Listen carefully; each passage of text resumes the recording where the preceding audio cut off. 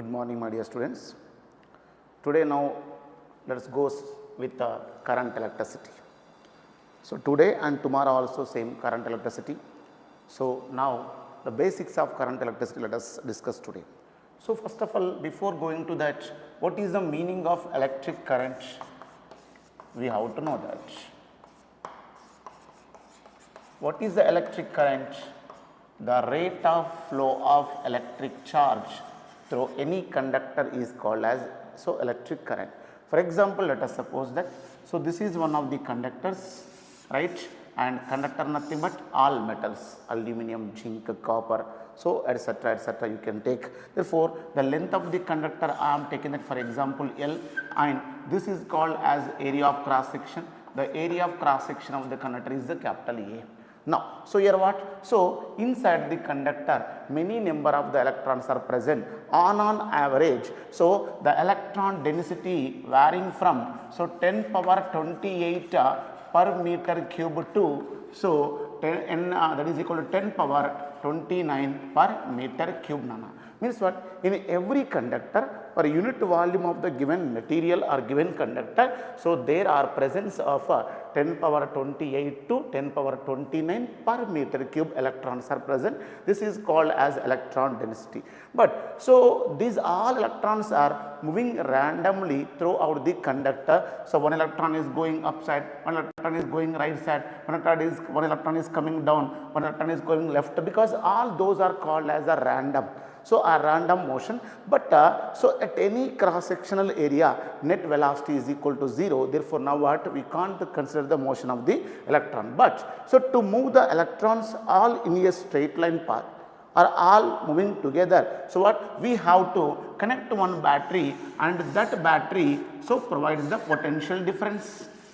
Therefore, now what? So this is the battery, and battery provides a potential difference V. V is the voltage or potential difference of the given battery, and when you switch on the battery, here there is a presence of positive charge, and here there is equal amount of negative charge will be produced. When positive charge and negative charge will be developed, there is a development of electric field always from positive charge to negative charge side. And for example, here now one electron is there, here one more electron is there, here one more electron is there, and all electrons are moving with the same common velocity. So in the opposite direction of electric field, therefore that velocity is called as the drift velocity. That is what I am taking that Vd. So therefore, now what? Here Vd is the drift velocity, E is the electric field, and small e is the charge of the electron, that is equal to 1.6 into 10 power minus 19 coulomb. N is the electron density, area is the A is the area of cross section, L is the length of the conductor, and E is the electric field. So all the terms you know already. Therefore, now Vd is the drift velocity, I is the current. Now all these are basic relations we have to check now. So now what? So when you are applying or a potential difference of V, so all electrons are moving with a velocity. That velocity is given by the what? So drift velocity. That drift velocity is given by what, Nana? So Vd is equal to E by m into what? That is a tau, where tau is the relaxation time and m is the mass of the electron. All this terminology you people have to practice first. Therefore, now what? E by m into tau, where tau is the relaxation time right now, and E is the charge on the electron, capital E is the electric field, m is the mass of the electron. Mass of the electron is equal to 9.1 into 10 power minus 31 kg. So when the all electrons are moving with a common velocity, before connecting the battery, all electrons are moving randomly moving. Means what? So the direction of one electron is entirely different, the motion of direction of velocity of the other electron. But when you are connecting a battery, or when you are supplying some potential difference through the battery, all electrons are moving with a common velocity. That common velocity is called as a drift velocity. And so when all electrons are moving in a single direction, therefore now this rate of, means what? In per unit second, per second time or per unit time, how many electrons, how much charge is flowing. Therefore that is called as what? That is the electric current. That electric current is given by I is equal to rate of flow of the charge. So I is equal to dq by dt. Here when when we will take the dq by dt, if the charge is, depends upon the time, means what, if the charge is depend, means what, in different times, if the amount of the charge flowing through the cross section is different, in such case I is equal to dq by dt we have to take. So this current is called as a instantaneous current.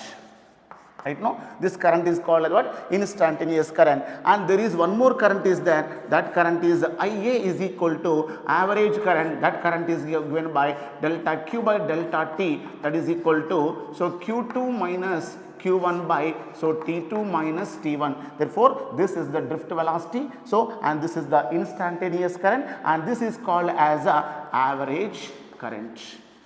So this is the instantaneous current and this is the average current. So current is always equal to rate of flow of electric charge through any cross section of the given conductor, and there are the two types of the current. I is equal to dq by dt and IA is equal to dq by dt, and the friendship or the relation between drift velocity and current is given by. So now here one more relation is there. So relation between, so what I have taken that relation between current and drift velocity, that I is equal to given by NEA into, so capital, so that is VD. So therefore this is the one more relation between, so what, electric current and drift velocity. Therefore these are the important formulas. Now based on this, so current, let us discuss one or two problems.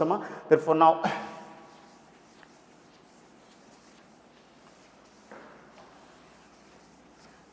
one more important point is that, so here what we have discussed, drift velocity, current, average current, and one more, the amount of the charge also they will ask. So amount of the charge Q is equal to integration of I dt, so T1 to Ttm, and so whenever they will give the current is in the function of the time, they will ask what amount of the charge is passing. So from a time interval T1 to T2, the amount of the charge formula Q is equal to integration of I into dt, and whenever the charge is given in terms of the time, therefore the current is given by what, I is equal to, so dq by dt. Therefore the differentiation of the charge with respect to the time gives the instantaneous current, and the integration of the current with respect to the time between any two given time intervals gives what, charge. Therefore based on these two, let us solve some 2-3 problems, then after let us go to the next concept. Now for example, they will give like this. Now the first numerical number one is, first numerical is, so if I is equal to, if Q is equal to T square plus 2T plus 1, so find I at what, at T is equal to, so T is equal to 1 second, at T is equal to 1 second. What is the meaning of I? Instantaneous current. Find IA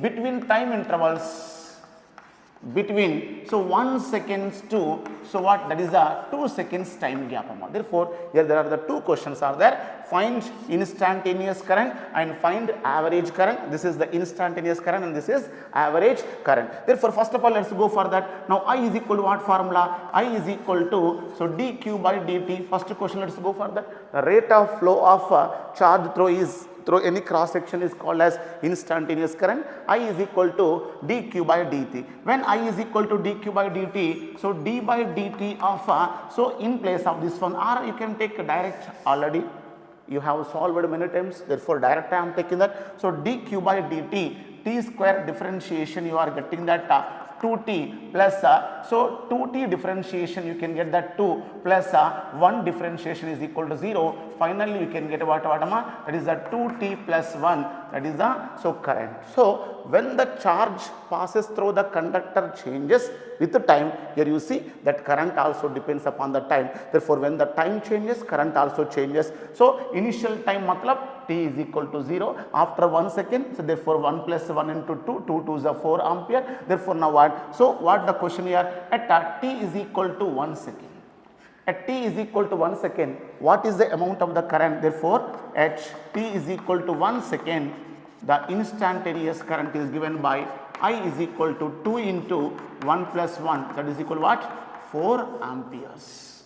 That is a 4 amperes we have given. Therefore first question completed. Now second question is what? So before going to the second question, so first of all we have to find out let me take this is the t1 is equal to 1 second and t2 is equal to 2 seconds. Therefore, now what at the time t1 is equal to 1 second, what is the charge? So, find out the charge, that is equal to q1 is equal to 1 square plus 2 into 1 plus 1. Therefore, now what 1 square plus 2 into 1, because average current formula what amma? Average current I is equal to, so final charge minus initial charge by time interval or time gap between them. So, q2 minus q1 by t2 minus t1. At the time t2 we have to find out the q2, at the time t1 we have to find out the q1. Therefore, I is equal to q2 minus q1 by, so t2 minus t1. Therefore, 1 square plus 2, therefore what you can get nama, that is the 4 coulomb. And so, at the time t2 is equal to, at the time t2 is equal to 2 seconds, the amount of the charge q2 is given by, so 2 square plus 2 into 2 plus 1 is equal to 4 plus 1, that is equal to how much? That is a 9 coulomb we got it. Therefore, so now they are asking what is the average current. Therefore, average current is equal to 4 plus, so 4 plus 1, that is equal to, now we got here 9 coulomb. Therefore, now the average current is given by I average is equal to q2 value is 2, that is equal to 9 minus q1 value how much, that is equal to 4 by t2 minus t1, 2 minus 1. Therefore, average current IA is equal to 5 ampere. Therefore, this is the average current, and so this is what? So, the first one is what?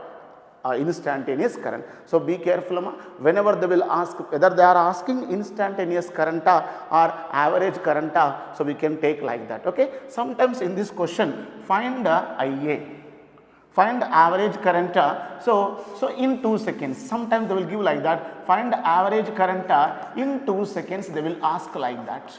So, when they will ask in 2 seconds, so what you can find out so here the initial time you have to take t1 is equal to 0 and t2 is equal to what? 2 seconds we have to take. Be careful. So, between 1 second to 2 second average current is different, between in 2 seconds is different. Whenever they will mention in 2 seconds, initial time always we have to take 0 only. Therefore, t1 is equal to 0 means what? Here we have to take so at t1 is equal to 0 matlab, therefore 0 square plus 2 into 0 plus 1, here you will get 1 coulomb. Therefore, the questions are different. Be careful, between t1 to t2 they are asking or in 2 seconds, in 3 seconds, in 4 seconds they are asking. Whenever they will ask in 3 seconds, in 4 seconds, in 5 seconds, we should take what? That is the initial time is always equal to, so 0. Therefore, this is so one model question from electric current. Next one more. So, what they will give like that? For example, now the numerical number 2 is the current in a conductor is changing with respect to the time as I is equal to, so what? That is the, so t cube 3 t square plus 2t plus 1, right? No, 3t square plus 2t plus 1. Then they will ask what amount of the charge. So, what is the charge? Q is equal to how much? In what time? In t is equal to, for example, in t is equal to 2 seconds, I am taking that. In 2 seconds, through the conductor, how much current is passing, we have to find out. Okay. Now, so what I told you, therefore, the charge passing is given by Q is equal to, so integration, so T1 to T2 I into dt I have given. Therefore, now the integration of current with respect to the time between any given time intervals is equal to charge. Q is equal to integration of I into dt. Therefore, if you substitute there, what you can get? So, Q is equal to integration of. Here the doubt is, so what they have asked at in between in 2 seconds I have asked. So, in 2 seconds I have asked means what? The starting time T1 is equal to compulsory 0, because when they will not mention, so first time and second time, so we have to take only the first time as a T1 is equal to 0 only. Therefore, 0 to how many seconds? That is 2 seconds completed, and in place of the I am taking that 3t square plus 2t plus 1 into dt.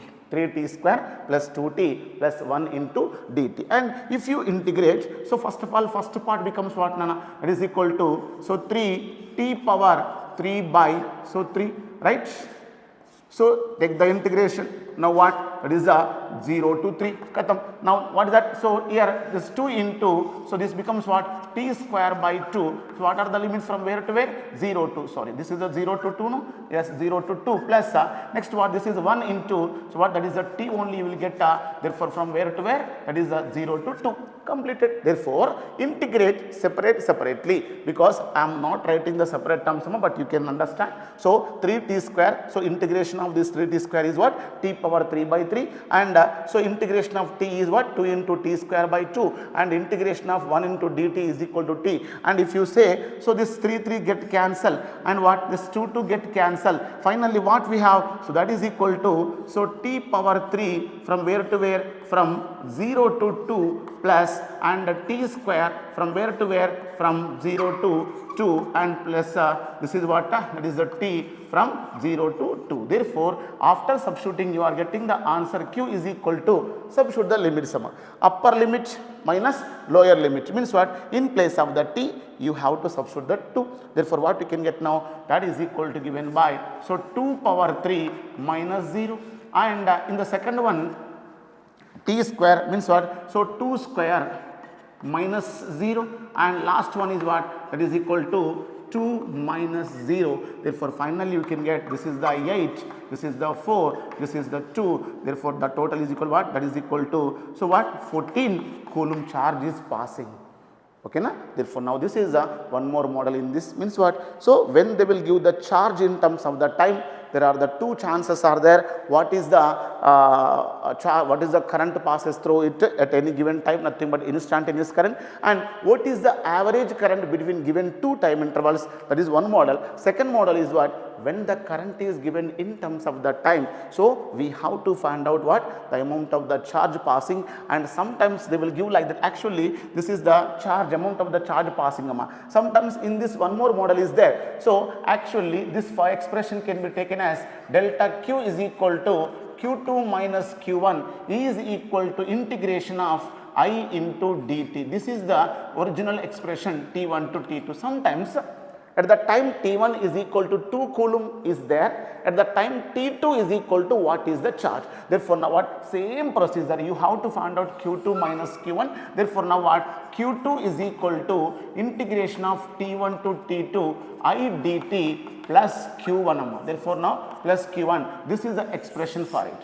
I hope you may understand. So, here what I have asked in this question, in 2 seconds what amount of the charge is passing. Therefore, that I got 14 coulomb. In the same model, sometimes they will give like that. At the time T1 is equal to 1 second, the amount of the charge passing through is equal to 2 coulomb. So, at the time T2 is equal to 3 seconds, what amount of the charge Q2 is equal to how much? Right now, at the time t is equal to 1 second, the charge passing through the conductor is equal to 2 coulomb. Then at the time t2 is equal to 3 second, what amount of the charge passing? Therefore, now what? Q2 is equal to integration of t1 to t2 I dt. Therefore, now what? Plus q1 we have to take, because original formula delta q is equal to q2 minus q1 is equal to, so integration t2 by t1 integration from, so t1 to t2 I dt, and bring the minus q1. That side you are getting that plus q1. So this is the one of the models. So in what? In current electricity, first basic. Next, current in circular motion.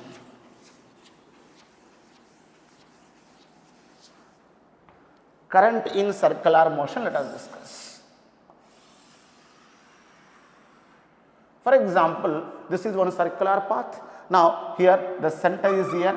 Now, this is the radius of the circular path r. I am taking that, and here one electron is there, or one charge particle is there. Charge is q, mass is m, and it is moving with a speed v.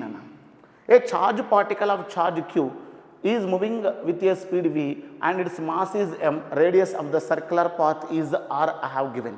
Now they will ask that, so what is the current passes through it? So sometimes instead of the linear velocity, they may give the angular velocity, And sometimes instead of the angular velocity, they will give the frequency, linear frequency also. So therefore, this is the angular velocity, this is the linear velocity, this is the frequency, and this is the charge, this is the mass, and this is the radius. By using this term, so we have to find out what is the current passes through it. So generally, so current I is equal to given by what? I is equal to amount of the charge per unit time.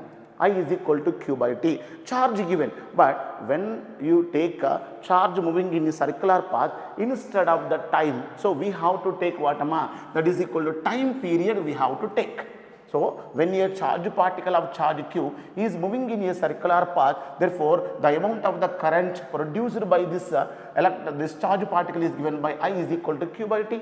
And so in this case, so what, different first formula is over. Next second formula is what, sometimes they won't give the time period, they will give what, so velocity of the particle and the radius. In such case, what we can take now, time period formula 2 pi r by v, and this becomes what, that is equal to v goes upside qv by 2 pi r.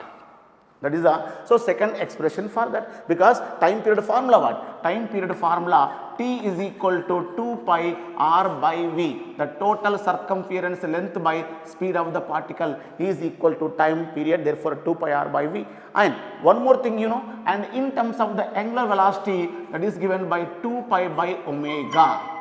In terms of the angular velocity, so 2 pi by omega. And one more expression is what? One more expression for this one is given by what? So Q by 2 pi by omega, and that is equal to Q omega by 2 pi. That's it. One more expression. This is the first formula, this is the second formula, and this is in terms of the angular velocity or angular frequency. So Q omega by 2 pi. And last one is what, and so that time period is always equal to reciprocal of the frequency. Therefore, here Q by T is equal to there. Therefore, now 1 by T is equal to becomes what, F. Finally, what? That is equal to Q into F. Therefore, finally, the current in circular motion is given by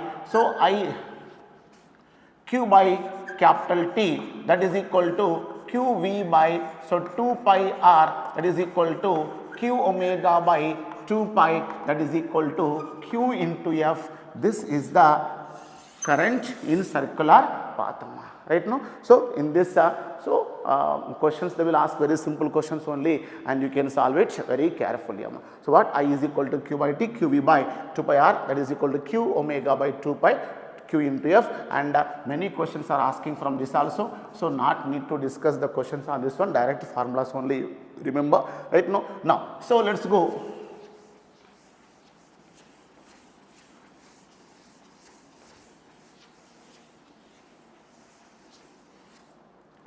Let's go. Now one numerical based on this one. So numerical number 3 I am taking that.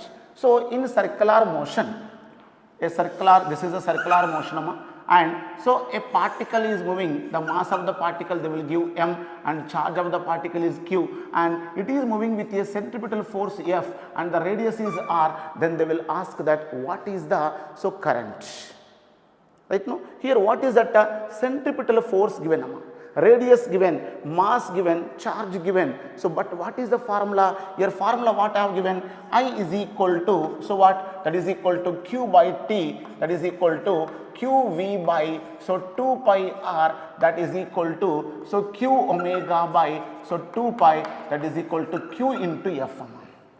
So here in this force is not there, in this force is not there, in this also force is not there. So what the question is, a particle is moving with a certain velocity, velocity is not given. To find out the circular current, either they have to give time period or velocity and radius both, either the angular velocity or the frequency. So out of these four, any one of them compulsory they have to give, but in this question that is entirely different. Radius of the circular path is given, mass of the charge particle given, and q is charge of the charge particle given, centripetal force given.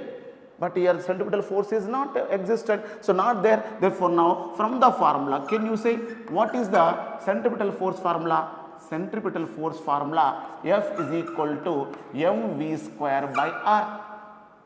F is equal to mv square by r is there. Therefore, now what? Here what we don't know, so velocity. Therefore, because in this expression, now we have to use this one, amma. Better to use this one. Why? Because here velocity and radius given, here time period we don't know, omega we don't know, frequency we don't know, but luckily a radius given. Therefore, just we have to find out velocity. From this, what is the velocity? Now the velocity v square is equal to fr by so m. Therefore, now you can get v is equal to root over fr by m. Therefore, this is the velocity of the charge particle moving in circular path. This velocity expression you substitute there. Therefore, now the current in the circular path is given by I is equal to so qv by 2 pi r, that is equal to so q by 2 pi r I am taking as it is. Therefore, now velocity is what? That is equal to square root of fr by m. That's it. Therefore, this is the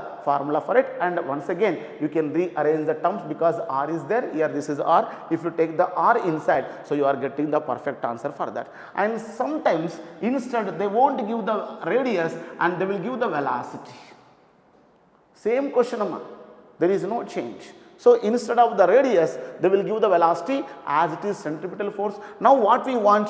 Now, we want the radius. So, now same expression we have to use because velocity given, radius is not given. From this centripetal force formula, F is equal to mv square by r is the centripetal force acting on a particle which is moving in a circular path. And this F is equal to mv square by r. From this r is equal to r is equal to mv square by f. Okay, that again r value you substitute here, so you can get the answer very carefully. Therefore, now what? So here this is a one question related to circular motion of a charge particle. Next.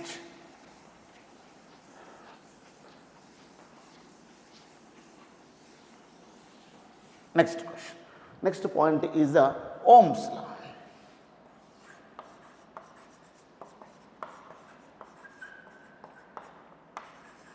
What is the Ohm's law? At constant physical conditions or at constant temperature, the voltage is directly proportional to current. Therefore, now what? For example, if you take one conductor, now what? To this conductor I am connecting a battery. Therefore, the potential difference of the battery I am taking that V. Now, the current passes, for example, this is the current passing. Now, when the voltage becomes double, the Ohm has been found that the current also becomes double. When the voltage becomes off, the current also becomes off. When the voltage becomes n times increases, therefore, current also n times increases. Therefore, now but the condition is what? So, the temperature of the conductor must be constant. The temperature of the conductor must and should be constant. Then and only then the current passes through a conductor is directly proportional to voltage or vice versa. Therefore, now at constant temperature, the voltage applied to any conductor is directly proportional to, so current passes through the conductor. Therefore, now you can say V is directly proportional to I. Now, from this you can get V is equal to some proportionality constant R into I. Therefore, this R is called as resistance of the conductor. So, what is the meaning of resist? Resist nothing but opposes. Therefore, now, so every conductor having some property which opposes the flow of electricity or flow of electrons or flow of charge. So, that opposing property of conductor is called as a resistance. And this resistance is given by what? R is equal to V by I. Therefore, this is the expression, first expression for resistance, R is equal to V by I. So, now the question is, when the voltage becomes double, so we may think that the resistance also becomes double. When the current becomes double, so we may think that because current is in the denominator, therefore when the current becomes off or double, therefore now what? The resistance becomes off. So you may think that R is directly proportional to voltage or R is inversely proportional to current because current is in the denominator. That is absolutely wrong. Why? Because here the main statement is what? So potential difference is directly proportional to current. When the voltage becomes double, automatically current also becomes double. Therefore, now the two to get cancel again, R is equal to V by I only. When the current becomes off, voltage also becomes off. Once again 2 to get cancelled. Therefore, now what again? So we got R is equal to V by I only. Therefore, the resistance of a conductor does not depend upon the potential difference applied. The resistance of the conductor does not depend upon the current passes through the conductor. Like yesterday in case of the capacitor, so the resistance also just depends upon the what? So geometrical factors only. So in electricity there are the three current elements are there. One is the capacitor, one is the resistor, and one is the inductor. So the inductance of a inductor, the resistance of a conductor, the capacitance of a capacitor, all these three just depend upon the geometrical factor. They do not depend on the expression what we have given here. Therefore, R is equal to V by I, and you know that unit is ohm, right? No? So this is the R is equal to V by I. And so when it is applicable, when the temperature is constant. When the temperature is constant, if you draw the graph between, so when the temperature is constant, so I am taking that, therefore this is the current I and this is the potential difference applied V. So as we know that V is directly proportional to I, when Y is directly proportional to X, when Y is directly proportional to X, then Y is equal to M into X, where M is called as the slope. Therefore now this graph, the graph drawn between Y and X is so exactly passing through the origin. Therefore now what? So this you can say, so this is the angle theta which gives the slope. Therefore from this expression you can say so what that? So what? Slope is equal to what? So M is equal to tan theta. Slope is represented with what? Tan theta. M is equal to tan theta is equal to, so delta V by, so delta I, that is always equal to what? Resistance. Therefore, when you take voltage is on the, so y axis, current is on the x axis, and if you take this is the, so delta V and this is the delta I, change in current. Therefore now tan theta is equal to opposite side by adjacent side. So tan theta is measure of the given straight line. Therefore the slope is equal to tan theta is equal to, so resistance R value. Okay. Therefore now what? So this is called, if the graph between voltage and current is a straight line, that conductor or that material or the device is called as a ohmic conductor. And that means if a conductor or material or a device follows the Ohm's law, means V directly proportional to I, means what? The graph is a straight line.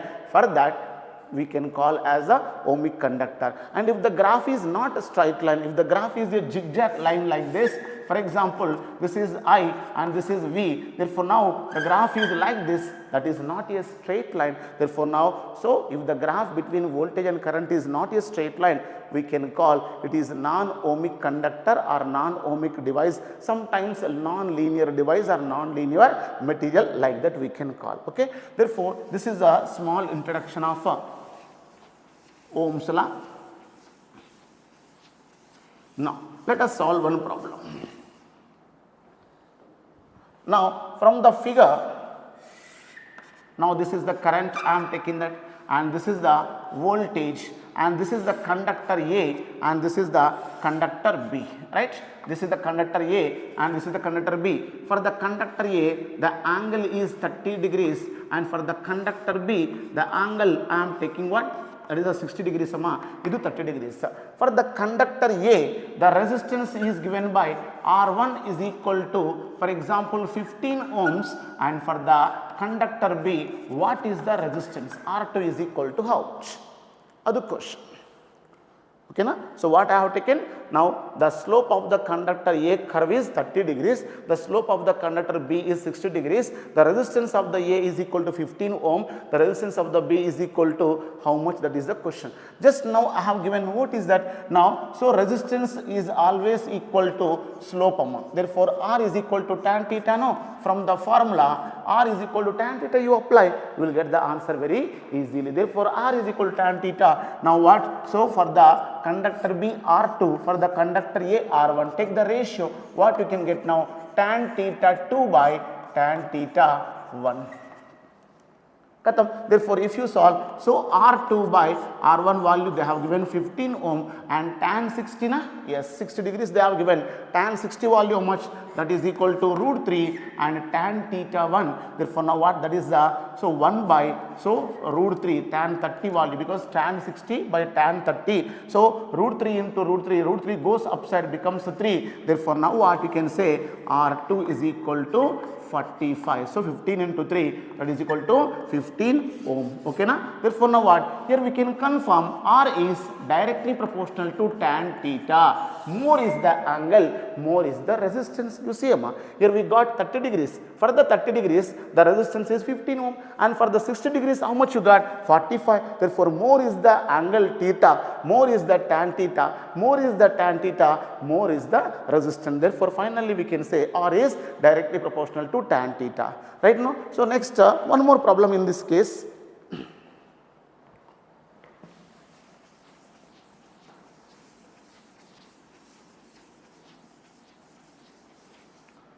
One more problem in this case. For example, now here I am taking that this is the voltage and this is the current I am taking that. Now for the first resistance A, the resistance R1 is equal to, I am taking that is 10 ohms and this is 30 degrees, and for the second conductor I am taking that is R2. So this is R2 is equal to how much, B, and this angle is equal to, I am taking that 45 degrees. What have changed? You may think that, sir, you changed only angle of second conductor 45. Initially, for the first case, I have taken 60 degrees. This is I have taken 15. But we have to observe, so the coordinates also. See, I have changed ulta beta, means what? V here I have taken on the x axis. So I value I have taken on the x axis, y axis. Therefore, R is equal to tan theta is applicable only when, so this is applicable only when the voltage is taken on the y axis and current is taken on the x axis. Only in this case R is equal to tan theta. But if you take the reverse, sometimes to confuse you, they will give the reverse values, means what? Voltage they will take on the x axis and current on the y axis. In such case, so you have to take R is equal to 1 by tan theta, means when the axis changed in opposite order, I mean reverse order, so here the tan theta becomes what? 1 by tan theta, but 1 by tan theta is nothing but what? Cot theta only. So be careful. So while using the R is equal to tan theta, the condition is that the voltage must and should be on the y axis and the current must and should be on the x axis. If it is reversed, the formula also becomes reverse. R is equal to 1 by tan theta.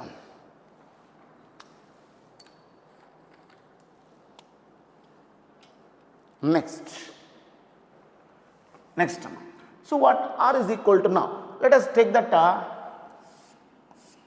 R is equal to formula we have given, V by L1 formula. Depends upon the resistance. Means what factors will affect the resistance of a conductor. Now, for example, this is take length of the conductor. Let us take, this is the area of the conductor, right?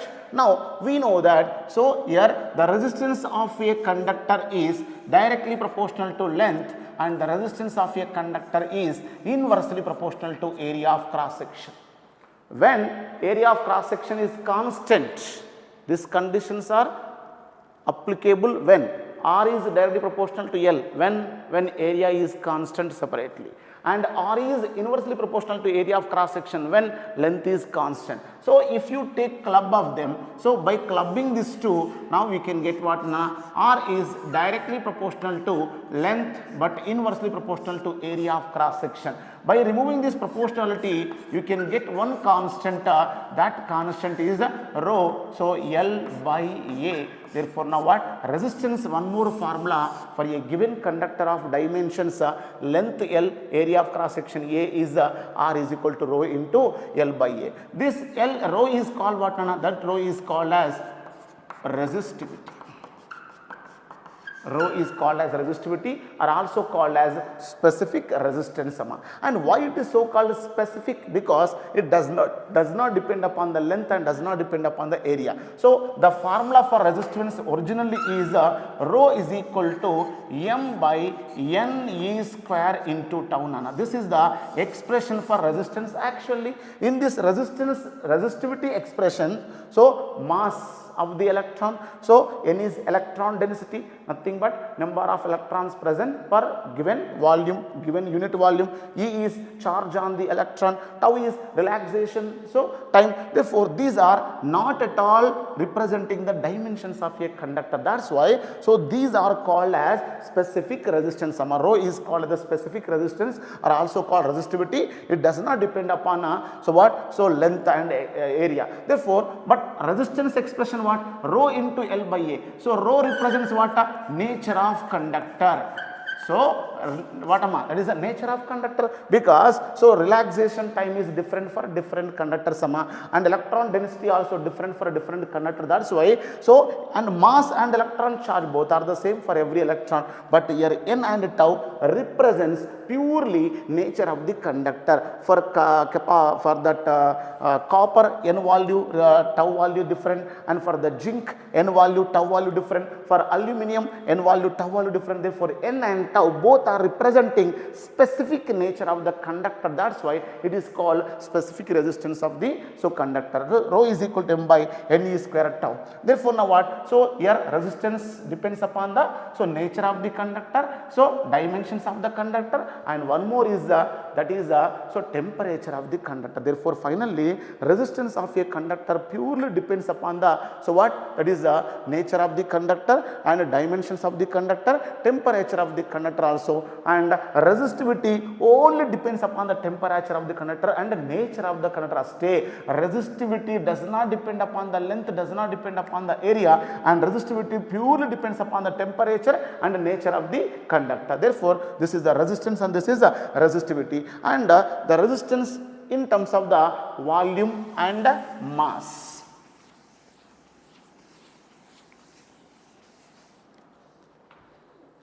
Now, for example, now let me take resistance formula. R is equal to rho into L by A we have taken.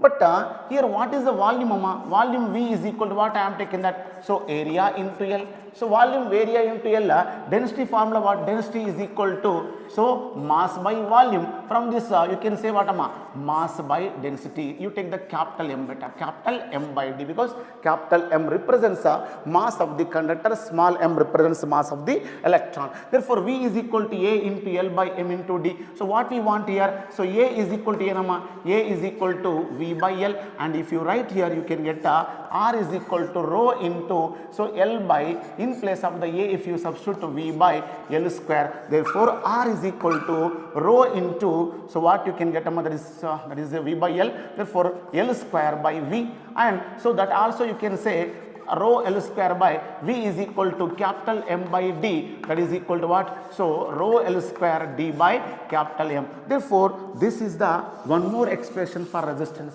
because questions are also asking from this also. Therefore in such case R is equal to rho L square by nothing.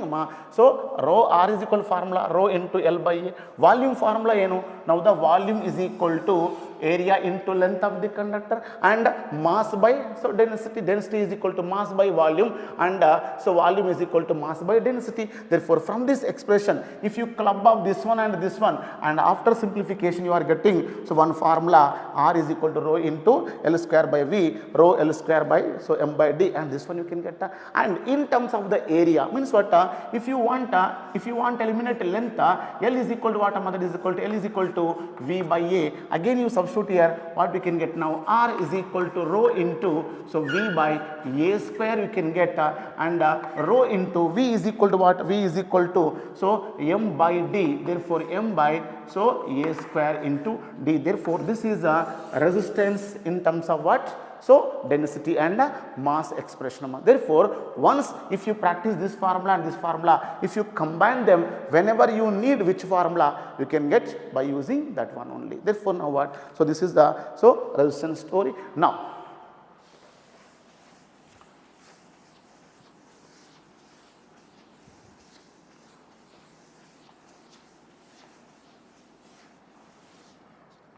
Now, for example, now the resistance of a conductor initially R1 is equal to 20 ohm and its length L1 is equal to, so 2 meters, area of cross section A2 is equal to 1 meter square. And so what is the resistance of another conductor of same nature? Same nature. What is the resistance of another conductor of same nature? So whose length is L2 is equal to 4 meter and so area of cross section is equal to 0.5 meter square. 0.5 meter square. So this is the question like that we have given. Formula what? Now the expression is what? So R is equal to rho into L by A, completed.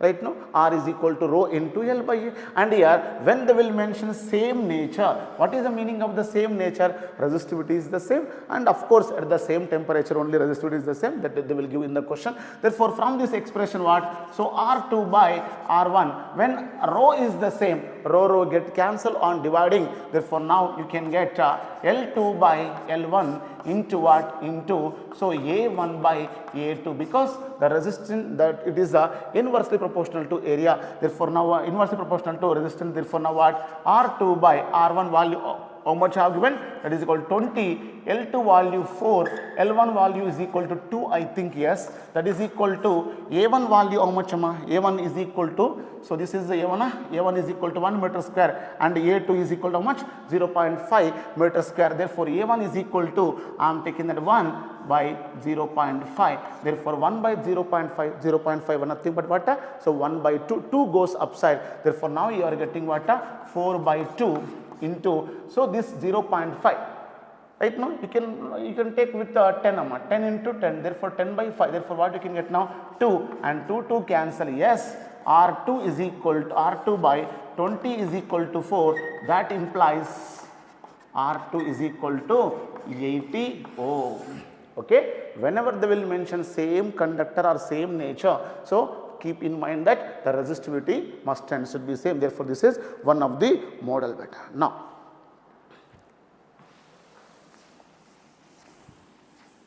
stretching of a conductor.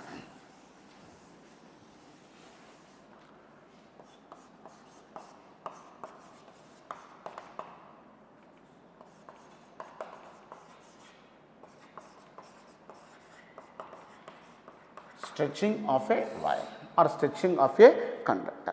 For example, let us take one wire. So the resistance of the wire, I am taking that R nana, and the length of the wire, for example, now it is the length of the wire, I am taking that L, area of cross section is A. Right? Now, I am stretching the conductor. When you stretch the conductor, what happens? Length increases. When length increases, automatically area of cross section what decreases. For example, now I am taking that this is the conductor, so this is the length, this is the area of cross section A.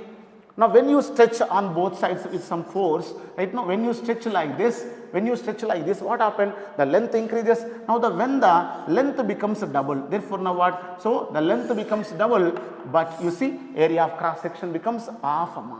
Right now, see, this is the length L, this is the length L. Now, when the length L to L, therefore, here the area of cross section becomes what? Pakka A by 2. Why? Why? Because when the length increases, area of cross section decreases, but the total volume is always constant. Therefore, when total volume V is equal to constant, therefore, now V is equal to constant means what, Nana? So, V is equal to constant means what? A into L is equal to constant.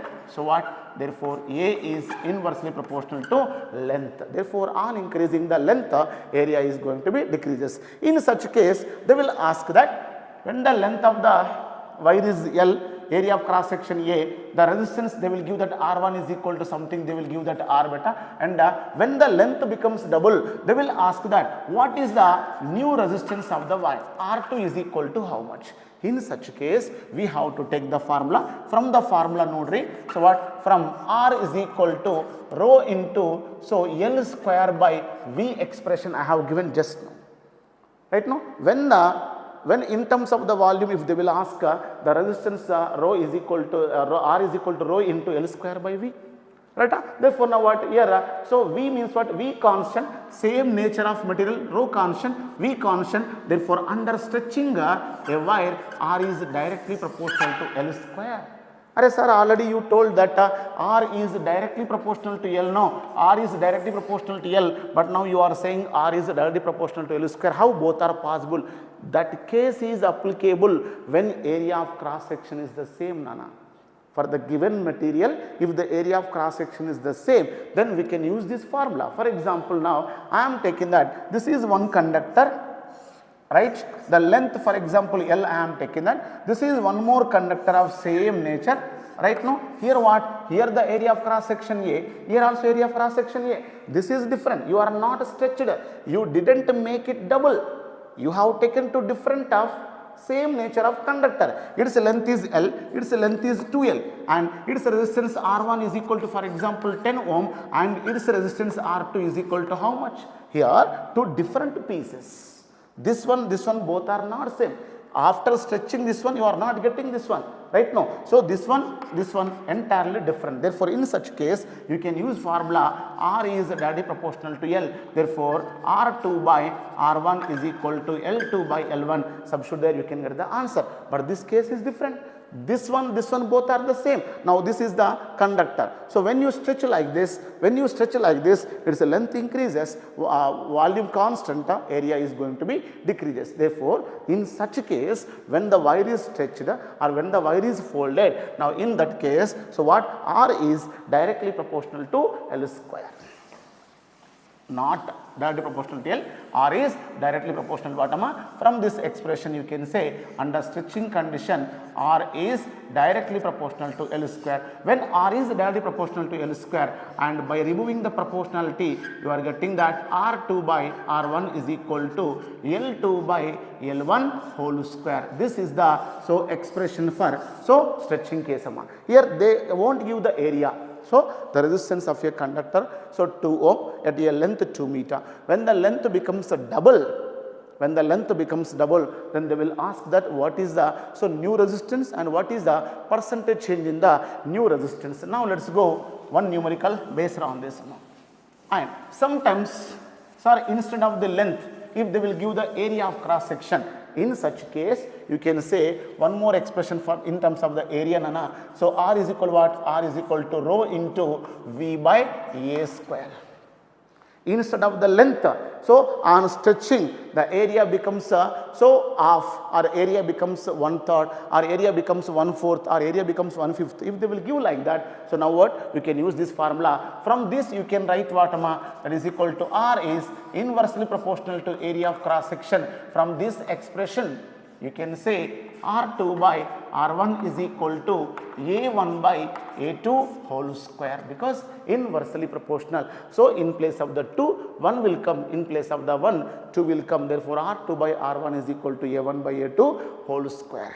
Right? And sometimes they will give the radius of the cross sectional radius of the conductor. Means what? For example, if sometimes they won't give the radius, they won't give the area, they will give this radius. Right now, in such case, so this is the circular area. So therefore, area formula what? A is equal to pi r square. Therefore, again A square means what? Pi square r power 4. Now pi square cancel. You will get what? R1 by R2 whole power 4. And sometimes not only radius, sometimes they will give the diameters. Means what? R1 plus R2R. That also you can get a D1 by D2 whole power 4. Therefore, now what? Yeah. Now, let us discuss one problem. Therefore, so here the resistance of a wire initially R1 is equal to R is equal to 10 ohm, R is equal to 10 ohm, and so when the length is when the length becomes double, L1 is equal to L nana. So what is the resistance of the conductor when the length becomes what? So 3 times. When the length becomes 3 times, what is the new resistance and what is the percentage change in the resistance also. Therefore, now just now we have given formula what? R2 by R1 is equal to L2 by L1 whole square, that is equal to L2 value 3L by, so L whole square, L cancel, therefore R2 by R1 value how much? 10 is equal to, that is equal to 9. After simplification you can get the new resistance is equal to what? 90 ohm. That's it. This is a new resistance. In the same question, sometimes they will ask that, so what is the percentage change? This is in every model, so this question is repeating. Whenever you calculate a new physical quantity of the same nature, there are the different types of the question. What is the final value and what is the percentage change, and by taking the percentage change, adu increases or decreases. So we can decide by using the, we are getting answer positive or negative. For example, now if you take the percentage change R2 by R1 minus 1 into 100.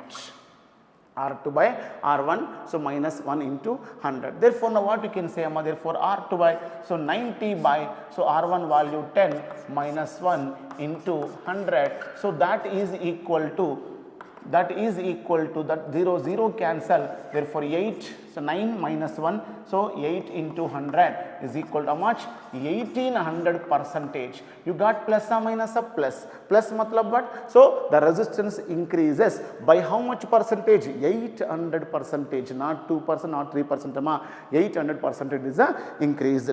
Next, one more question is,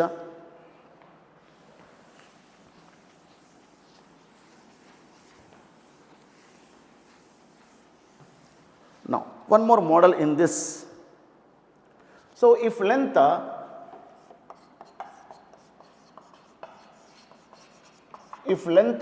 a conductor increases by, if the length of a conductor increases by, so that is the 50 percentage, find final resistance, find final resistance. Second one is the percentage change in resistance, and here initial resistance they will give initial resistance is equal to, that is 10 ohm. This is the question. What they are asked? If the length of a conductor increases by 50 percentage, in the previous question what they have given? Length becomes 3 times. When length becomes 3 times, formula what we have taken? R2 by R1 is equal to L2 by L1 whole square we have taken, from that we got. Therefore, in this case what? Initial resistance is equal to 10 ohm. Therefore, now what? So, what is the percentage change they are asking?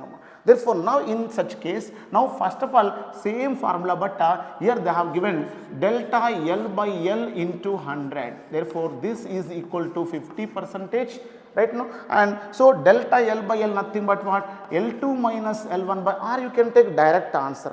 Therefore, direct you can take the answer. What is that? So here L2 by L1 minus 1 into 100 is equal to how much? 50. 50 they have given. Therefore, L2 by L1 is equal to, so 50 L2 by L1 minus 1 into minus 1 is equal to 50 by 100, that is equal to 1 by 2, because 50 by 100 is equal to 1 by 2, minus 1 bring this side. So, you can get what? Now, so what you can get, that is the L2 by L1 is equal to 1 plus 1 by 2, nothing but 3 by 2. Therefore, we got L2 by L1 is equal to 3 by 2, but we know the general expression for resistance what? Now, the general expression for resistance is R2 by R1. R2 by R1 is equal to L2 by L1 whole square and 3 by 2 whole square, that is equal what? 9 by 4. Therefore, now you can say R2 is equal to 9 by 4 into 10, that is equal to 90 by 4 ohms. Therefore, this is the new resistance. R2 is equal to 9 by 4 into, so 10, that is equal to 90 by 4, and you can solve it, you can get the answer, that is a new resistance. But next one is what? Now the next one is the percentage change. So, what is the percentage change? R2 by R1 minus 1 into 100. So, R2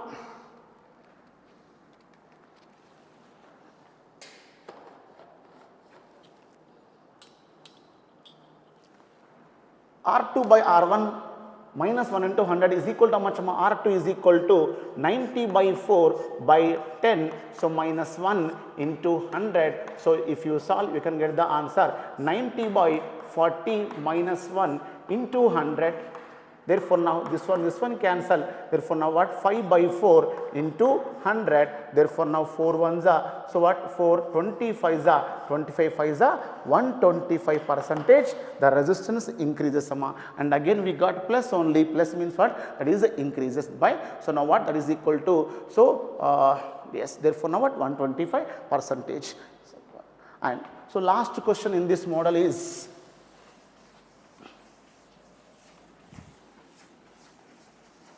last question in this model is, if percentage length, if percentage change in length of a conductor is 3%, what is the percentage change in resistance? On stretching a wire, if the percentage change in length of the conductor is 3%, so what is the percentage change? What will you do once again? So, as I told you in the previous question, so L2 by L1 minus 1 into 100 is equal to 3, but this method we should not go, because so that method we have to follow when the percentage change is greater than 5%. If it is less than 5%, now the percentage change in resistance delta R by R into 100 is equal to 2 into delta L by L into 100, that is equal to 2 into, so 3%, that is equal to what? 6%. Sir, how you got this formula? Now, so when y is directly proportional to x power n, if the percentage change is less than 5%, therefore, now the percentage change in y, delta y by 100 is equal to, so n times of delta x by x into 100. Therefore, this is applicable if the percentage change is less than 5%. And from how I get this one? Now we know that R directly proportional to L square. On stretching a conductor, now the resistance is directly proportional to square of the length. Therefore, from this only we got. Therefore, now what? So delta R by R into 100 is equal to 2 into delta L by L into 100. Therefore, in the stretching case, there are the 3 cases are there. One is the, so percentage change. Sometimes they will ask that the length of the conductor increases by 3, increases 3 times, increases 2 times, or the area of cross section decreases by 2 and decreases by 3, like that. So, follow one method. Second one is what? Percentage change. If the percentage change in length of the conductor on stretching is the 50%, 40%, 20%, 25%, so you have to follow general method R2 by R1 is equal to L2 by L1 whole square. In that again, if the percentage change is less than 5%, means what? If the percentage change is less than 5%, then so we should use direct formula. So delta R by R into 100 is equal to 2 times of delta L by L into 100. Therefore, so these are the models today, and tomorrow let us discuss another model for this.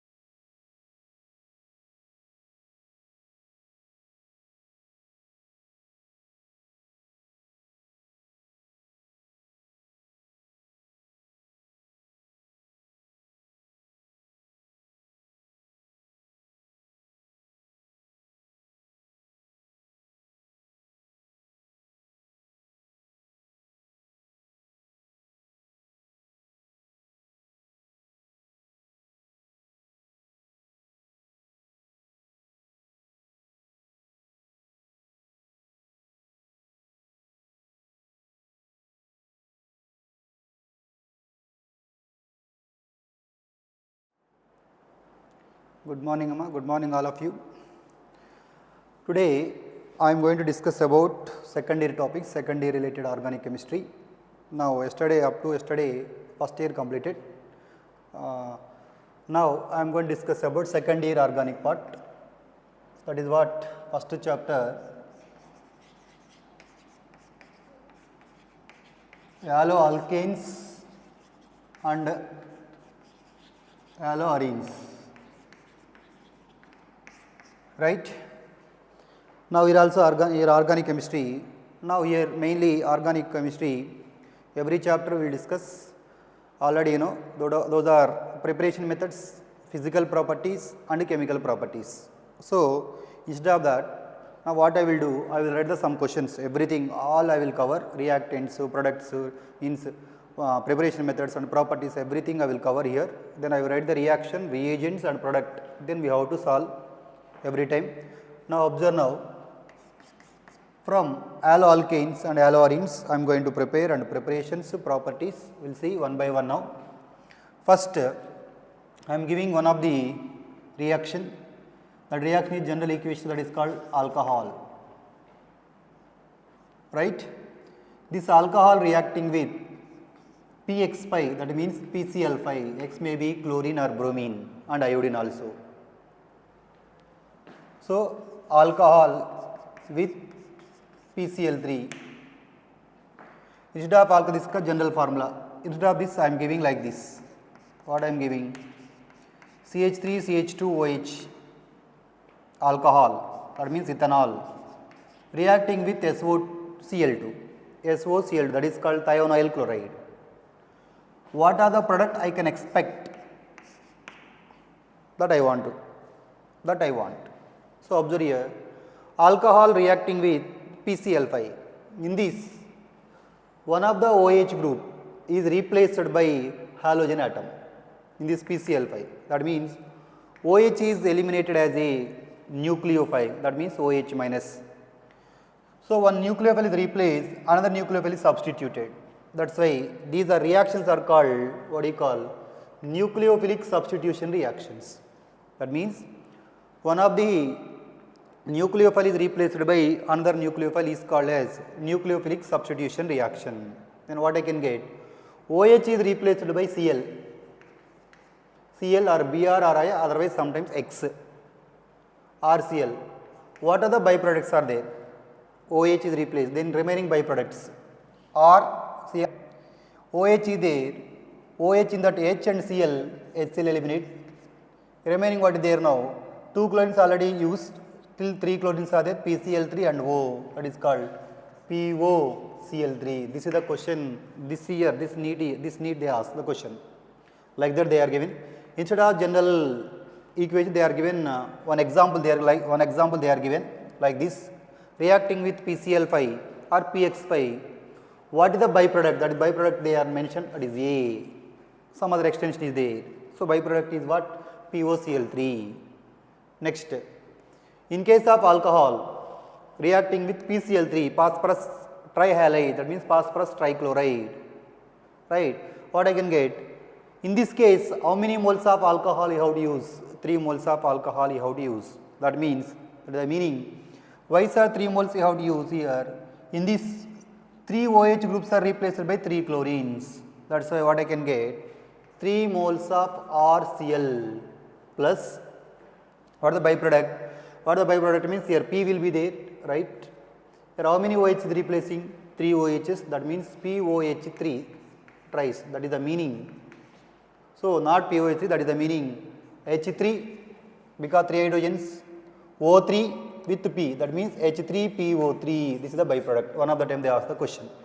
What is the byproduct in that? Alcohol reacting with PCl3. What is the byproduct? That is what? H3PO3. Next one.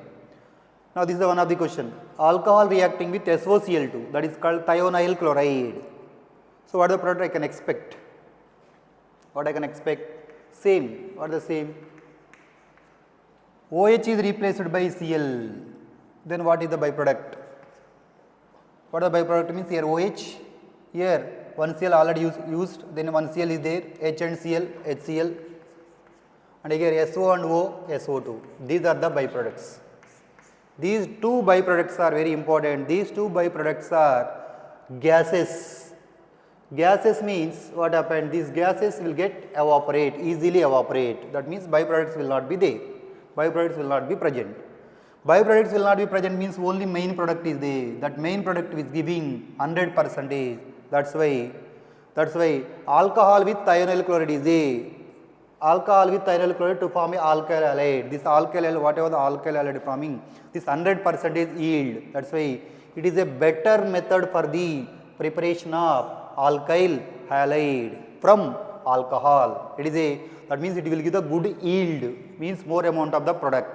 Why more amount of the product? Because gases are byproducts are gases. That means byproducts are not there. Why it not here? Because these are evaporated. Because it is the form of gases. That's why only main product is there. That's why it is giving good yield. That's why this process called Darjan's process.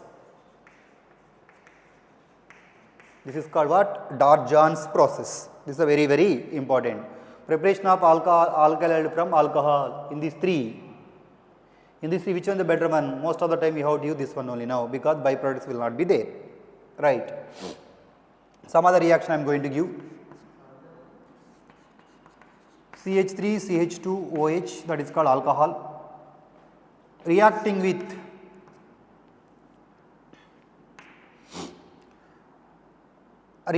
what I am giving now. H2 in the presence of red phosphorus or HI in the presence of red phosphorus. Then what I can get the product? So they same in this HI, iodine, H plus I minus. This iodine is replaced by OH, then what I can get the product? CH3, CH2, I. That is called alkyl iodide. So next one observe now. I am giving this one. What is this? Alkane. Alkane is reacting with a halogen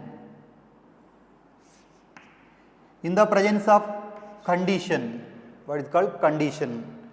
Condition means that is called high temperature, sunlight, UV light and peroxide. Those are called condition. Already you know what is the condition. One is high temperature. High temperature means around 500 to 700 degrees centigrade, 1 point. Second one is UV light, that means ultraviolet light. Third one is sunlight, that is called HNU. Fourth one is peroxide. Those are called condition. On that 4, any one will be there. Bond is breaking homolytic. Bond is breaking homolytic. Homolytic means what will form? Free radical is formed. What is formed? Free radical is formed.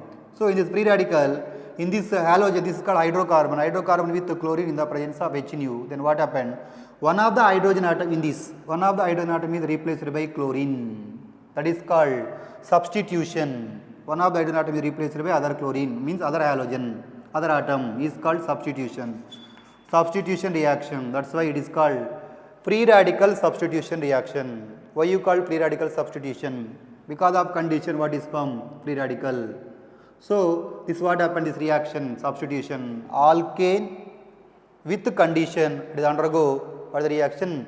Free radical substitution reaction, right? And what happened, observe now. One of the product, this one. One of the product means here in this primary hydrogen, this is called secondary hydrogen, this is called primary hydrogen. So in the different type of hydrogens, how many there? 2 are there. One is primary and the other one is secondary. So on that, first primary hydrogen replaced by chlorine, I am getting that product. Second possibility, second hydrogen means second hydrogen replaced by other chlorine, that is called other product. This is the other product. That is called what? These are called isomers. They are called what? Isomer. Why you call isomer? These two are in the same molecular formula but different in position of halogen atom. That's why these are called isomers, also called positional isomer. Now these are called, this process is called as monohalogenation, otherwise monochlorination. What they will ask in question? How many monochlorinated products are formed? One of the question, one of the time they ask the question. How many monochlorinated products will form? Monochlorinated, they go monochlorinated. One of the hydrogen atom is replaced by one chlorine. Possibilities we have to check. Now, two possibilities only there. Why? One is primary hydrogen, other one is secondary hydrogen. These two only. Mixture of product you will get it you. So, this is how many monohalogenated products formed? Two monohalogenated products are formed. Right?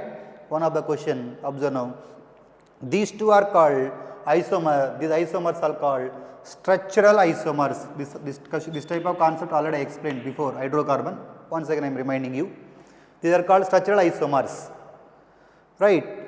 Now question is, propane reacting with the chlorine in the presence of sunlight to form a monohalogenated product. How many monohalogenated products are formed, including stereoisomers also? Stereoisomers means, including stereoisomers means, first structural isomers is formed, structural isomer and stereoisomer. Stereoisomers means, how to check? Any compound want to give the exhibit stereoisomers means, it must have the chiral carbon. Chiral carbon. Chiral carbon also called as asymmetric carbon. Asymmetric carbon also called stereo center. What is meant by asymmetric carbon? One carbon atom attached to 4 different groups is called as chiral carbon, also called asymmetric carbon, also called stereo center. Now observe here, this is the carbon. This carbon having the 2 hydrogens, 1 chlorine, this total group. 4 groups are there, but 2 groups are different. That means it is not having the chiral carbon. Here observe now, in middle, hydrogen up, chlorine down, methyl, methyl. Okay, this also having the 4 groups only, but 2 groups are different. That means these 2 compounds are not having the chiral carbon. That means these 2 compounds will not exhibit stereoisomers. This will exhibit only structural isomers. Structural isomers how many? 1 plus 1, 2. Total number of isomers are how many here? Total number is 2, because structural plus stereo. Structural is 2, stereo is 0. Total isomers are 2. Next, one of the question, this is the only question they ask. One of the year. Same, this is called butane. Reacting with chlorine in the presence of sunlight. Free radical substitution. How many monohalogenated products are formed, including stereoisomers also? First one, different hydrogens we have to check first. Primary hydrogen, that means primary carbon, primary hydrogen. Secondary hydrogen, this also secondary hydrogen, this also primary hydrogen. That means only 2 different types of hydrogens are possible. Right? Observe here. That means 2 products are we get it first. This is the one of the product, that is called 1-chlorobutane. Second one is CH3, CH2, CHCl and CH3. That is called 2-chlorobutane. 2 products are formed here. More than 2 not possible, because all are having only, this compound having only 2 hydrogens, one primary, other one is secondary only there. Right.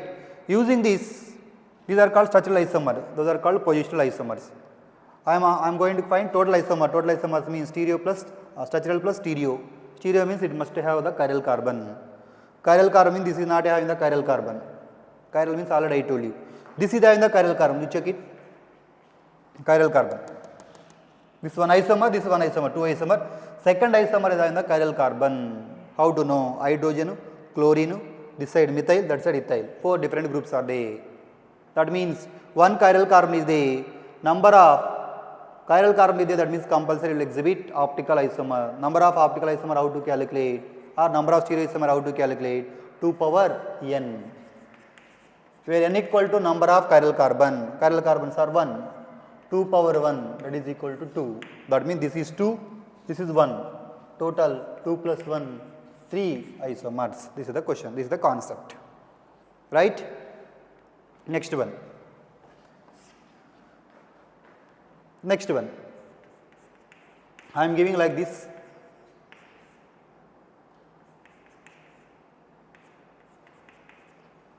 With addition of HBr. Addition of HBr. Right? This is one of the question. One of the time they ask question. So that means here hydrogen is there. Right? Now here most of the reactions, addition or elimination or substitution, everything, addition, elimination, substitution. Most of these 3 types of reactions are there. Okay, rearrangement also, addition, elimination, substitution. Here most of the intermediate is carbocation. Most of the intermediate is what? Carbocation. So observe now. Now this is called alkene with HBr addition. Alkene, that means unsymmetrical, that means what do you call, unsaturated compounds with addition means HBr. Most of the unsaturated compounds are exhibit addition reaction. Which reaction? Addition reaction. This which reaction? First what will add? Electrophile also will be add, nucleophile also will add. Here mainly electrophile will be add. Why me? That the explanation is different, that is leave it now. It is first electrophile will be add, that means electrophilic addition reaction. That means unsaturated compound, this is called without condition. Without condition means compulsory, that is called peroxide. This is without condition. What do you call? Without condition means it it is undergo electrophilic addition reaction. With condition means unsaturated compounds, with condition means that is called free radical addition reaction. These are called addition, these are called substitution. Right? This is free radical substitution, this is called nucleophilic substitution. Now this one is electrophilic addition reaction. With condition means peroxide, sunlight, high temperature will be there, that is called free radical addition reaction. Compulsory what we need? Alkene. So electrophilic addition reaction, that means here intermediate is electrophile. So intermediate electrophile will be add means here intermediate what will form? Carbocation is formed. So carbocation, most of the reaction, electrophile means addition reaction, elimination reaction, substitution reaction, everything intermediate is carbocation. That is you have to remember. Now first one, possibilities you check it now. This is called unsymmetrical alkene, possibilities. This is unsymmetrical alkene, this is unsymmetrical alkene, possibilities. These two sides are bond possible, shifting, this side and this side. Two sides are shifting means, for example, this side will be shift, that means it is getting negative charge, this is getting positive charge. This side will be shift means secondary carbocation. Right? This side will shift mean here negative charge, here positive charge. That means this is called secondary, this is called primary carbocation. That means here two possibilities are there now. So this side is secondary carbocation, this is 1, this is 2. This side shifting means secondary carbocation, this side shifting means primary carbocation. So which carbocation is more stable in these two? Secondary carbocation is more stable than primary carbocation. Okay. Right? More stable intermediate is the more reactive, that already you know. More stable intermediate is the more reactive and more stable intermediate is the major product. More stable intermediate is the highly substituted alkene and more stable intermediate is the more acidic. More stable intermediate is the more basic. These are the 5 points. If you know this one, then automatically we will get the concept. Right. This is the more stable intermediate carbocation, secondary carbocation. Okay, very good. Secondary carbocation. That means first we will form here CH3, H, here CH plus CH. Then, sir, how to know, sir? First we have to identify, that is addition. Whatever the reaction is there, intermediates we have to observe. Intermediate is carbocation. First, which carbocation form you have to observe clearly. So secondary carbocation. Okay. Now, in the secondary carbocation, adjacent group, tertiary or quaternary is there. For first formation one carbocation. After that, adjacent group is tertiary and quaternary is there. Then what happened? Rearrangement will be takes place. Now, adjacent carbon this side is primary. This adjacent carbon is tertiary. Observe now. This carbon attached to 1, 2, 3. That means 3 carbon atoms are there. That is called tertiary. That time what will happen? Rearrangement will be takes place. Why did it undergo rearrangement? To get the stability. That is called rearrangement. So this hydrogen will be shifted to this positive charge, move to here. Sir, in this carbon having hydrogen is there, methyl is there, sir. Why is shifting hydrogenally? You know? Which one is there in the smaller group? Smaller group will be shifted first. Hydrogen and methyl, which one is the smaller group? Hydrogen. So methyl ethyl is there, which one is shift? Methyl will be shift. Like that we have to observe now. Smaller group will be shift. Okay. Then what happened? This positive charge come to here, hydrogen move to there. Then what I can get? CH3, CH3, here CH2, CH3, here what is the charge? Plus. Now which carbocation now? This is called tertiary carbocation. Before which carbocation? Secondary carbocation. So that means secondary carbocation changes to tertiary carbocation. In these two, which carbocation is more stable? Tertiary. More stable intermediate is major product. That's why now in this Br will be nucleophile will be attack. So answer is CH3, C, CH3, here Br and CH2, CH. This is the major product. Right. This is called addition of HBr. This is the one of the time they ask the question, one question. Right. Next one. Now named reactions I will tell you. Still two or three named reactions are there, then observe now here. This is what? Alkyl halide. Alkyl halide X may be chlorine or bromine reacting with what? Sodium iodide in the presence of Da. What is Da? Diacetone. What I can get the product? What I can get the product? X is replaced by iodine, then what I can get? Ri plus NaX. NaX may be NaCl or NaBr. What I am getting? Halogen replaced by another halogen. Replacement of halogen by another halogen. This is also called nucleophilic because halogen is eliminated as a nucleophile, again other halogen is coming as a nucleophile. That means one of the nucleophile is replaced by another nucleophile is called nucleophilic substitution reaction. Okay. Then what happened now? Alkyl halide is getting, this is called halogen exchange method. This halogen exchange method, this is called at what you call Finkelstein reaction. Why I am saying now this named reaction? Every named reaction is important because most of the time they are asking statement based question. They are giving some of the time they are giving reaction, and they are asking which this reaction is following into which named reaction they are asking. Otherwise, sometime one side is names of the reaction, other side is reaction they are given, match the following. So that's why you should know the named reactions compulsory. Next one, this is called Finkelstein reaction. Next, same alkyl halide on heating with metallic fluorides. What are the metallic fluoride? AgF, Hg2F2, COF2, SbF3. These are called metallic fluorides. Silver fluoride, mercury, cobalt and strontium. These are called metallic fluoride. In this any one you can use on heating, then what I can get? X may be compulsory chlorine or bromine, then what I can get? RF plus AgX byproduct we don't want now. This is our requirement product. This is called, but means same again, halogen atom is replaced by another halogen. This is called halogen exchange method. That means these two are called halogen exchange method. This is called what you call Schwarz reaction. Schwarz reaction, right? In the Schwarz reaction using you can prepare only alkyl fluoride. Finkelstein reaction using you can prepare only alkyl halide.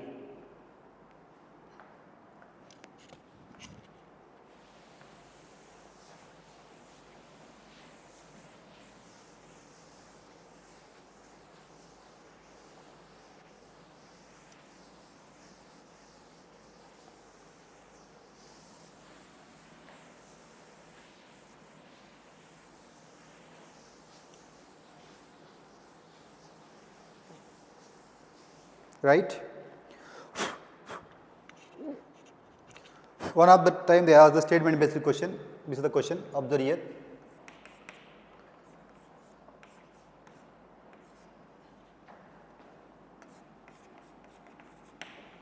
This is from toluene, that is called methyl benzene. Reacting with chlorine or halogen. So halogen, that is chlorine or bromine. Here chlorine or bromine only now.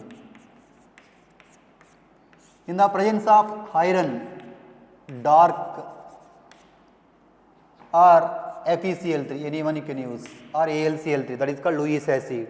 Fe in the dark, Fe in the form of +3 oxidation state. Sometimes they will ask oxidation state of this one +3 because FeCl3, AlCl3 and FeBr3, those are called Lewis acids. These are called Lewis acids. This is called Lewis acid, Fe in the presence of dark, right? Fe in the presence of halogen only, Fe in the presence of light, that is called sunlight. One of the time they ask the question, right? Observe here. Fe in the presence of dark or FeCl3 in the presence of halogen. This is called as halogenation. This is called as halogenation.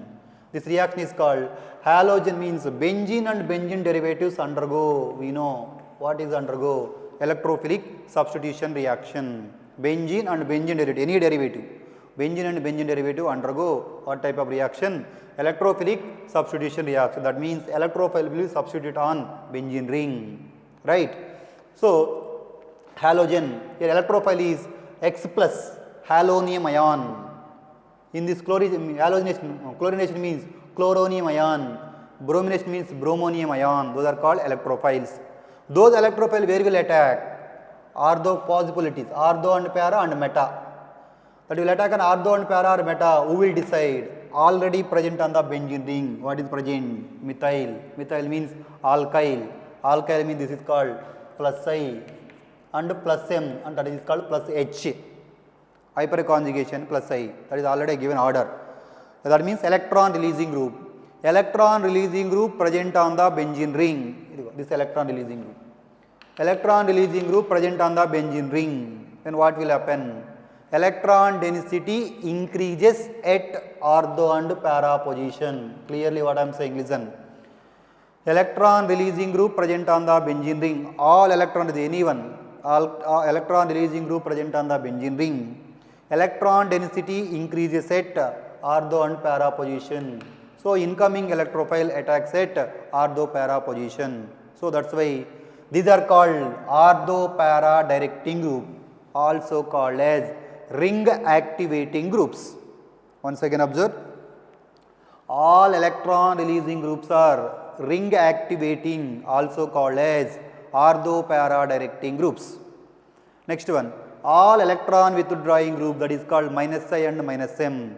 So electron withdrawing group present on the benzene ring, what will happen? Electron density decreases at ortho and para. One of the time they ask the statement based question.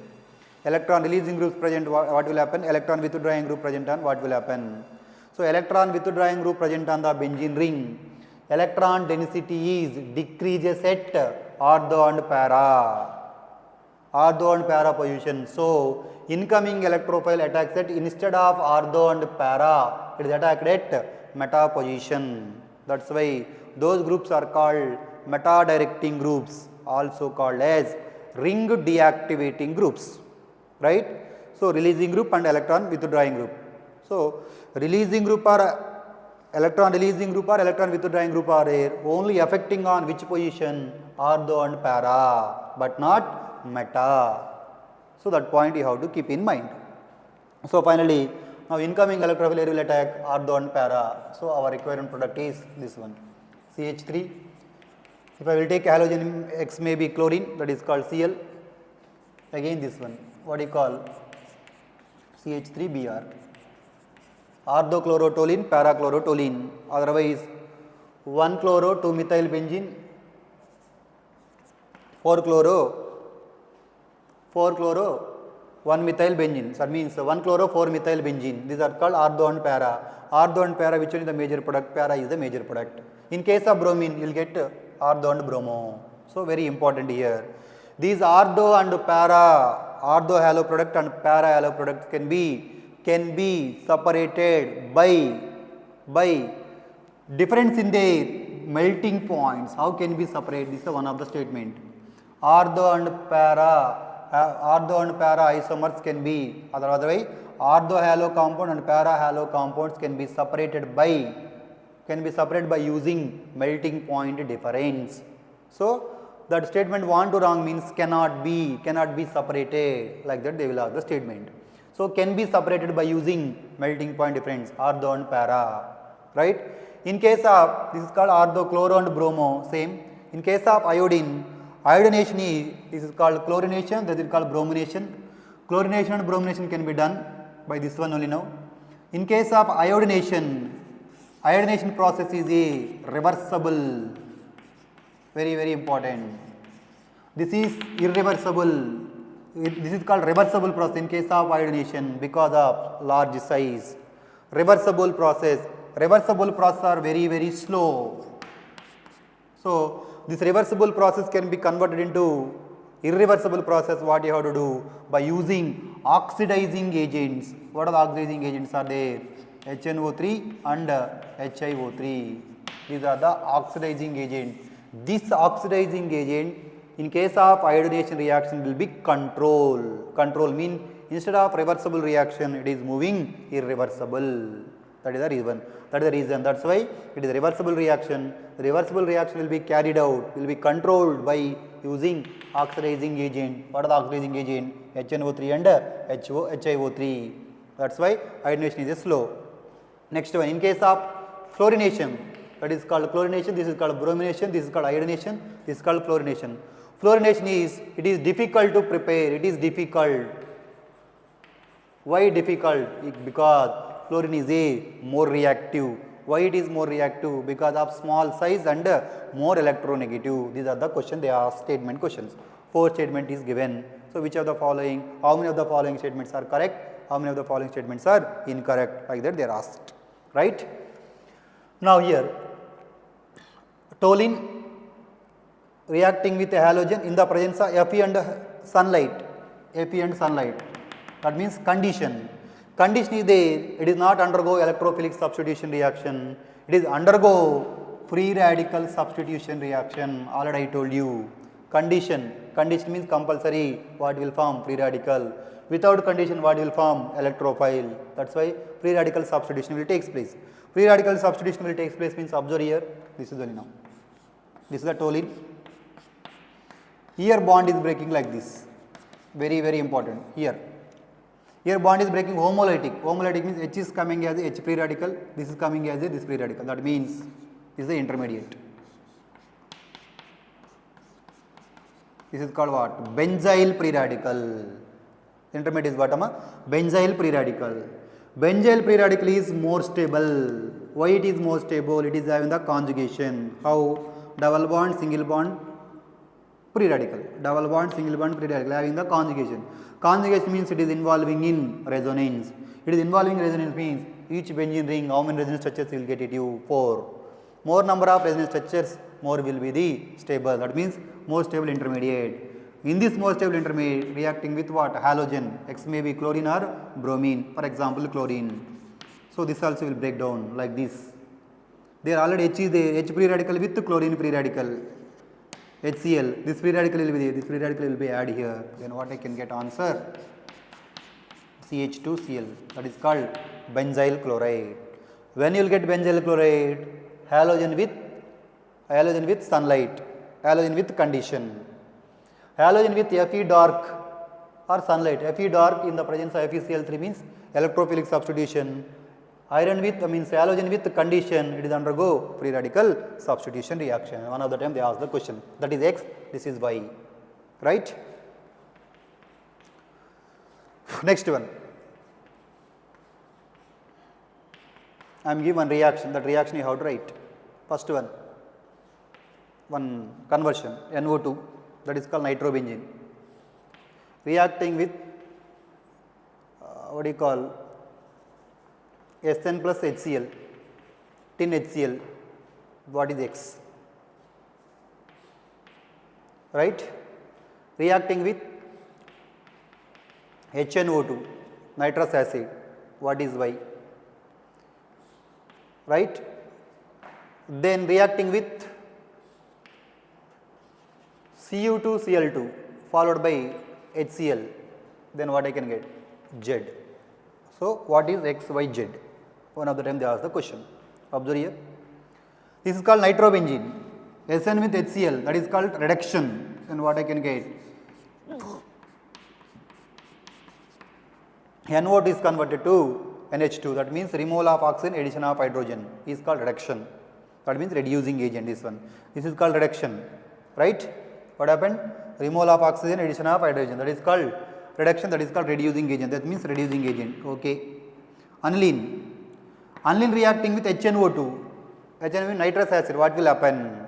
So this HNO2 is called diazotization. Actually, what we know, diazotization means it is mixture of NaNO2, sodium nitrate plus HCl at 0 to 5 degree, that means 273 to 278. That is called diazotization mixture. We know this one.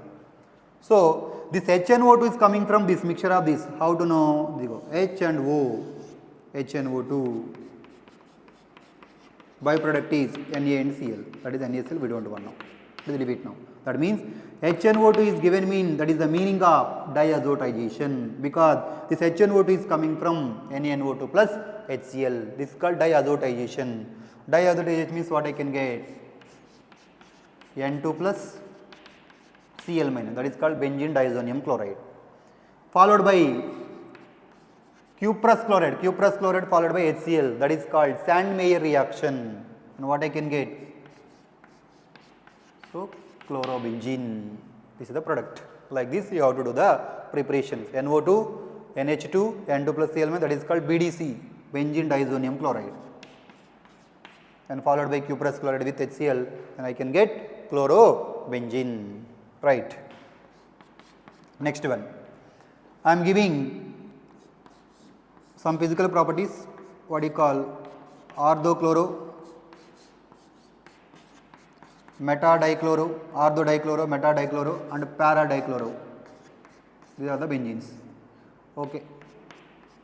In this boiling point order physical property, boiling point order and melting point order. So many times they ask the question, this one only, no, boiling point order. Boiling point order depends on polarity. Boiling point directly proportional to polar nature. More polar, more boiling point. Melting point directly proportional to symmetry. This already I told you in that alkene chapter, that is what cis 2 trans, right. Melting point directly proportional to symmetry. Boiling point directly proportional to polarity. Polarity and symmetry will be decided by dipole moment. Dipole moment concept. Observe here, dipole moment. This one main. This is carbon double bond. Carbon and halogen, which one is the more electronegative? More electronegative is chlorine than carbon. That's why electrons are moving towards chlorine side. This is a representation of dipole moment. Already you know. This is downward direction. Because carbon and halogen, downward, halogen is more electronegative than carbon. That's why downward direction. Both are in, one is upward, other one downward.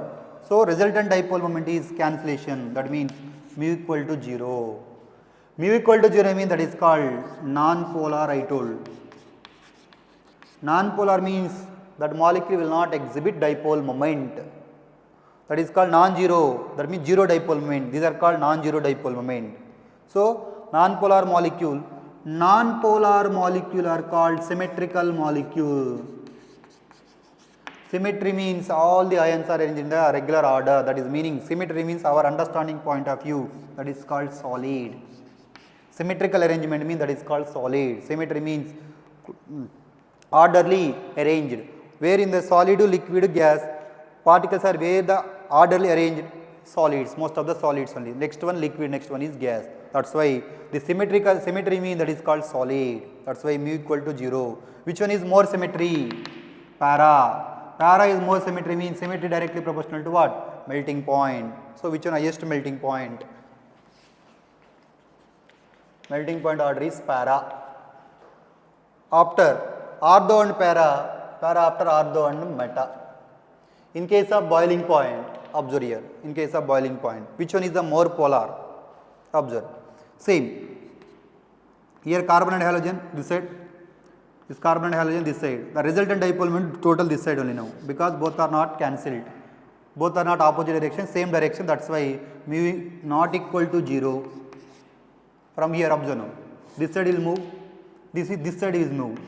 So resultant dipole moment like this. Here also mu not equal to 0. Now in these two will have, these two are not, these two molecules exhibiting dipole moment. Okay. In these two, which one is more polar? More polar means which one is the more dipole moment. More dipole moment based on the experimental values, right?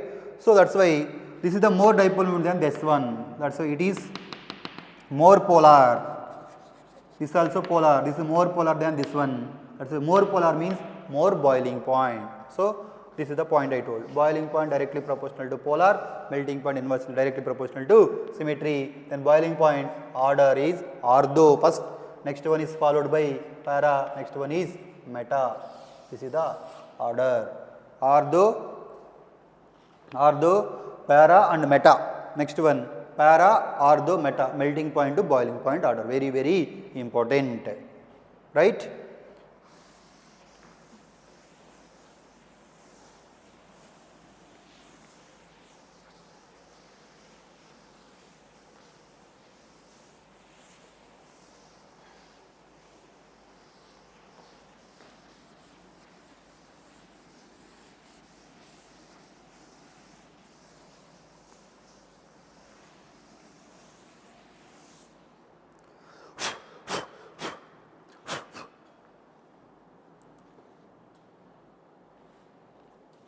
Right.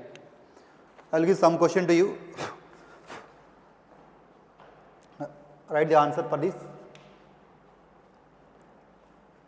CH3 CH2 Br plus Mg in the presence of DE, dry ether. One product is X, followed by D2O, that is called H2O is called hydrolysis, D2O is called deuteralysis. Then what I can get the Y. Next one.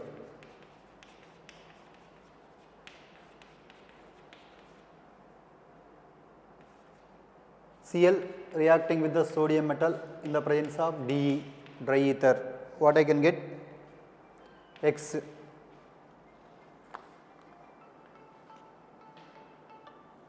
X.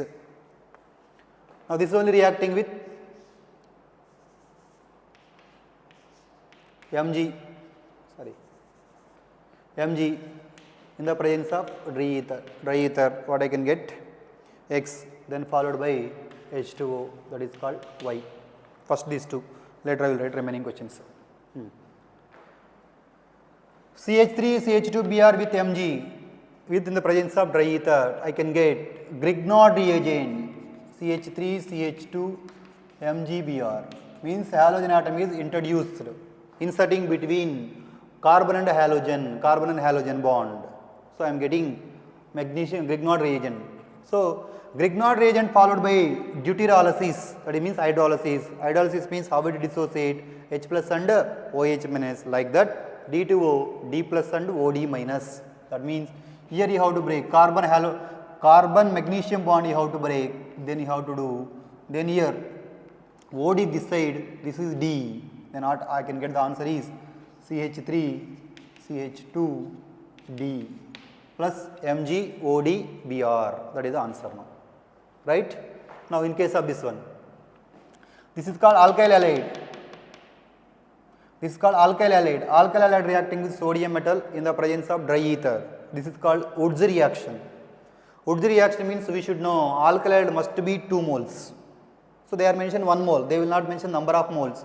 In the organic chemistry point of already know how many moles you want, that many moles we have to take. No need to do the balancing, right. So that you should know that reaction is what, which type of reaction, that is named reaction, that is called Woods reaction. So Woods reaction means how many moles we need, 2 moles, that like that we have to know, right. 2 moles means other mole also I have to take now, that is what Cl, carbon, CH3, that means how many times, total 3 times, carbon with CH3, Cl. This is 1 mole, this is 1 mole, what I have to remove? NaCl, I got 2 moles of NaCl, then what I can get the product? CH3, C, CH3, CH3, C, CH3, CH3, CH3. This is the product. This is 1 mole, this is 1 mole, both 2 moles you have to join, that is called Woods reaction. Same, next one. From this is called tertiary butyl chloride reacting with magnesium, what I can get? CH3, CH3, CH3, CH3, halogen is introduced, magnesium metal is introduced between carbon and halogen, MgCl, with this is the X, followed by what? Hydrolysis, where you have to break, same as it is, carbon magnesium bond you have to break, H2O, how it dissociate, H plus and OH minus, here H, here OH, then what I can get? CH3, CH3, CH3, here H, MgOHCl is the byproduct, this is the answer, right. Next one, conversion, butane 1-ol to butane 1-ol to 1-iodobutane, this is the conversion. Butane 1-ol to 1-iodobutane, how to do conversion? So many compulsory in the NEET exam, every year they are asking 2 conversion. Conversion means that is the meaning steps, more number of steps, right? X, Y, Z, A, B, C, like that is called conversion, right? Observe here. Butane 1-ol structure first you have to know, what is the butane 1-ol, right?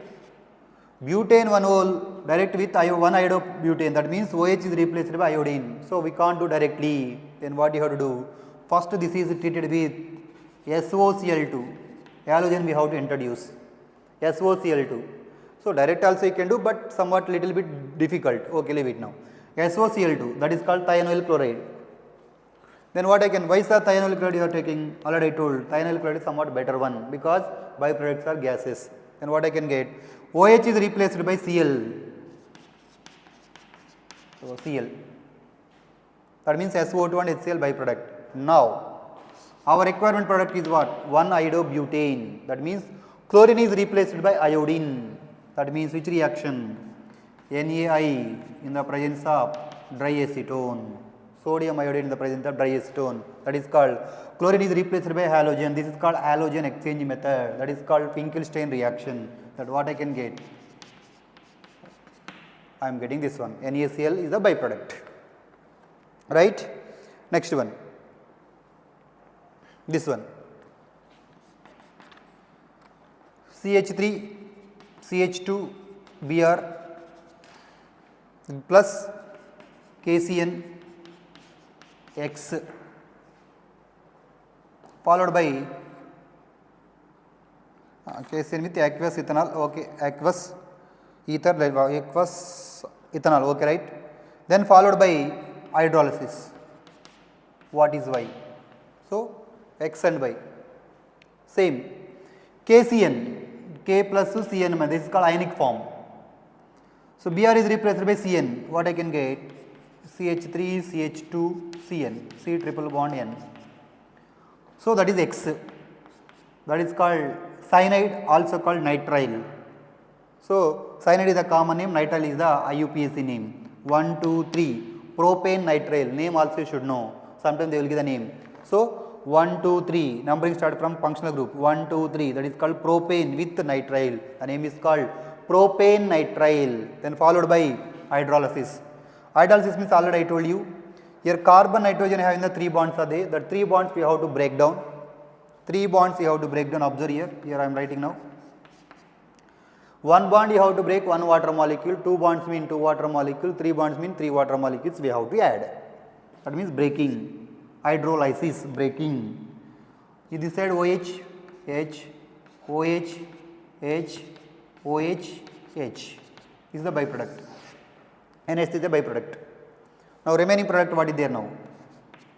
C, OH, OH, OH. Then what I can get?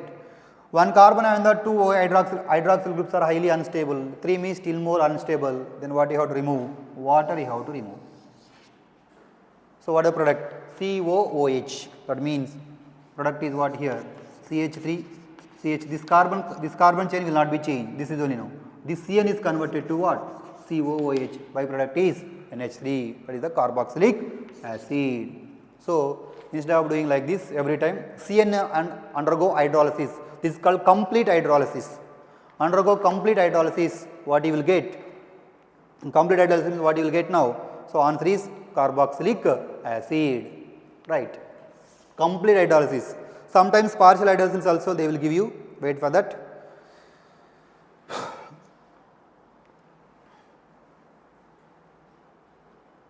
Right. This is carboxylic acid. Extension I will do. CH3, CH2, COOH. Already carboxylic acid I got. This carboxylic acid reacting with again SOCl2. That is called thionyl chloride. What is A? Right. Reacting with ammonia. B. What is B? Reacting with sodium mercury, sodium amalgam in ethanol. C2H5OA, that is called C. What are A, B, C? Right. Observe that question. First one. Carboxylic acid reacting with SOCl2. Same. Alcohol what you have done, same like that acid also. OH is replaced by Cl. Then what I can get? A. I am writing A product. CH3, CH2, C double bond O, Cl. Why sir? OH is replaced by Cl. Then again HCl and SO2 byproduct. This is called acid chloride. Then reacting with what? Ammonia. This is A. Ammonia. Ammonia means NH3. what I can get? H and Cl, HCl eliminate, remaining product I can write CH3, CH2, C double bond O, NH2. This is called amide. H and Cl, HCl minus HCl eliminate. Reacting with amide followed by what? Sodium amalgam in ethanol. Sodium amalgam in ethanol is called reduction. Reduction. Amide is converted to amine. CH3, CH2, CH2, NH2. That means what happened here? From this to this, what happened? Removal of oxygen, addition of hydrogen is called what? Reduction. Removal of oxygen is removal of oxygen. Removal of oxygen, addition of hydrogen is called reduction. This process is called reduction. Removal of oxygen, addition of hydrogen, reduction. Which is undergo reduction is called oxidizing agent. That means this is called oxidizing agent. In this case, amide is acting as an oxidizing agent. This oxidizing agent means this is acting as a reducing agent. Every reaction, oxidizing agent, redox reaction, oxidizing and reducing agent will be there. That's why it is undergo reduction means it is acting as a reducing agent. So, sodium amalgam in ethanol is acting as a reducing agent. This process is called reduction. So, our final product is what? Amine. Which amine? Primary amine. Next one. Chlorobenzene. From chlorobenzene to 4-nitroaniline. 4-nitrophenol. This is the question. From chlorobenzene to 4-nitrophenol.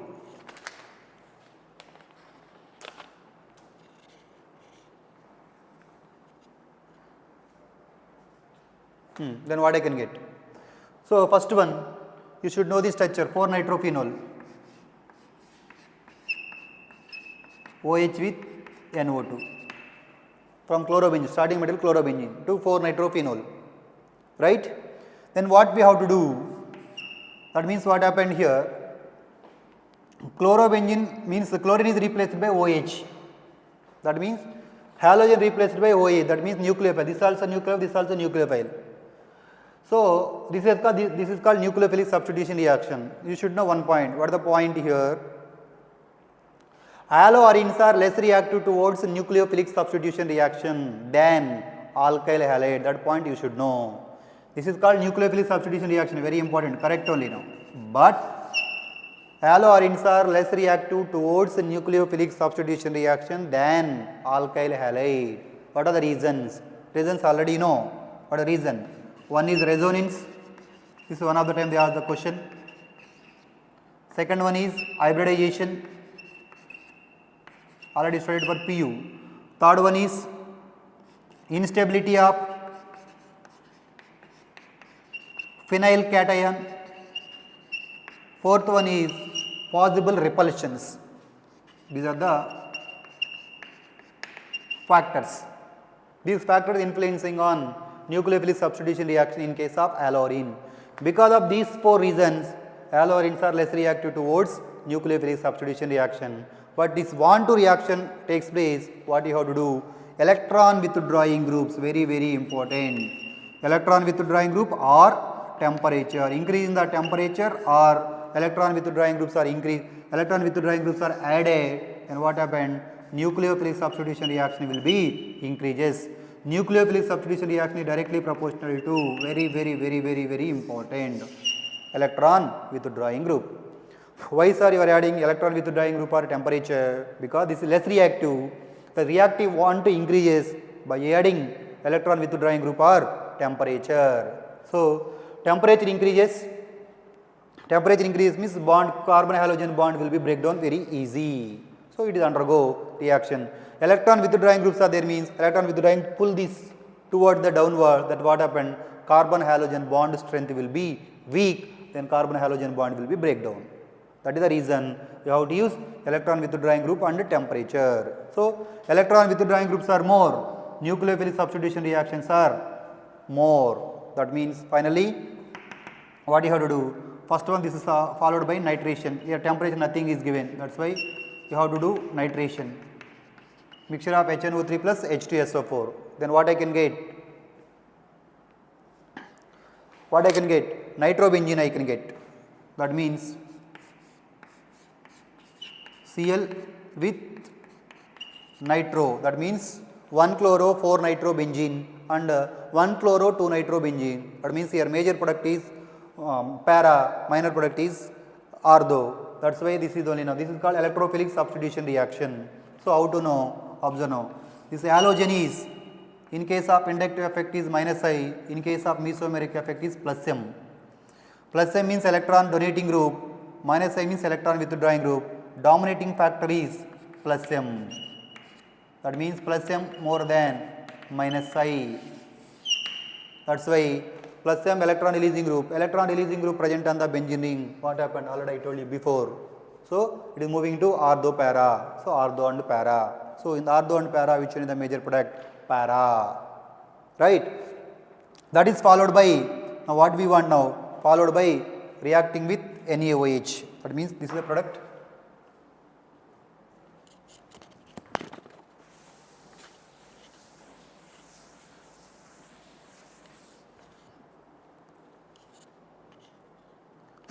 Right, just one question I will write. So I got like this, what I got? Chlorobenzene with NO2 reacting with NaOH followed by acidification. Then what happened? OH is replaced by Cl. Then what I can get now? OH and NO2. First what you have to do? Nitration. Why nitration? You will get the electron withdrawing group NO2. NO2 present at ortho and para. Para is the major product. That is electron withdrawing. Electron withdrawing group. Electron withdrawing group is the nucleophilic substitution reaction will be more. Then what I can get? Chlorobenzene replaced by, then next followed by NaOH. Then chlorine is replaced by OH. Right? One of the important question. One of the year they asked the question. This one. Chlorobenzene. Chloro with para, chloro with ortho and para, chloro with ortho, para and again ortho. This one ortho para directing groups, NO2, right? These all are allorenes. This NO2 leave it first. These are called allorenes. Allorenes do not undergo nucleophilic substitution reaction. Reasons already I told you. I want nucleophilic substitution reaction. Allorenes undergo nucleophilic substitution reaction little bit. So want to undergo reaction means what you have to do? Electron withdrawing group and temperature. So your temperature is not there. I am giving electron withdrawing groups. Electron withdrawing group means this is called minus I and minus M. This also minus I minus M. Minus I minus M. Here also minus I minus M. That means what happened?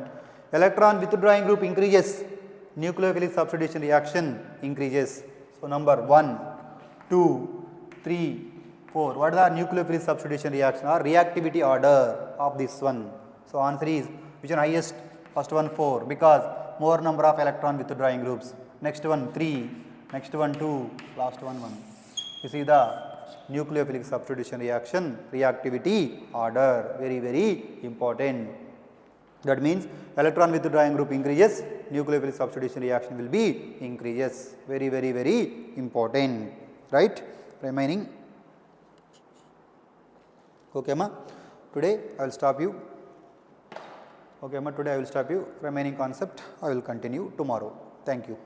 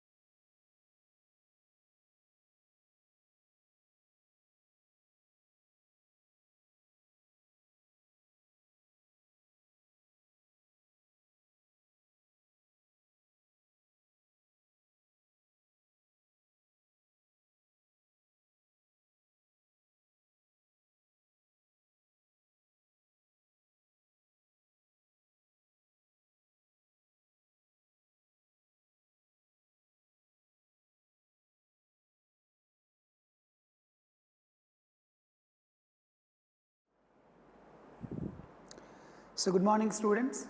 Yesterday we have completed the first chapter in the first year concept discussion, and that too related to the plant physiology part. Photosynthesis was done.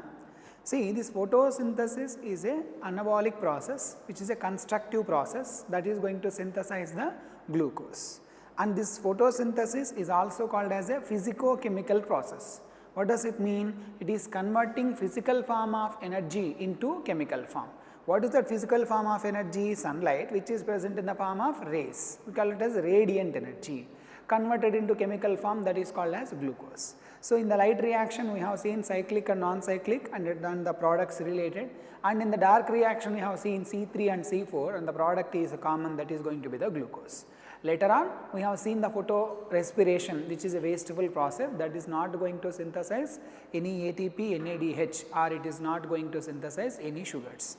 Later we have discussed about the factors affecting the photosynthesis: light, carbon dioxide, temperature and the water.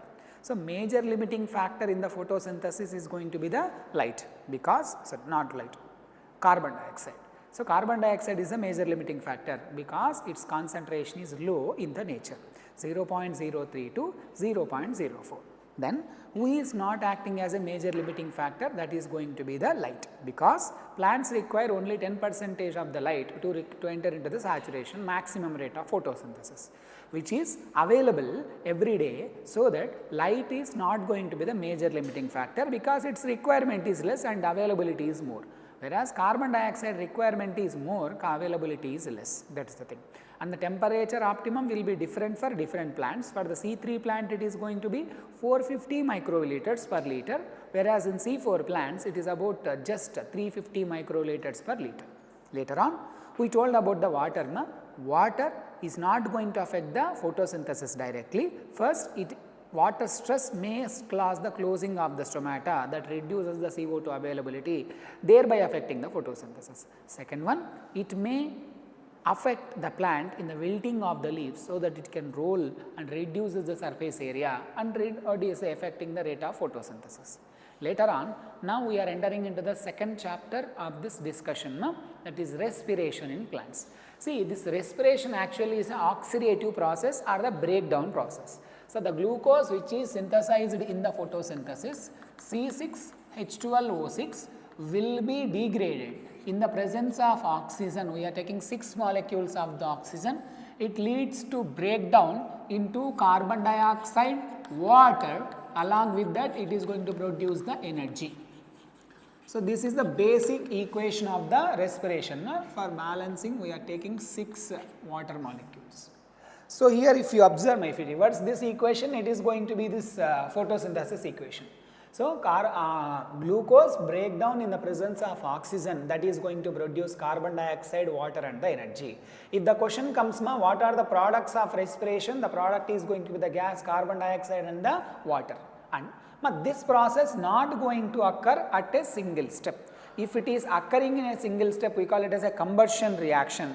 In the combustion reaction, majority of the energy will be wasted as heat.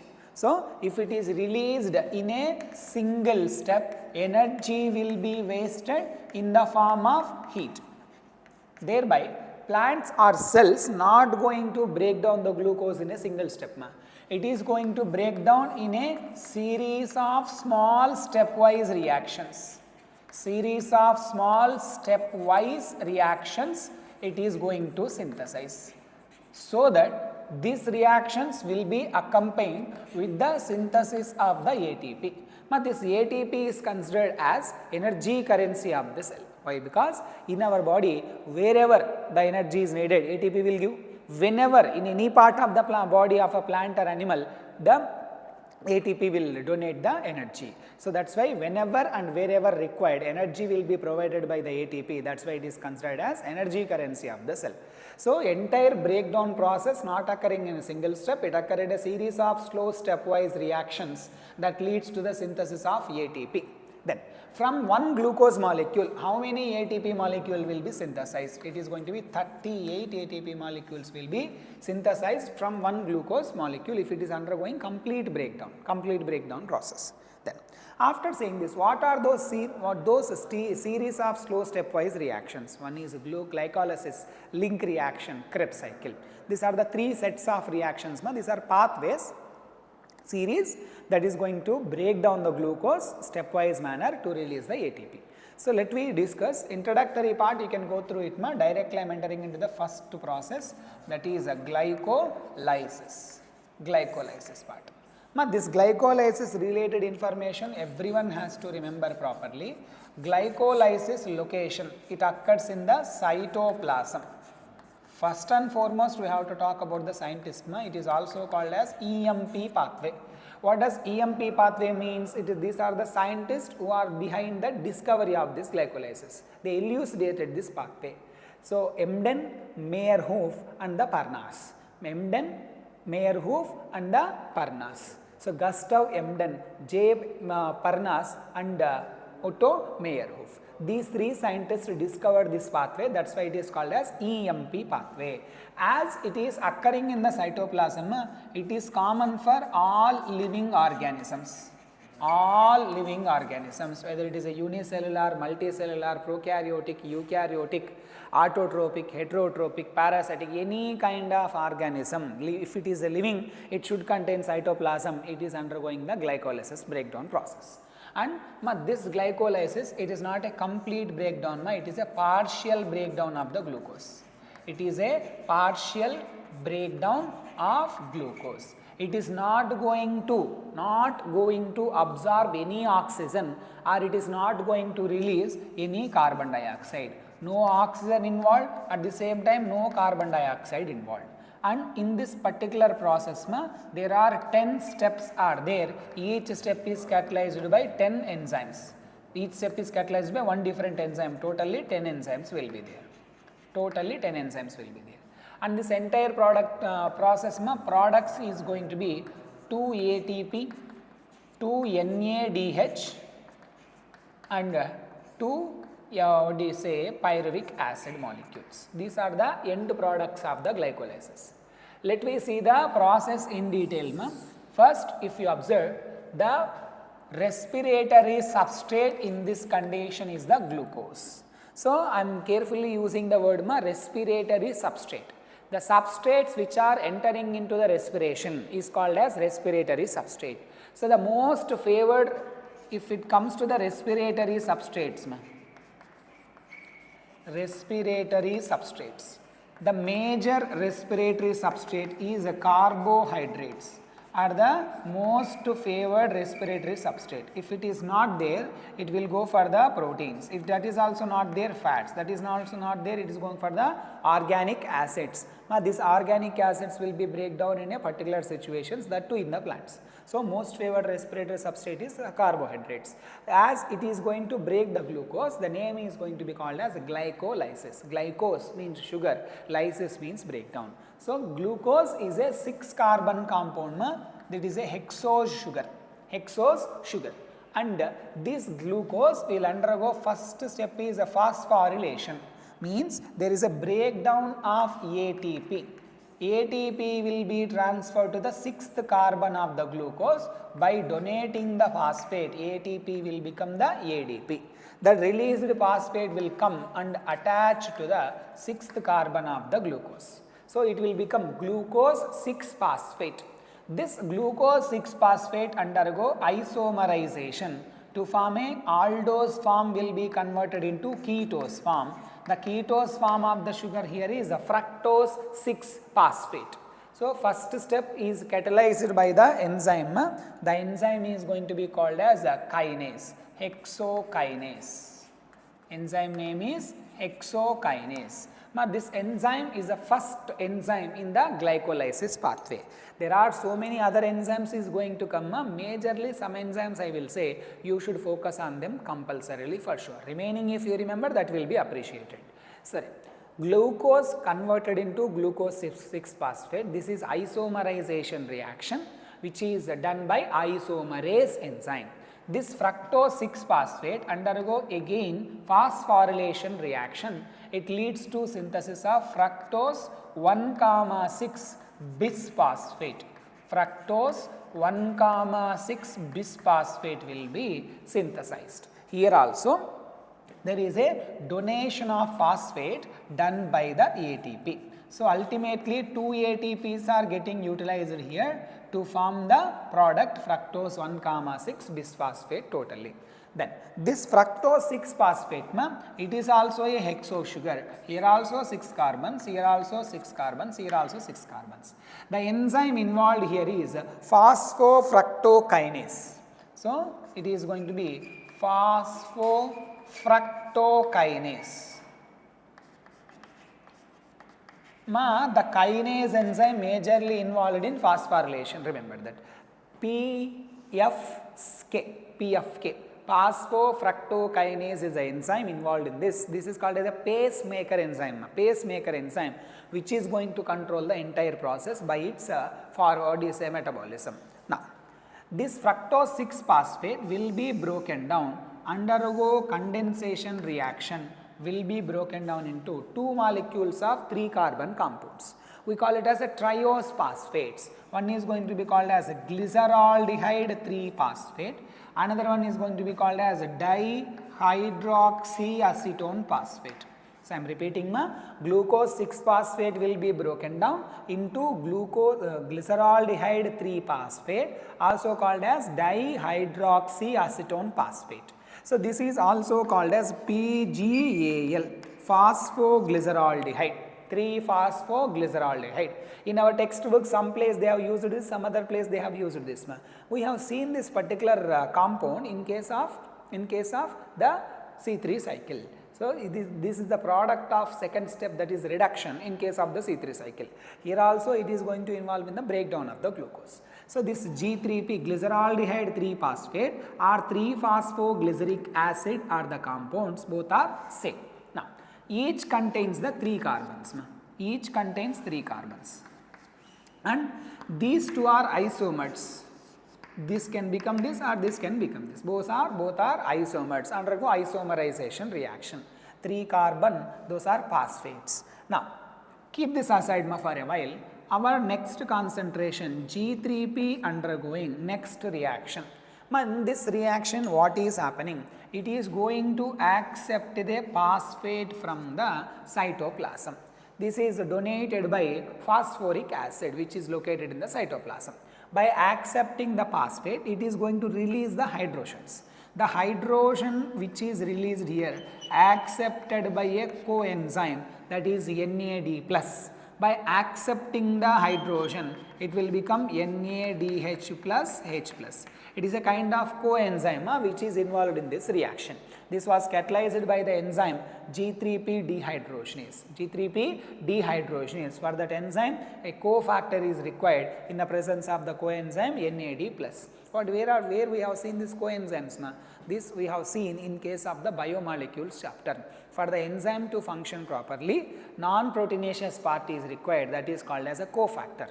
The cofactors are of 3 types: prosthetic group, coenzyme and the metal ions. FAD, NAD, NADP, all these are what? Different types of coenzymes which will make the enzyme efficiently working. So for this enzyme which is involved here, dehydrogenase, NAD+ is a coenzyme that is present here. This G3P, by releasing the hydrogens to NAD+ and by accepting the phosphate which is already present in the cytoplasm, it is going to form 1,3 bisphosphoglyceric acid. It is going to form 1,3 bisphosphoglyceric acid. So it is containing first carbon one phosphate and third carbon another phosphate. This is already present, that newly added phosphate will attach it to first carbon. So this is a 3 carbon compound. This 3-phosphoglyceric acid will be converted into 3-phosphoglyceric acid, 3-PGA. 1,3 will become 3-PGA. That is, by releasing the phosphate, this time it is going to regain its last phosphate, ADP. By accepting the phosphate, it will become ATP. So first carbon phosphate what is there, that will be attached to the ADP, it will become diphosphate, will become triphosphate. This 3-PGA, where we have seen this is the first product of the C3 cycle, 3 carbon organic acid. Now this 3-PGA will become 2-PGA, 2-phosphoglyceric acid. It is a kind of isomerization reaction. Third carbon phosphate is transferred to the second carbon. That is nothing more than that. Next, this 3-PGA will be going to release the water molecule. There is a releasing of water molecule. After releasing of water molecule, 3-PGA will going to be converted into phosphoenol pyruvic acid or phosphoenol pyruvate. So this is very important. No one generally, students won't focus on this reaction. But remember, entire glycolysis pathway, the step which is going to release the water, that is going to be the conversion of 2-phosphoglyceric acid into phosphoenol pyruvate. The enzyme involved here is enolase. Here the enzyme involved here is mutase. So this is enolase. And the last reaction, phosphoenol pyruvate, will be converted into pyruvic acid. Pyruvic acid. Here it is going to release ADP to ATP. ATP will be formed because PEP, phosphoenol pyruvate, loses the phosphate. That last phosphate will be accepted by ADP, so that it will become the ATP. So that is the reaction. Total 10-step reaction is there.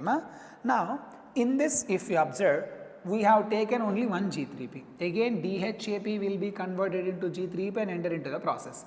Avaga, in that particular situation, we have to take 2 G3P, 2 1,3 bisphosphoglyceric acid, 2 3-PGA, 2 2-PGA, 2 phosphoenol pyruvic acid, 2 pyruvic acids. And the products is also 2. This is 2 NADH will become 2 NADH plus H plus, 2 ADP will become 2 ATP.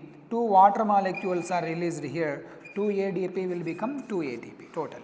So that is the thing. So I am repeating glucose, by accepting the phosphate it will become glucose 6-phosphate, undergo isomerization to form fructose 6-phosphate, it accepting another phosphate to become fructose 1,6 bisphosphate. In this both cases the donor of the phosphate will be ATP. The fructose 1,6 bisphosphate will be broken down into 3 carbon compound.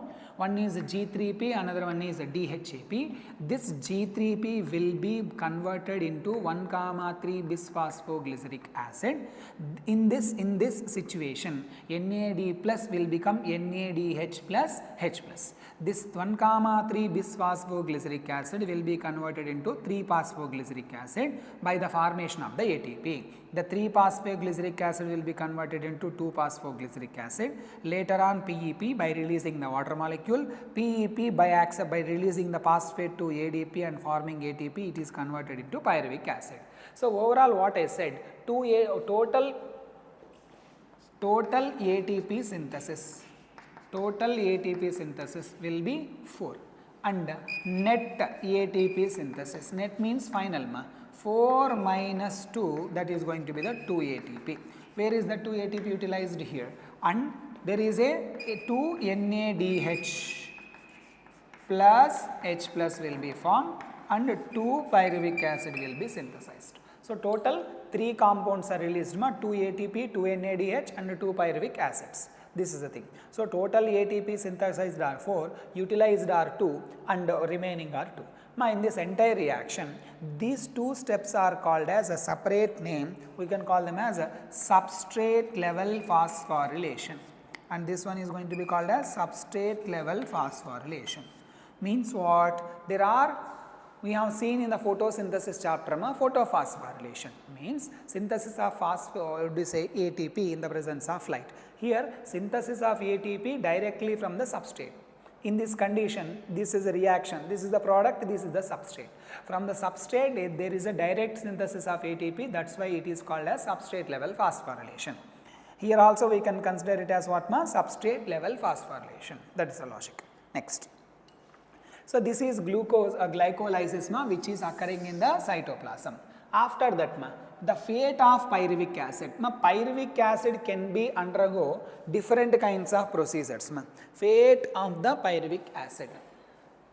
If you observe, this pyruvic acid which is produced here can be utilized in the aerobic reaction, aerobic respiration, whereas it can undergo fermentation, that is a lactic acid fermentation or alcohol fermentation. So, based on the type of cell and the condition that is surrounding to the pyruvic acid, it will be broken down in the different ways. So, pyruvic acid will be converted, breakdown in the aerobic respiration in the presence of oxygen, and these two are anaerobic reactions. This is lactic acid fermentation and this is alcohol fermentation. The textbook diagram what they have placed here, if you observe pyruvic acid, not pyruvic acid, or simply I can explain it like this. Pyruvic acid first undergo, let me explain the lactic acid fermentation. Directly it can undergo lactic acid fermentation. This lactic acid fermentation was occurring in the muscle cells of the mammals during anaerobic conditions, which is during vigorous exercise. During vigorous exercise, there is a complete anaerobic condition is there within the muscle cells. That is why the pyruvic acid break down anaerobically in the form of fermentation reaction to form the lactic acid. In this reaction, the reducing agent is NADH2.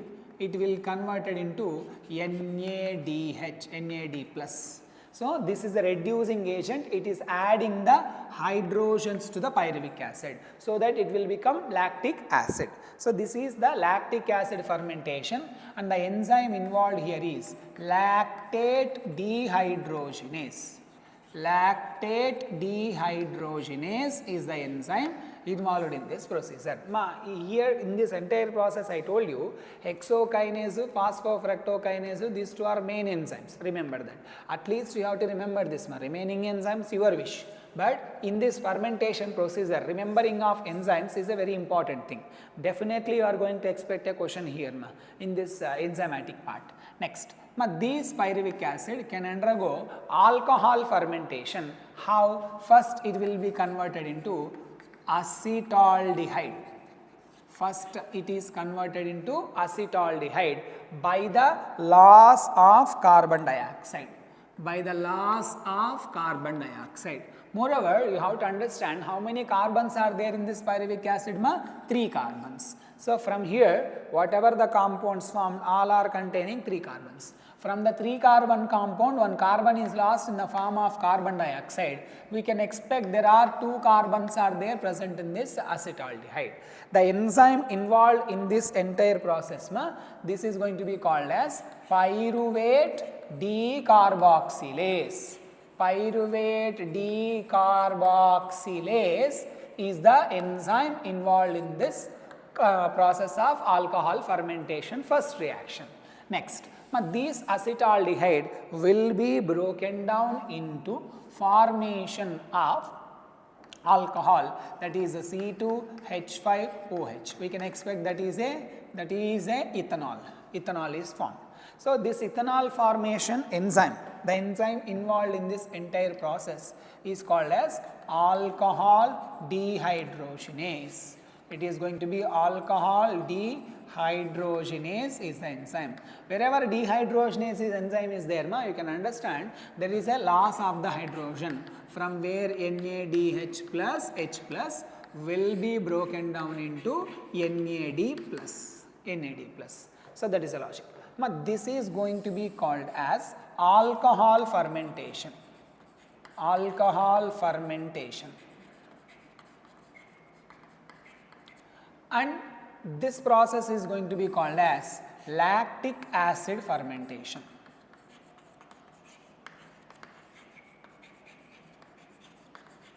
See, this alcohol fermentation was happening in the unicellular eukaryotic organisms like yeast, and there are some bacteria also which are involved in this entire process. So, yeast and some prokaryotes. See, first the process here is we are talking about fermentation which is undergoing in anaerobic conditions.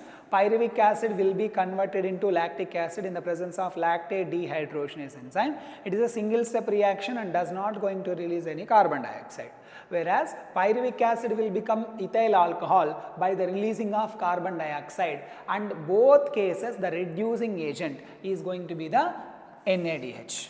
And the enzymes involved here, two enzymes are there. One is pyruvate decarboxylase, another one is alcohol dehydrogenase. So it is a two-step reaction. In the textbook, if you observe pyruvic acid to ethyl alcohol formation, they have given two arrow marks. In the middle, they didn't mention what it is. The middle part which is present here is going to be the acetaldehyde. Remember that particular thing. Next. After saying this all, there are some significant features of the respiration, that is fermentation, salient features of the fermentation. First, it is a partial breakdown. It is a partial breakdown process, and it is not releasing energy completely. So, less than 7% of energy released from glucose, less than 7% of energy released from glucose, and not much energy, only 2 ATP are synthesized, only 2 ATP, nothing more than that. In both cases, reducing agent. In both cases, reducing agent is going to be the NADH plus H plus is the reducing agent, and both are occurring in the anaerobic conditions, and both are hazardous. Both are hazardous processes. Hazardous processes. To support this, in the textbook they had given one thing, that is yeast poison itself to death. Yeast poison itself to death when alcohol concentration reaches up to 13%. Until 13%, yeast was sufficiently living, undergoing the alcohol fermentation. And I hope so you remember the scientific name Saccharomyces cerevisiae, which belongs to Ascomycetes, and it is a unicellular eukaryotic fungus. Here, if you observe, yeast will poison itself to death when the alcohol concentration reaches up to 13%. In the textbook, they themselves has given one question, what is the maximum concentration of alcohol in the beverages which are produced directly? So, the maximum concentration will be maximum 13 or below 13. But how can they increase the alcohol percentage of these beverages? By doing a process called as distillation. Because of this distillation procedure, they can increase the alcohol concentration more than 13%. Remember this. So, this is all about the entire fermentation procedure which is happening in different kinds of cells. So, carbon dioxide will be the product in case of which fermentation, that is alcohol fermentation, whereas in the lactic acid fermentation there is no releasing of carbon dioxide. And lactic acid fermentation occurs in the muscle cells, whereas alcohol fermentation occurs in the yeast and bacteria. That is the thing. So, I told you the pyruvic acid will be broken down in 3 ways. The 2 ways was completed. One is lactic acid fermentation, another one is going to be the alcohol fermentation. Now, let me move ahead related to aerobic respiration part. See this aerobic respiration. In this the first step of aerobic respiration going to happen within the mitochondria. So, keep in mind the process of photosynthesis going to happen in a double membrane bound organelle called as chloroplast. Same way, the process of respiration going to occur in 2 places. One is going to be the cytoplasm, another one is going to be the mitochondria. The process of respiration occurring in cytoplasm is going to be the glycolysis. It is a universal pathway occurring in any kind of organisms. Whereas, this aerobic respiration occurs only in the eukaryotic organisms, because the steps of this aerobic respiration as a part of mitochondria. So, mitochondria is a membrane bound organelle. In fact, it is a double membrane bound organelle. It is present only in the eukaryotic cell. So, ultimately what we can say, aerobic respiration occurs within the eukaryotic cells only. That doesn't mean that all eukaryotic cells are undergoing aerobic respiration. We are having good number of examples. Yeast is a eukaryote, still it is undergoing the anaerobic fermentation. Muscle cells during the anaerobic situations, they are undergoing the fermentation, which is anaerobic processor. So majorly eukaryotic cells can show both alcohol fermentation and also this aerobic respiration. Remember that. Now, the reaction that we are going to discuss is the link reaction. Why it is called as link reaction means it is acts as a linkage between the glycolysis and going to be the Krebs cycle. Now, the product of the glycolysis, that is a pyruvic acid, formed in the cytoplasm.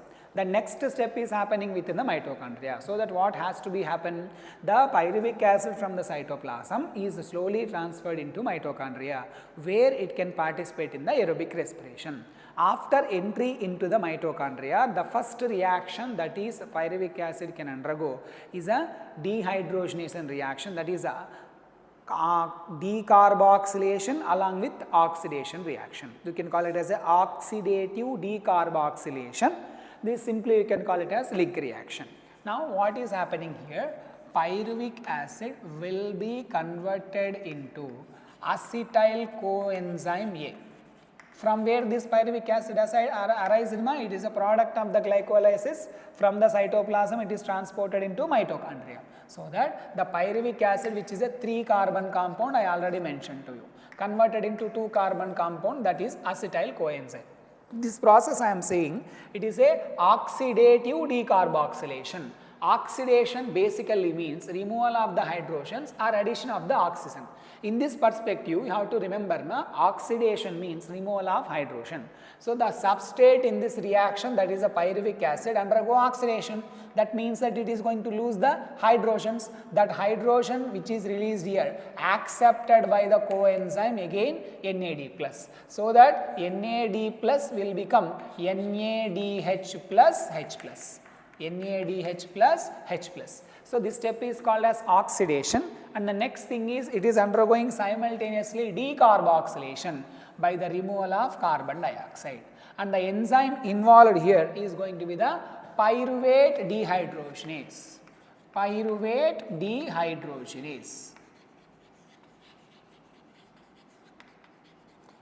This pyruvate dehydrogenase, generally students confuse us between these two enzymes, pyruvate decarboxylase and pyruvate dehydrogenase. Pyruvate decarboxylase is a part of alcohol fermentation, where there is a removal of carbon dioxide.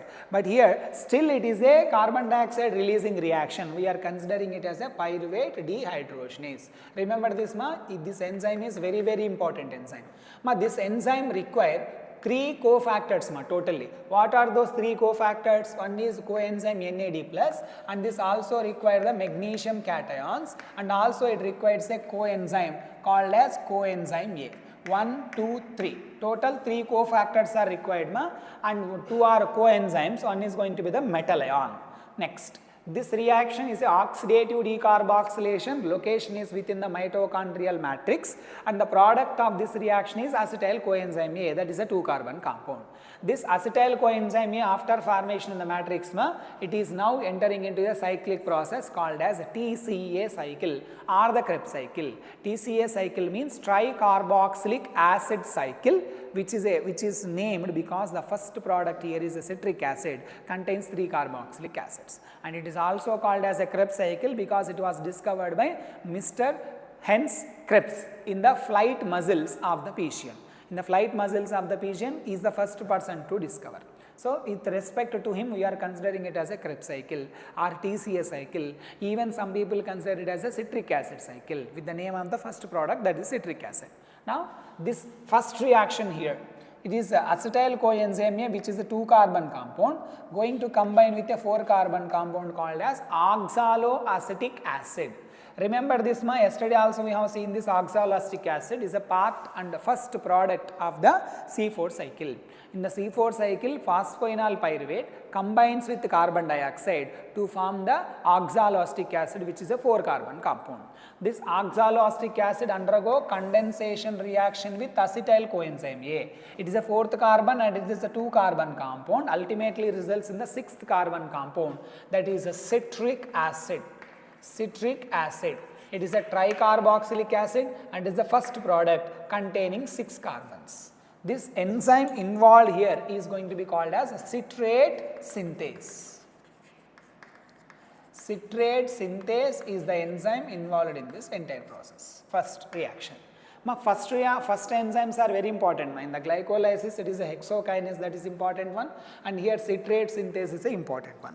Now, this citrate synthase enzyme undergo isomerization with the, what do you say, in the next step, that is a citric acid converted into isocitric acid. Isocitric acid. The enzyme involved here is isomerase. It is also a 6-carbon compound. You are not supposed to observe it in the textbook, it is an extra point. Next, this citric acid undergo same reaction which has already happened above. I mean by oxidative decarboxylation, so that it is releasing the hydrogen, and released hydrogen will be accepted by NAD plus, so that it will become the NADH plus H plus by the removal of carbon dioxide. Now what can we expect? The next product which is going to form in this reaction is a 5-carbon compound, that is alpha ketoglutarate acid. Alpha ketoglutarate acid is formed. So it is a 5-carbon compound. Remember entire Krebs cycle story, the 5-carbon compound is only one compound, that is alpha ketoglutarate acid. 6-carbon compound is a citric acid and also isocitric acid. And the enzyme involved here is a dehydrogenase enzyme which is related to the citric acid. Now, this alpha ketoglutarate acid again undergoes same reaction. I mean by oxidative decarboxylation. Released hydrogens are accepted by NAD plus, so that it will become the NADH plus H plus, and there is a releasing of carbon dioxide. What can we expect? The product going to form here is a 4-carbon compound, that is succinyl coenzyme A. From where this coenzyme A is present, that is available in the matrix. So succinyl coenzyme A is formed, which is a 4-carbon compound. From here onwards, there is no releasing of carbon dioxide because it is a cyclic process, it has to regenerate the 4-carbon compound. And that is the first reason. Second reason, pyruvic acid totally contains 3 carbons. First carbon dioxide released there, second carbon dioxide, third carbon dioxide. Totally 3 carbon dioxides are released. So it indicates that it is a complete breakdown of the pyruvic acid. I told you fermentation is a incomplete breakdown. Aerobic respiration is a complete breakdown procedure. Now, these succinyl coenzyme A undergo SLP. What is SLP? Substrate level phosphorylation. There is a synthesis of ATP directly from the substrate, so that succinyl coenzyme A will become the succinic acid. Some people consider it as a succinate, ATE. According to the chemistry rules, ATE indicates the suffix acid. Succinate or the succinic acid. Alpha ketoglutarate or alpha ketoglutarate acid. Now, this succinyl coenzyme A, which is a 4-carbon compound, converted into succinic acid, which is also a same 4-carbon compound. That indicates that here there is no releasing of carbon dioxide. The reaction here is a phosphorylation reaction. Many students having doubt related to this particular thing. So first GDP, guanosine diphosphate, going to combine with the inorganic phosphate to form a triphosphate, that is going to be called as GTP, guanosine triphosphate. This guanosine triphosphate immediately broken down to release the GDP plus PI. It is simultaneously connected with the synthesis of ATP from the ADP. ADP plus PI will be converted into ATP. So overall, observe GDP plus PI, inorganic phosphate, is converting into GTP by the energy released during this reaction. That GTP is a highly unstable molecule. Immediately it will broken down and form the GDP plus PI, so that it is combined with the synthesis of ATP from the adenosine diphosphate and inorganic phosphate. So this is a substrate level phosphorylation. In the Krebs cycle, there is only one substrate level phosphorylation, that is here. Whereas in the glycolysis, there are two substrate level phosphorylations. One is at the 7th step, one is at the 9th step. That is the thing. Now, these succinic dehydrogenase, the enzyme involved in the succinic acid later converted into the next product, that is going to be called as a fumaric acid. Fumaric acid. So listen, this fumaric acid formation involves, there is FAD is a cofactor, it will become FADH2. FADH2, it is actually FAD plus. So succinic acid is converted into fumaric acid and it is a dehydrogenation reaction or oxidation reaction. So that FAD plus will be converted into FADH2. There is a very important enzyme working here. After the first enzyme name, definitely everyone has to remember this enzyme name. That is called as a succinic dehydrogenase.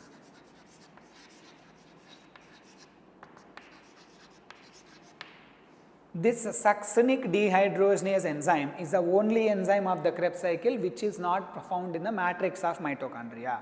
It is found in the inner membrane of the mitochondria. This particular enzyme is available for us in three places. One is a Krebs cycle, another one is ETS, which is going to be discussed, and already first year concept, that is a biomolecules chapter. The concept is about the inhibitors. The competitive inhibitor is an inhibitor that is going to looks like the substrate but degrades the enzyme activity. So there also you can see the example succinic dehydrogenase. Actually the substrate is succinic acid, but there is a compound called malonic acid. That malonic acid looks like succinic acid and bound to the enzyme and degrade the enzyme activity. So that succinic acid ultimately become the fumaric acid by conversion of FAD plus into the FADH2. Now, these fumaric acid later converted into malic acid.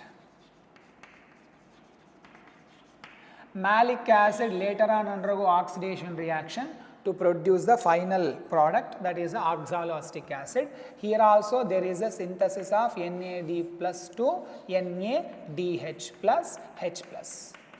So in this entire reaction, there are two places water molecules are utilized. The first place is going to be the first reaction, oxaloacetic acid plus acetyl coenzyme A, and the last reaction, that is the fumaric acid to malic acid.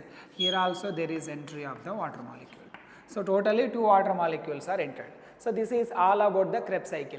If you observe the products of the Krebs cycle products. The products, where should I write? I will write it here. 3 CO2 are released. Along with that, total here 1 NADH, 2, 3 and 4. But within the cycle they are 3. 3 NADH plus H plus for 1 pyruvic acid and 1 FADH2, along with that 1 ATP. So these are all belongs from the 1 pyruvic acid. Whereas 1 glucose, the entire numbers will be doubled. From 1 glucose 6 CO2, 6 NADH, 2 FADH and 2 ATP. That is the thing. So this is all about the Krebs cycle. Location of the Krebs cycle, that is a matrix of mitochondria. And the next step is the electron transport system. Before entering into the electron transport system, some points we have to remember. See, we are saying it is a aerobic respiration. My first question is, where is the presence of oxygen here? Still oxygen is not entered. First question. Second question, we have promised aerobic respiration going to produce large number of ATP. It is a complete breakdown that is going to produce 38 ATP molecule. Still now, here 2, there 2. 4 ATP only synthesized. What about remaining 34 ATP? This is the second question. And third, what is the purpose of NADH and FADH which are synthesized in this glycolysis and Krebs cycle? So to answer all these questions, we have to go through the next concept, that is electron transport system, ETS. This electron transport system also called as oxidative phosphorylation. Oxidative phosphorylation. This is the third kind of phosphorylation we are observing. First phosphorylation we have seen, photophosphorylation occurs within the chloroplast, that too on the thylakoid membrane. Second phosphorylation is a substrate level phosphorylation. The ATP will be synthesized directly from the substrate. Here we are seeing oxidative phosphorylation. The ATP will be synthesized here also by the oxidation of NADH and FADH. The purpose of this ETS to break the NADH and FADH which are produced in glycolysis and Krebs cycle to release the energy and synthesize the ATP. That is the first thing. Second thing, this oxidative phosphorylation location where it is occurring, that is occurring in the inner membrane of mitochondria. Suppose I am drawing it in a rough manner.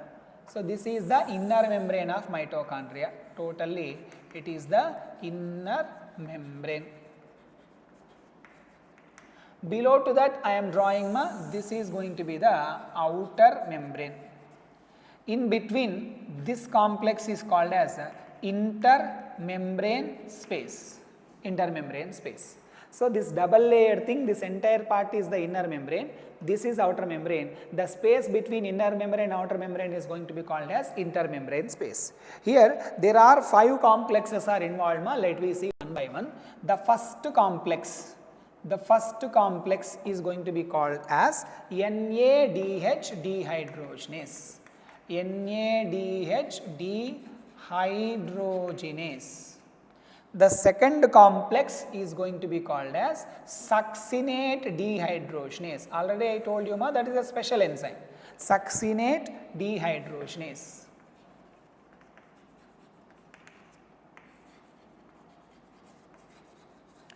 Then the third complex occurs between first and the second, that is going to be called as cytochrome BC1. Cytochrome BC1 complex.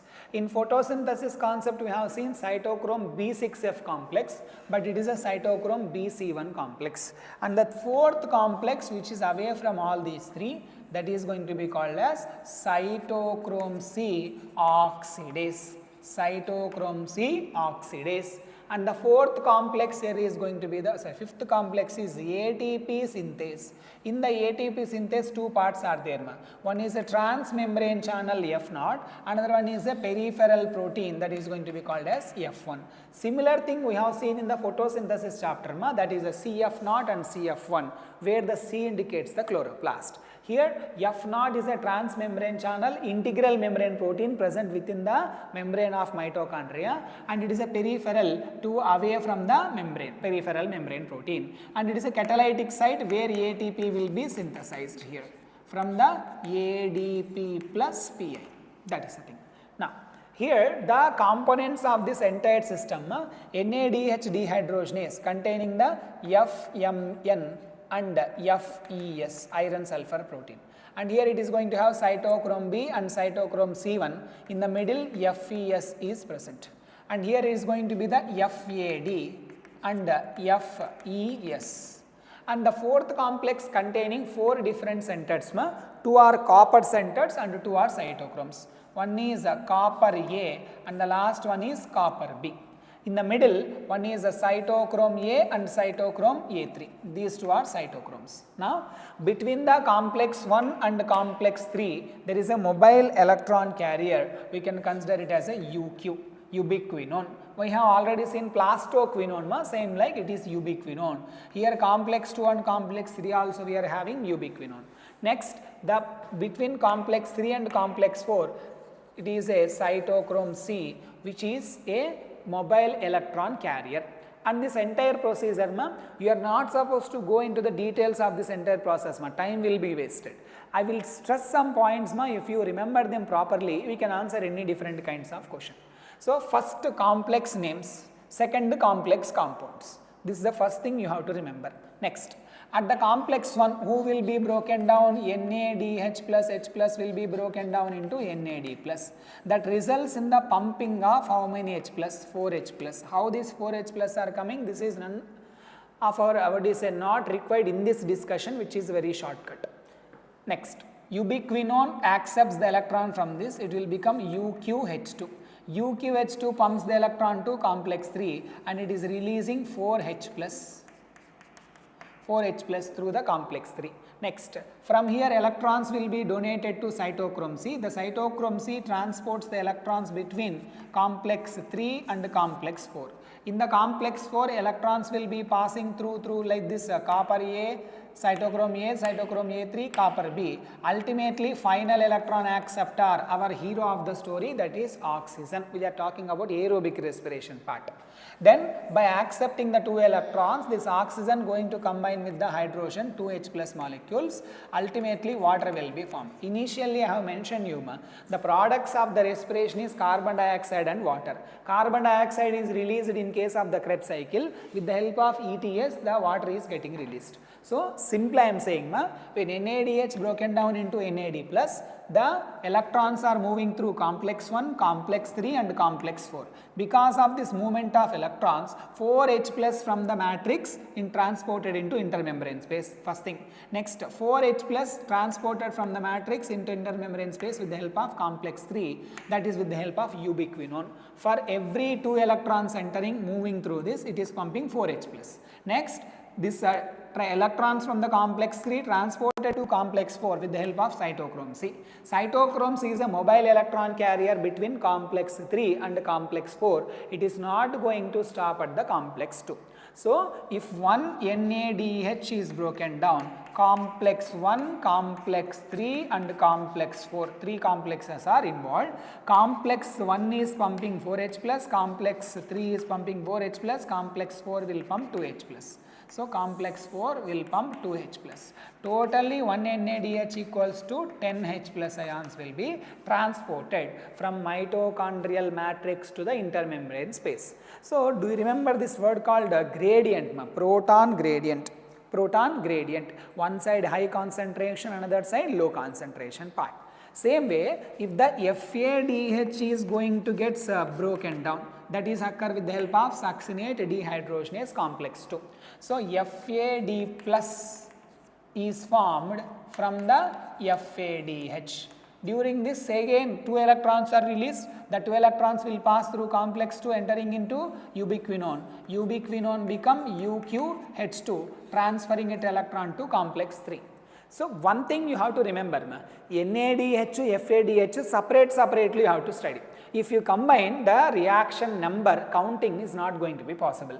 So, already NADH story was completed. Now, freshly you have to look at this story. From the FADH2, it will become FAD plus. So, the 2 electrons are passing through the complex 2 entering into complex 3 with the help of ubiquinone. Ubiquinone, for transferring each 2 electrons, it will pump 4H plus in this way. Sir, this is coming from here. No, this is the story already completed. Now we have to erase this. This is the fresh story. So, UQH2 pumping 4H plus with the help of complex 3 into intermembrane space. So, if FADH2 broken down, first complex to respond is complex 2, not pumping any H plus. It cannot pump the protons. Then second complex involved is complex 3, that is pumping 4H plus as usual, like in the case of NADH. Next, the electrons from the complex 3, same process, it will enter into cytochrome C, entering into the complex 4, ultimately accepted by the oxygen. While they are pumping, here also 2H plus will be transferred, so that with the complex 4, 2H plus will be transferred here. Ultimately, with the help of FADH2 broken down, complex 2, complex 3 and complex 4, pumping 6H plus. So, differentiation, this is an important discussion to have. The complexes involved in NADH and FADH, last 2 are same. NADH will be involved with the complex 1, FADH will be involved with the complex 2. You have to maintain that little bit clarity related to the differentiation. Now, this creates the proton gradient, high concentration in case of intermembrane space and low concentration in case of the mitochondrial matrix. So that to balance this gradient, H plus ions will move back into the matrix. what do you say, compare this with the chemiosmotic hypothesis occurring in the chloroplast. In the chloroplast, the proton gradient is formed between thylakoid membrane, above stroma, below lumen. Low concentration of H plus ions in the stroma, high concentration in the lumen. There is a gradient. From the lumen, H plus ions are moving back into the stroma with the help of ATP synthase enzyme that leads to synthesis of ATP. Same way here also, the H plus ion concentration is high in case of intramembrane space. It is transported back into the matrix with the help of ATP synthase enzyme. So ATP synthase enzyme having two parts, one is F0, another one is F1. F0 is an integral membrane protein present within the membrane. Next, F1 is a peripheral membrane protein present on the surface of the membrane. So active site for the synthesis of ATP is F1. Transport of H plus ions are occurring through the F0. For every 4 H plus ions are transporting from the intermembrane space to mitochondrial matrix, there is a synthesis of 1 ATP. Synthesis of 1 ATP means 4 H plus pumping equals to 1 ATP. This is an important rule you have to keep in mind as per updated NCERT textbook.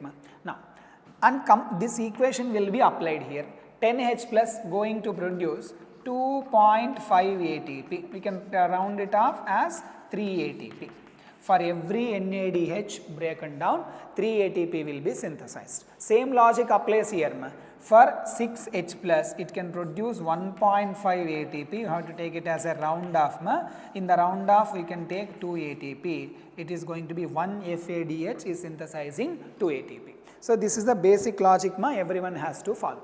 So how many complexes are involved? 5 complexes. Names NADH dehydrogenase, complex 2 is a succinate dehydrogenase, complex 3 is a cytochrome B1 complex, complex 4 is going to be the cytochrome C oxidase, and the fifth one is going to be ATP synthase. So the NADH, FADH both are getting broken down separately. Actually it occurs simultaneously, but for our understanding we are reading it separately. NADH broken down, 3 complexes involved, 1, 3, 4. FADH broken down, 2, 3, 4 are involved, and majorly 3 ATP will be synthesized from NADH, only 2 ATP will be synthesized from FADH. Ultimately, who is the final electron acceptor in the process? That is going to be the oxygen. We are talking about aerobic respiration. The role of oxygen, textbook statement, the role of oxygen is very limited to terminal step, final step. There is a 2 statements, one is there in the middle of this particular concept, one is there in the summary hidden. So, first point, final electron acceptor is oxygen. This point is there in summary. Second, final hydrogen acceptor is also oxygen. So, oxygen is a final electron and also hydrogen acceptor in the entire procedure. 1 NADH will produce 3 ATP, 1 FADH will produce 2 ATP. There will end here. So, totally glycolysis, Krebs cycle and electron transport system we have covered. Yesterday, we have seen the photosynthesis, that is photophosphorylation concept. This is the oxidative phosphorylation. In photophosphorylation concept, synthesis of ATP by the light reactions. Whereas here, the synthesis of ATP by the oxidation of NADH and FADH part. Both are results in the synthesis of ATP, but the source of energy is different. They are light, here oxidation process. Tomorrow we will see the balance sheet related to the entire process. We will end up here. Thank you.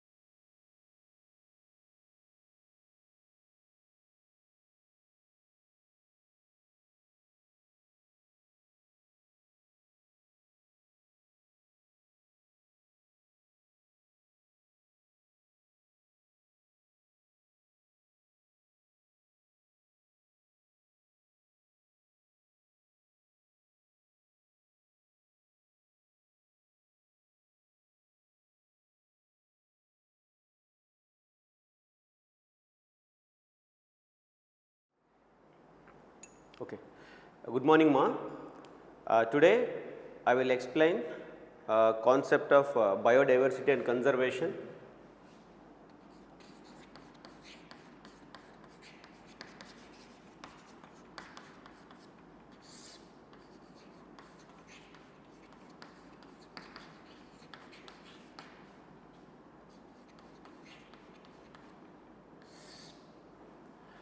Biodiversity and conservation. So, in this chapter about patterns of biodiversity.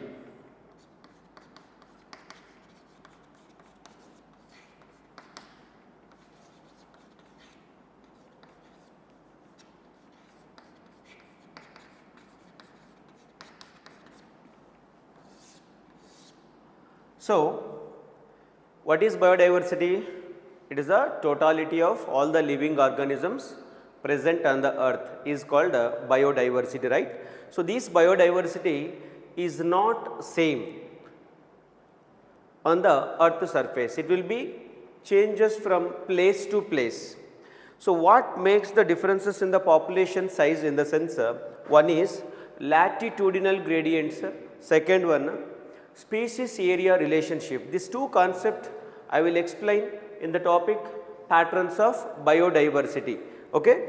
The first one is latitudinal gradients.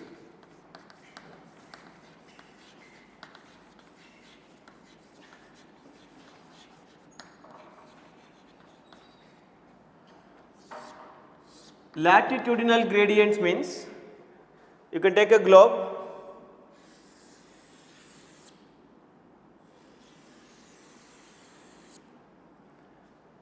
and this is equator.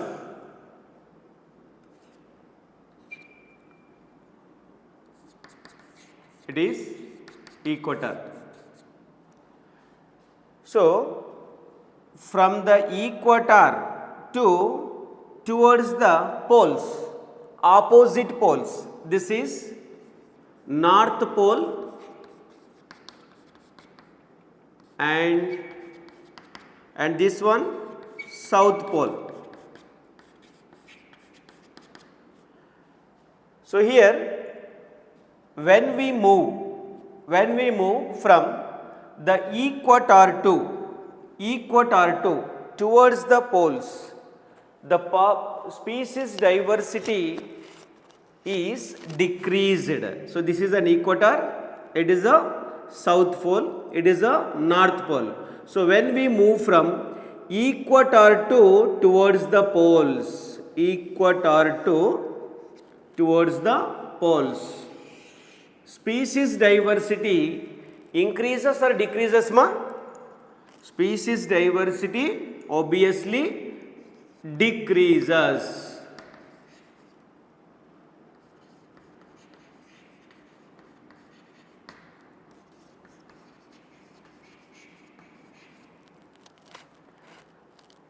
So, when we move from equator towards the poles, from equator to north pole, from equator to south pole, the species diversity, nothing but number of species will be decreases.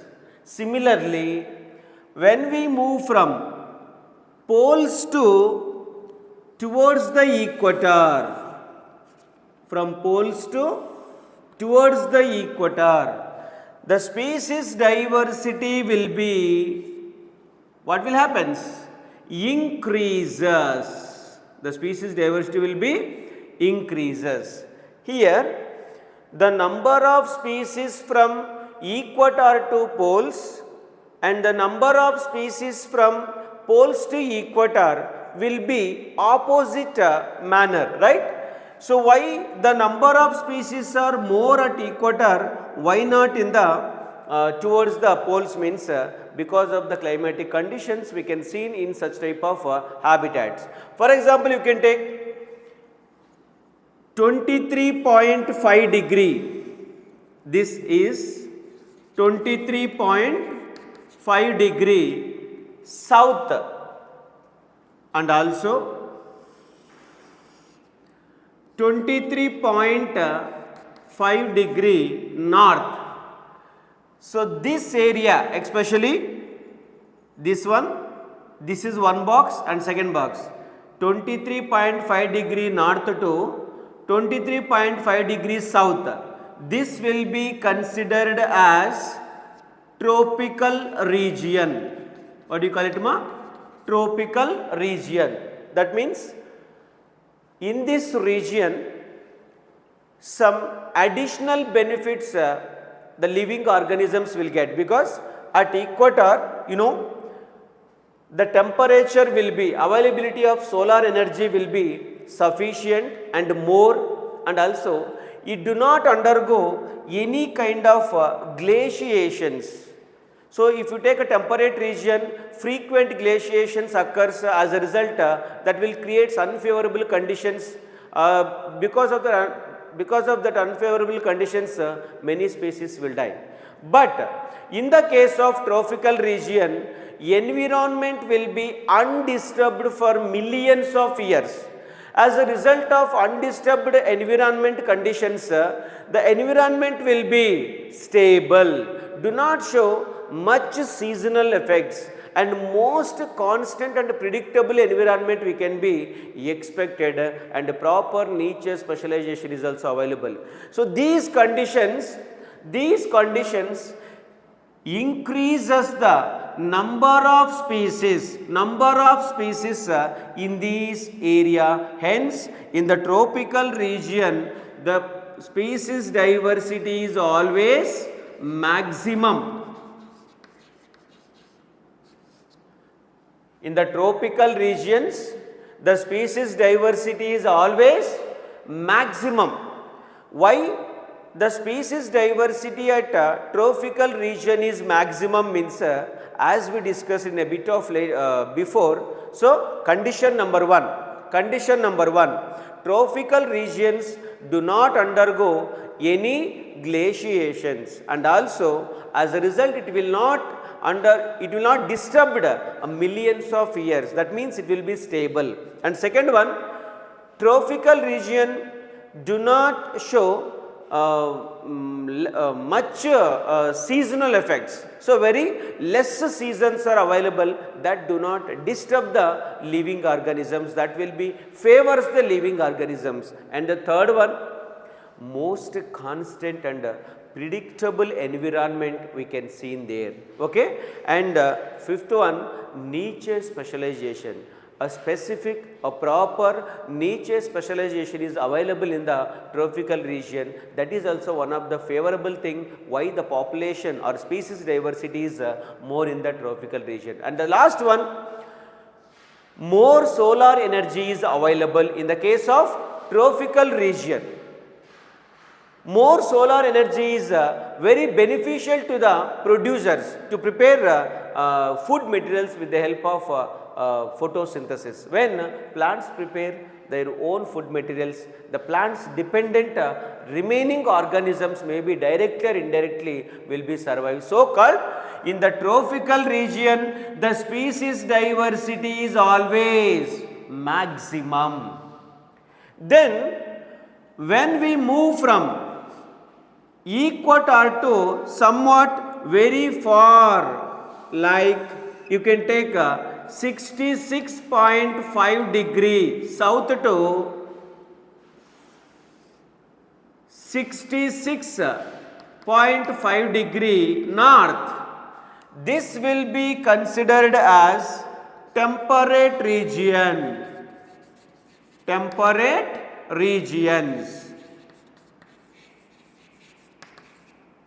Here in the temperate regions we cannot get same type of climatic conditions whatever we can see in the tropical regions, that is present between the 23.5 degree north to 23.5 degree south. What is the exact location of tropical region or tropics means 23.5 degree north to 23.5 degree south. So this area exactly will considered as a tropical region. In the tropical region more beneficial conditions or favorable conditions are available. Because of that, the species diversity is always maximum in the tropical region. Tropical region present between which latitudes? 23.5 degrees south to 23.5 degree north. Second one. And temperate region is located 23.5 degrees south to 66.5 degrees south, this area, this box, and also here also same. These two regions are called temperate regions. In the temperate regions, it will undergoes frequent glaciations in the past that will be disturb the environmental conditions. So many organisms will be killed. As a result, species diversity will be decreases, and also more seasonal effects we can expect in the temperate region, and also environment will be, we can't predict. So unstable environment we can see it. So these conditions will decreases the species diversity. So I'll write here the temperate regions. In the temperate regions, species diversity is moderate. That means not very high and not very low, a medium, a moderate species diversity we can see in the temperate region. And the last one, this is called Arctic. Arctic region.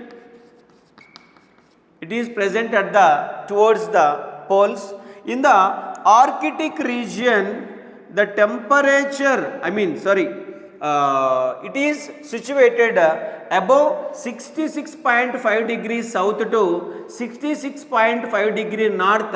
Above we can see Arctic region. In the case of Arctic region, the species diversity is very, very less, or we can say minimum.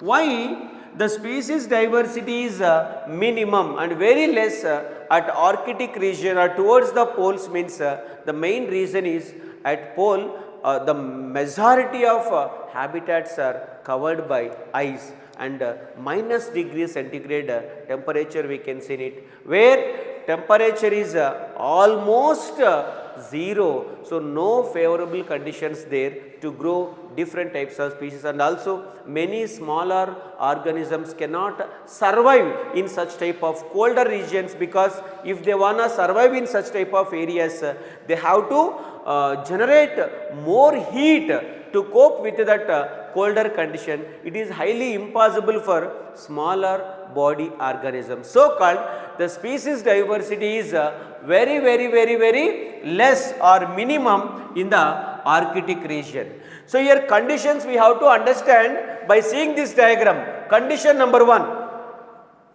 So when we move from condition number 1, when we move from equator towards poles, what will be the species diversity? Species diversity from equator to poles, what happens decreases. Condition number 2, when we move from poles to equator, what is species diversity? Will be increases. Condition number 3, equator present at low latitudes, high latitudes. See here, equator present at low latitudes, high latitudes. That means it is located in the low latitudes. So at low latitudes to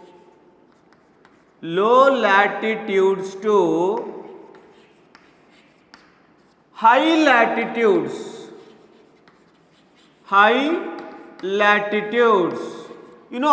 species diversity will be, what will happen?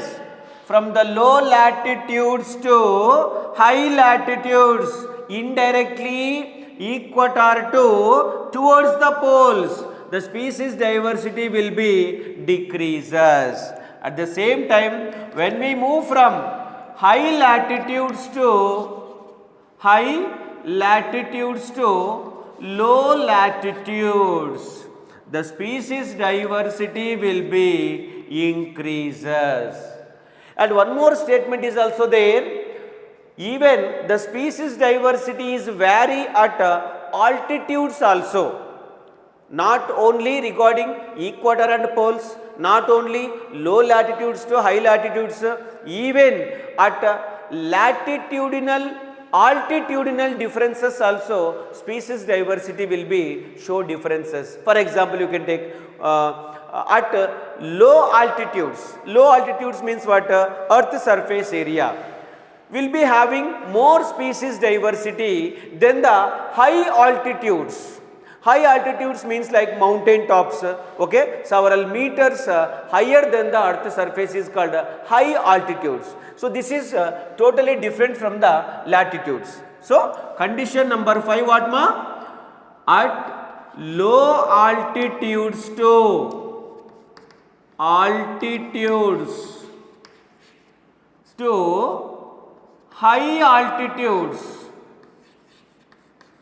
high altitudes, species diversity ಏನಾಗುತ್ತರ? Species diversity will be decreases. ಅಂದ್ರೆ number of species earth surface ಅಲ್ಲಿ ಜಾಸ್ತಿ ಇರುತ್ತಾ ಅಥವಾ mountain tops ಮೇಲೆ ಜಾಸ್ತಿ ಇರುತ್ತೆ ಅಂದ್ರೆ earth surface ಮೇಲೆನೆ ನಂಬರ್ ಆಫ್ ಸ್ಪೀಸೀಸ್ ಜಾಸ್ತಿ ಇರುತ್ತೆ, ಅದನ್ನೇ ಲೋ ಆಲ್ಟಿಟ್ಯೂಡ್ಸ್ ಅಂತ ಕರೀತಾರೆ. So at low altitudes more number of species are present, at high altitudes less number of species are present.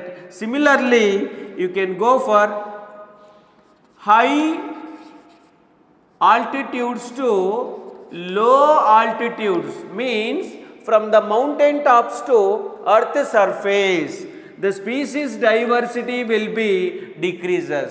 Don't get confused, dear students, go through this clarification, okay. So when we move from equator to poles, that means in equator the population number of species or species diversity will be always more. And when we started our journey from equator to towards poles, latitudinal ranges increases or decreases ma?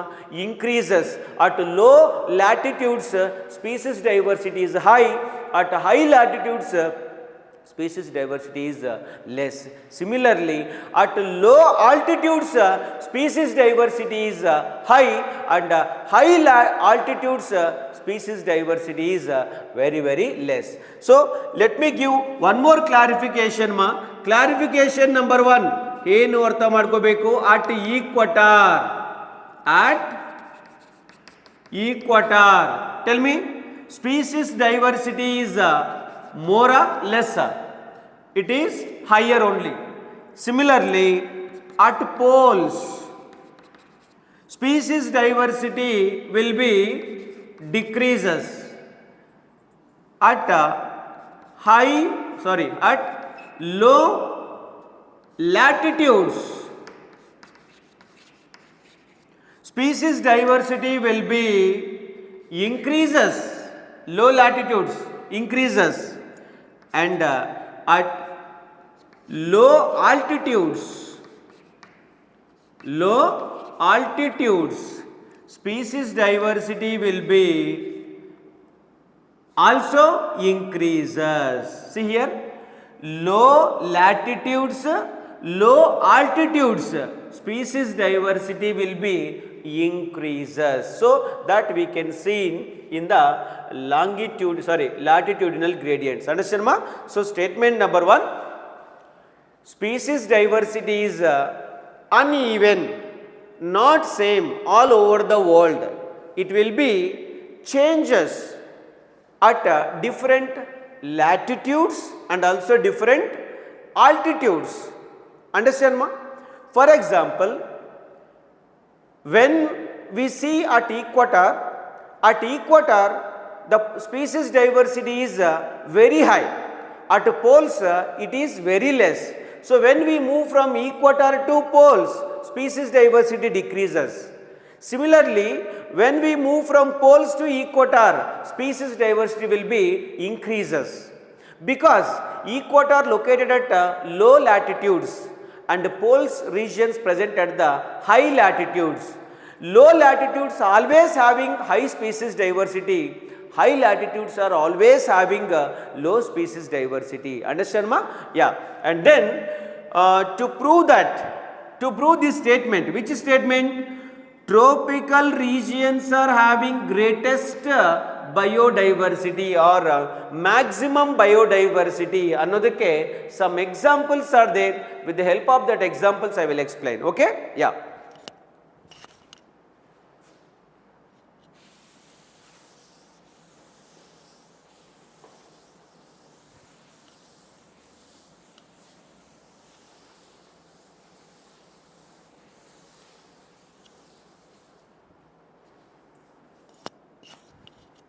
So, here that the tropical region which is present at between 23.5 degrees south to 23.5 degree north, which is having high species diversity than the temperate region and polar regions. Is it right, ma? So, to prove this statement, example number 1. You can take Ecuador or you can take Colombia.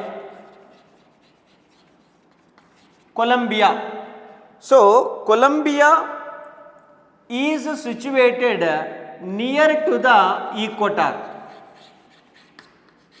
Colombia is located where ma? Near to the equator.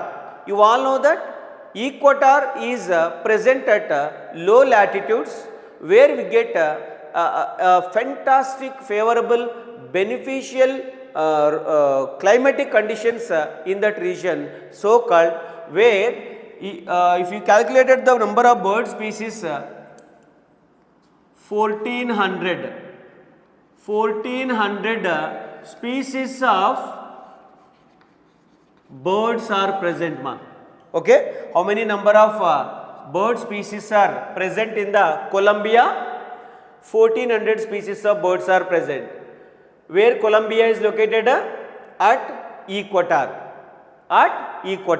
Then, if we move from Colombia to another country, that is India.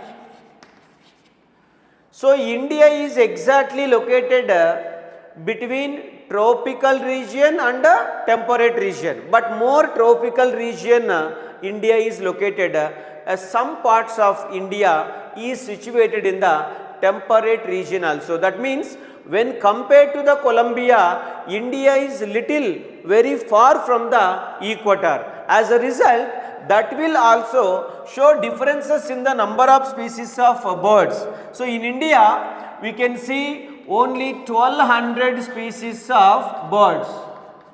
That means when compared to the Colombia, how many number of species of birds are decreased, ma? 200 species of birds will be decreased. Reason, some parts of India is situated in the temperate region. That means they do not get complete favorable environment or benefits what we discussed before. As a result, species diversity is somewhat decreases. Andre bird population illi compare madide illi kadime ide. Yakandre Colombia equator hatra irodrinda more favorable beneficial conditions ide, adu survive agokke ಒಂದು ಅವಕಾಶ ಸಿಗುತ್ತೆ. But in the case of in India, because of less supportive environment when compared to the Colombia, as a result bird species diversity is decreased. Then when we move from somewhat very far from the equator, that is called New York. New York is exactly located at 41 degree north. So, in the previous diagram I shown you, between 23.5 degree south and north to 66.5 degree south and north, that area is called temperate region. So where exactly 41 degree north locations alli, especially andre this is the north pole, right? So 41 degree north conditions, this New York is located. That means it is completely situated in the temperate region. No tropical environmental conditions we can seen in the New York City. So called, in the New York City, number of bird species just 105 species. Just 105.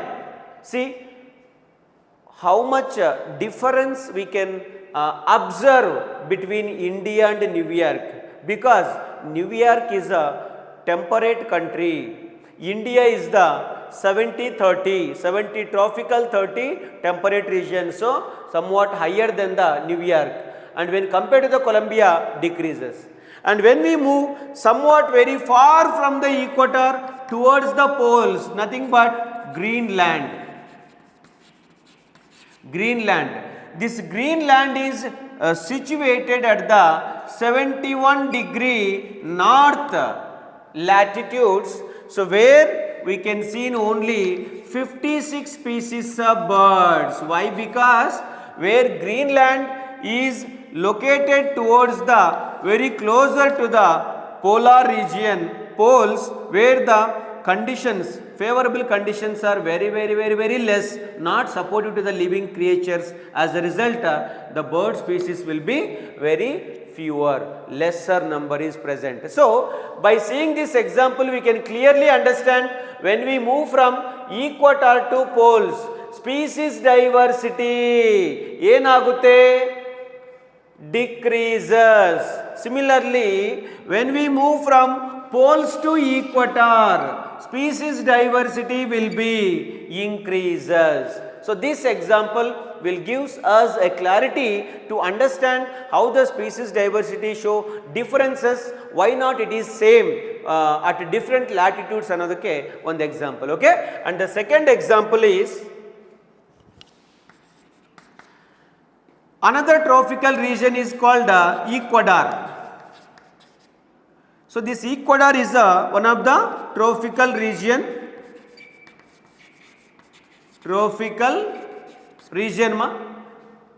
Ecuador is a tropical region country, place. So another region, temperate region, is called Midwest of USA. Midwest of USA. Where it is located? So Midwest of USA located at temperate region.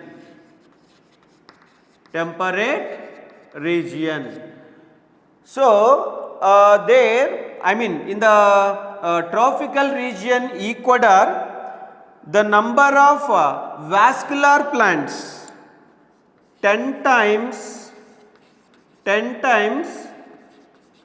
more vascular plants are 10 times more vascular plants are present when compared to the temperate region. In the temperate region, less vascular plants are present. What will be the differences? Why the number of vascular plants are more in the Ecuador and very few vascular plants are present in the Midwest of USA? Andre, because of the region, the latitudes, because Ecuador is present at the tropical region where we have additional benefits, right? So because of that, more species will be survived. Here a very less number of species are survived. And the third example is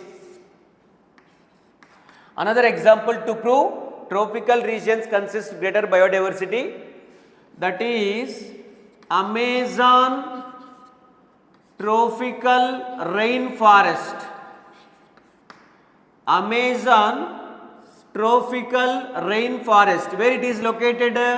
It is located in South America.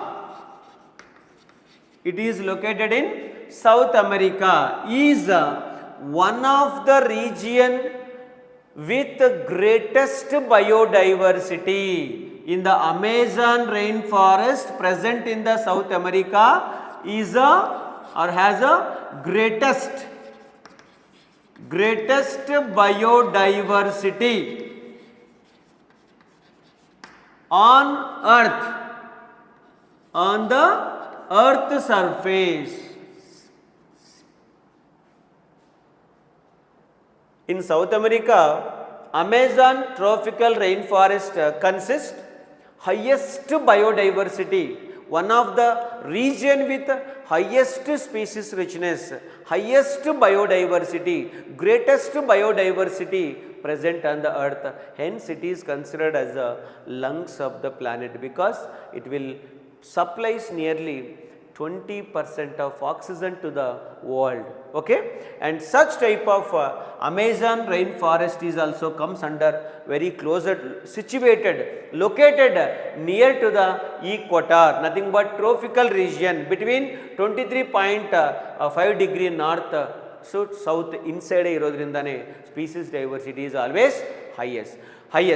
To prove this statement, what type of species diversity present in the Amazon rainforest we'll see now. Okay, to remember those population species diversity, we need to follow one code word, that is called I planned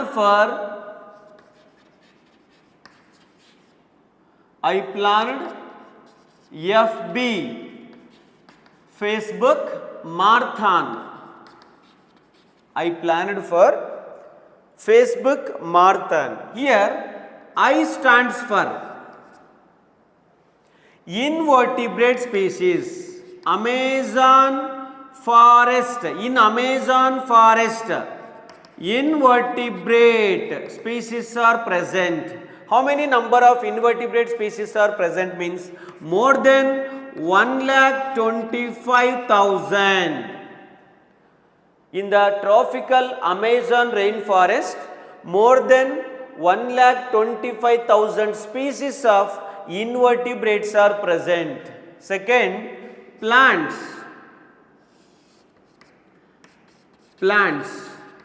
In the tropical Amazon rainforest consist more than 40,000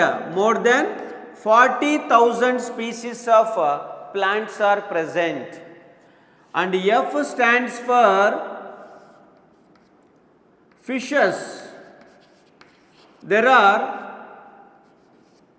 3,000 species of fishes present in the Amazon rainforest. And B means birds. Nearly 1,300 species of birds also present in the Amazon rainforest. And M stands for mammals. So how many number of species of mammals present in the Amazon rainforest means 427. And A stands for amphibians. Number of amphibian species in Amazon rainforest also 427. Okay, and the last one R stands for reptiles. So the total number of reptilian or reptile species in the Amazon rainforest 378 species of reptiles are present. Dear students, all these numbers just in Amazon rainforest only, not on the earth surface. Okay, in one single Amazon rainforest these many variety of species are present.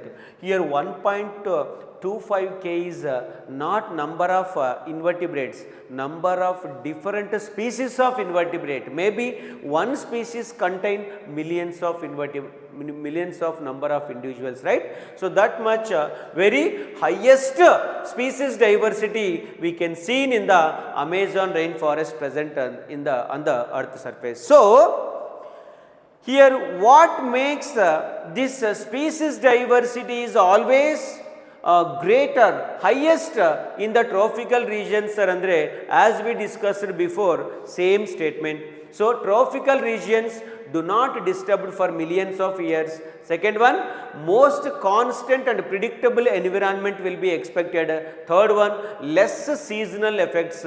Fourth one, niche specialization. Fifth one, high solar energy is available. Dear students, nearly 2 million species of insects yet to be discovered, trying to discovered. Okay, so this is the latitudinal gradients. Andre in the patterns of biodiversity alli two defines are there. Number one, latitudinal gradients is completed, and second one, species area relationship.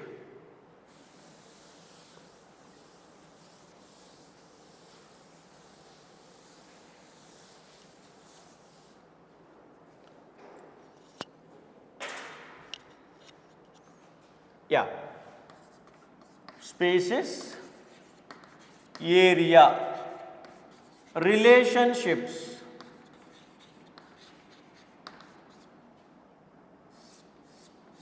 Okay, it is also will explains about species diversity.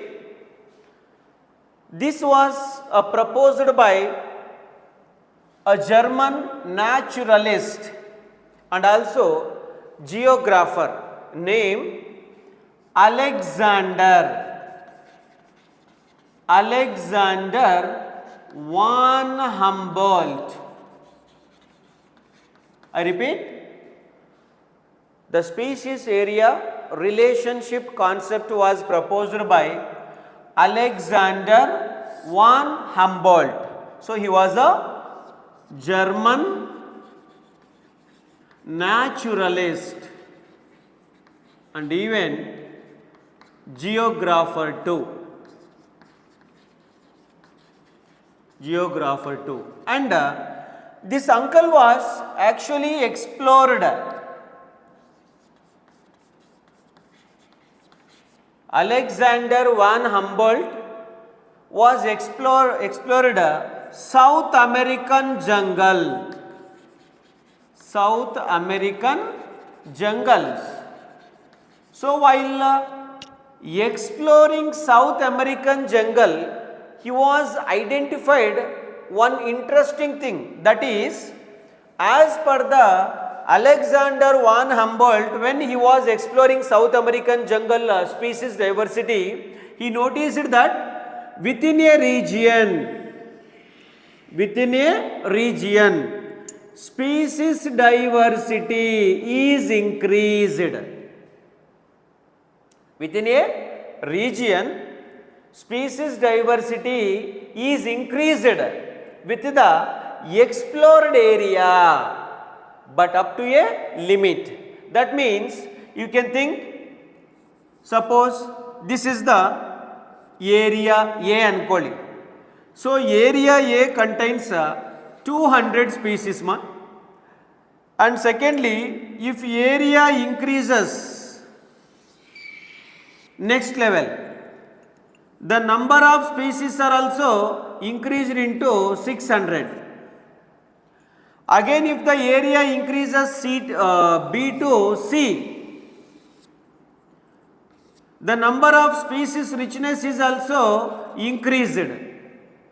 But up to a limit, if the area increased into D, then the species diversity is 800 only. So that means Alexander von Humboldt uncle explaining that within a region species diversity is increases as an explored area. If area increases A to B, species diversity also increases. B to C, species richness is also increases. C to D, so called initially as the area is increases, species diversity also increases, but up to a limit. After limitations, if area is increased further, species richness is do not increases. ಯಾಕಂದರೆ ಈ area D ಯಲ್ಲಿ ಇರೋ species ಎಲ್ಲ already A B C ಯಲ್ಲೇ cover ಆಗಿರುತ್ತೆ. ಅದಕ್ಕೆ ಇನ್ನು ಅದಾದಮೇಲೆ ಒಂದು ರೇಂಜ್ ಆದಮೇಲೆ ಎಷ್ಟು ಏರಿಯಾ ನಾವು ಕವರ್ ಮಾಡಿದ್ರೂ ಆ ಏರಿಯಾದಲ್ಲೂ ನಾವು ಆಲ್ರೆಡಿ ಕವರ್ ಮಾಡಿರೋ ಏರಿಯಾದಲ್ಲಿರೋ ಸ್ಪೀಸೀಸೇ ಅಲ್ಲೂ ಸಿಗುತ್ತೆ, ಬೇರೆ ನ್ಯೂ ಸ್ಪೀಸೀಸ್ ಸಿಗೋಕ್ಕಾಗಲ್ಲ ಅಂತ ಅವ್ರು ಎಕ್ಸ್ಪ್ಲೇನ್ ಮಾಡಿದ್ದಾರೆ. Okay, this is the pattern he was identified in the south American jungle. So in the south American jungle after a proper experimentation he proved that within a region illandre if area is increased the species richness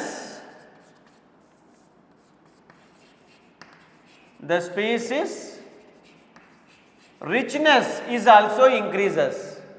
If area is decreased the species richness is also decreased. You understand, ma?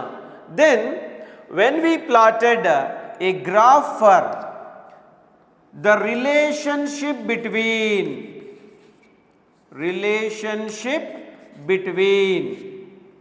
species richness and area, I repeat, when we plotted a graph for relationship between species richness means how many number of species of organisms are there and area. So area mattu how many number of species ide anta graph na conduct madidre for wide variety of taxa. What type of taxa? You can take an angiospermic plants ಗೆ ನಾವು graph construct ಮಾಡಿದ್ರು ಅಥವಾ fresh water fishes, either birds, bats. Okay, for these type of taxonomic groups when we plotted a graph, for example I will take bird population in a area species richness in a particular area. The bird population will be, if area increases 5 hectares, bird population also will increases like this. 20 hectares increases, 30 increases, area further increases, and also species diversity increases. So increases, but up to a limit, because this is the limitation. After limitation, the species richness will be stable. So this is called rectangular hyperbola. I repeat, ma, the relationship between species richness and the area for wide variety of taxa, we obtained what shape of curve means rectangular hyperbola. So what is the shape of the curve? We obtained when we plotted a graph for the relationship between species richness and area means rectangular hyperbola. So what type of taxonomic groups will give rectangular hyperbola means for example you can take angiospermic plants and also freshwater fishes and also birds, bats, etc. So organisms will give rectangular hyperbola. Then the same relationships on the logarithm scales.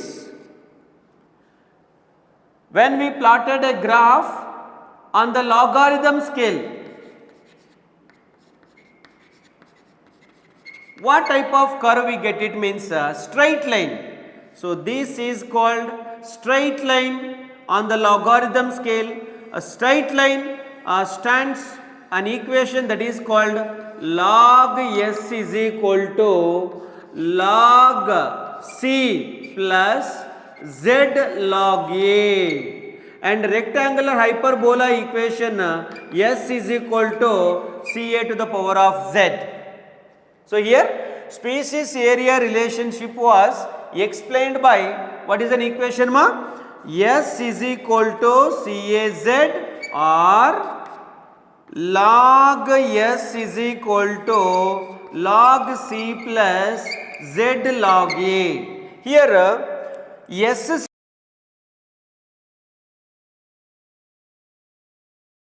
for area, Z stands for slope of the line, slope of the line, and C stands for y-interceptor, y-interceptor. Dear students, here Z stands for slope of the line, I said, right? So this is called a slope of the line. If within a area, if species richness is more, the slope of the line will be much steeper. For example, in this area bird population is 400, we got this type of slope of the line. Suppose if we got within the same area 1000 birds, then the slope of the line will be much steeper. Andre ಒಂದು area ಒಳಗಡೆ species richness ಜಾಸ್ತಿ ಇದ್ದರೆ slope of the line much steeper ಆಗುತ್ತೆ, ಕಡಿಮೆ ಇದ್ದರೆ ಈ ಥರ less ಸ್ಟೀಪರ್ ಆಗೋಕ್ಕೆ ಚಾನ್ಸ್ ಇರುತ್ತೆ. Okay, if within a area species richness is more, the slope of the line will be much steeper, otherwise less steeper. So the value of z line will be different for different regions. For example, you can take the z value for smaller areas, small areas. Nodi, ಇಲ್ಲಿ area ತುಂಬ ಚಿಕ್ಕದು. You can take one state, any state or some restricted area, geographical area ಅಂದ್ಕೊಳ್ಳಿ. Okay, small area ಅಂದರೆ how can you define? For example, a plants in Britain, how many number of species of plants in a Britain? Or molluscus in New York City, how many number of molluscus species present in the New York City? Birds in California, how many number of species of birds in California? Very less number, because area is very very small. Within a small region, the z value will be very very less, that is ranges from 0.1 to 0.2. What is the value of z line for smaller areas like plants in Britain or birds in California or molluscus in New York State? So all this will comes under smaller area. ಅಲ್ಲಿ range ಎಷ್ಟಿರುತ್ತೆ z line, z value ಅಂದರೆ just 0.1 to 0.2. ಯಾಕಂದರೆ ಏರಿಯಾ ಚಿಕ್ಕದು, species richness also very less ಅಂತ indicate ಮಾಡುತ್ತೆ. Second, the value of R the z value for larger areas. Larger area, you can take an entire country. Larger area means entire country, alla continent. Yeah, so when we considered an entire continent, this is huge area, right? So if area is increases, species richness what happens ma? Also will increases. So that will ranges between 0.6 to 1.2. So what will be the z value for larger area like entire country, continent? If a continent contain some x number of species diversity hegide andre, that may be ranges between 0.6 to 1.2. And value of z for some specific species of like frugivorous birds. What are frugivorous birds ma? Fruit eating birds, frugivorous birds, and also mammals,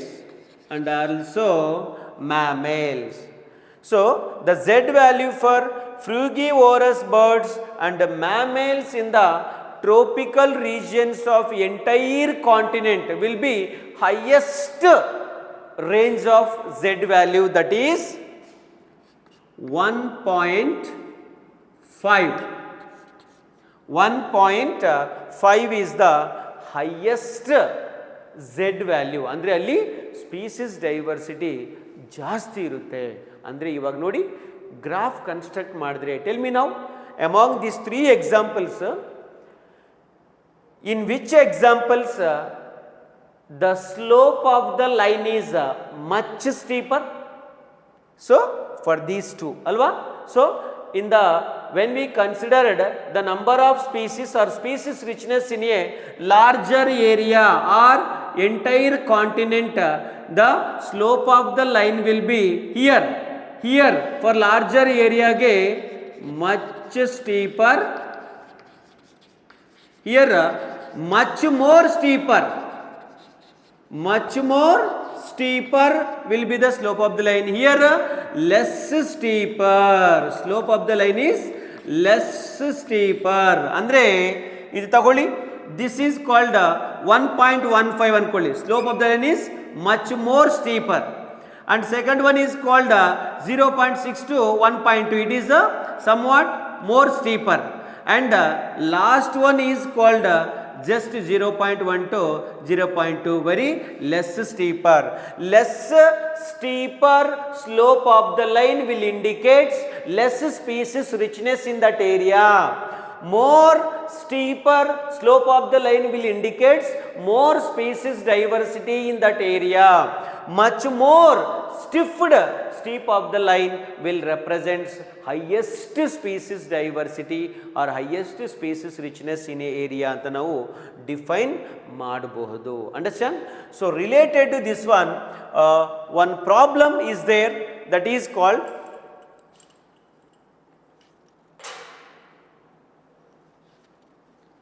question, if log A is equal to 4, Z is equal to 0.3 and log C is equal to 0.8, find out the value of log S anta kelta idare. So what is the equation we use for calculate the species area relationship ma? This is the equation alva, yaudu? Log S is equal to log C plus Z log A. So ಇಲ್ಲಿ ಏನು ಕೊಟ್ಟಿದ್ದಾರೆ? log A given 4, Z given 0.3, log C will be 0.8. So ಇದರ ಪ್ರಕಾರ ತಗೊಂಡ್ರೆ substitute the value, log S is equal to log C, how much? Log C 0.8 plus, and Z value how much? 0.3 into log A value how much? 4. So is equal to 0.8 plus 1.2. Clear ma? So is equal to how much? 2.1 is the answer for this one. Okay, so 20 aste. Yeah, so this is an answer to calculate, kind of a simple basic numericals you may get regarding this equation. This is about species area relationship ma.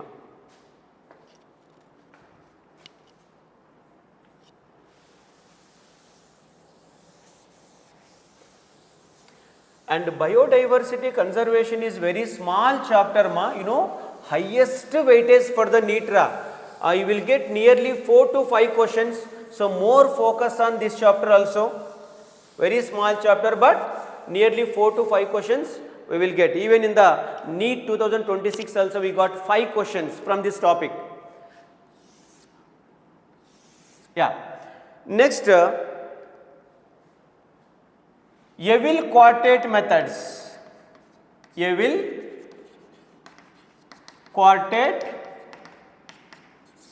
methods. Here Yeville quartet methods means causes of loss of biodiversity. 4 causes for loss of biodiversity. I mean, loss of biodiversity means extinction of species will be takes place. Among them, first one is habitat loss and fragmentation. Second one, over exploitation. Over exploitation. Third one, invasion of alien species. Fourth one, co-extinction. Dear students, first one, habitat loss and fragmentation. Here, habitat loss fragmentation is the important factor among four are main cause for the causes of loss of biodiversity. These four are the causes of loss of biodiversity, but among these four, habitat loss and fragmentation is the highest and more important causes of loss of biodiversity. That means more number of species are lost, extinction takes place by this process only. Then what is this habitat loss and fragmentation, sir Andre? So very simple, when large habitats, this is a large habitat, a big forest, but human beings because of agriculture purpose, because of industrial purpose, because of some other regions, they will occupy the forest region and they will cut and clear the many plants, etc. As a result, majority of species of birds and animals and mammals and other species lost their home. When larger habitats break down into smaller fragments.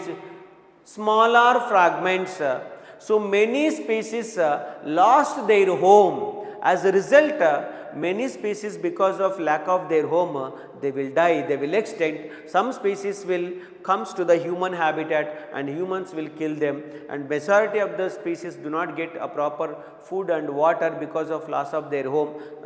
They comes and interact with the human population. Because of human population, many birds, especially you can take, if human beings are there, water is available, they will not come and drink that water, right? So they will die.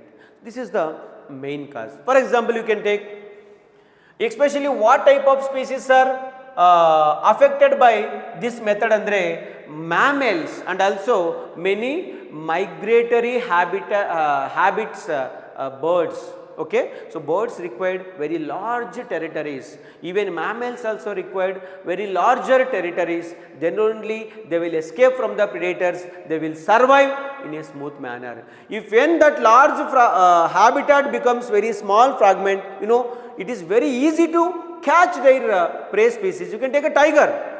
In a big forest, it is very difficult task to catch the deer, but in a small forest, it is very easy to find out them and kill them. As a result, extinction of species will be takes place. Okay, and birds also cannot migrate when the habitat is very less. Okay, and more important note regarding this one is, once upon a time in the world, more than 14% of tropical rainforests are available, but now that is reduced into less than 6%.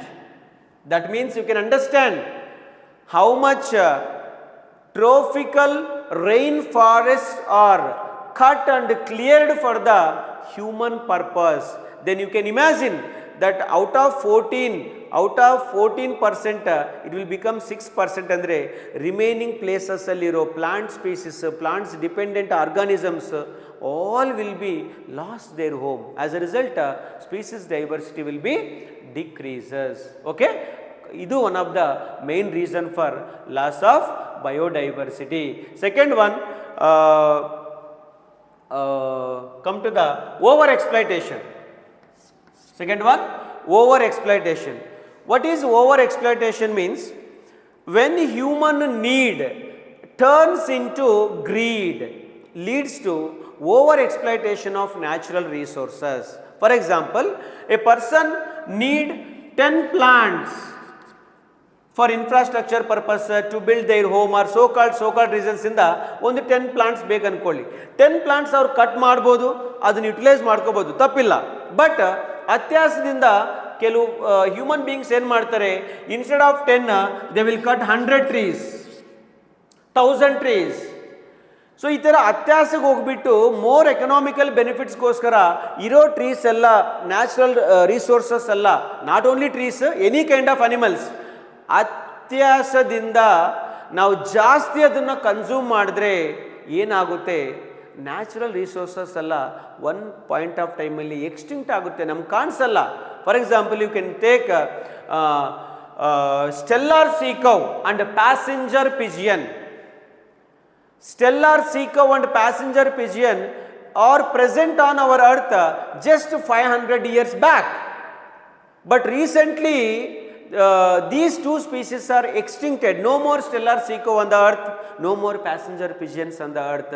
So these two species are extincted because of over exploitation of human beings only. And next example, many marine fishes populations are extincted because of over harvesting from the seas and oceans and lakes.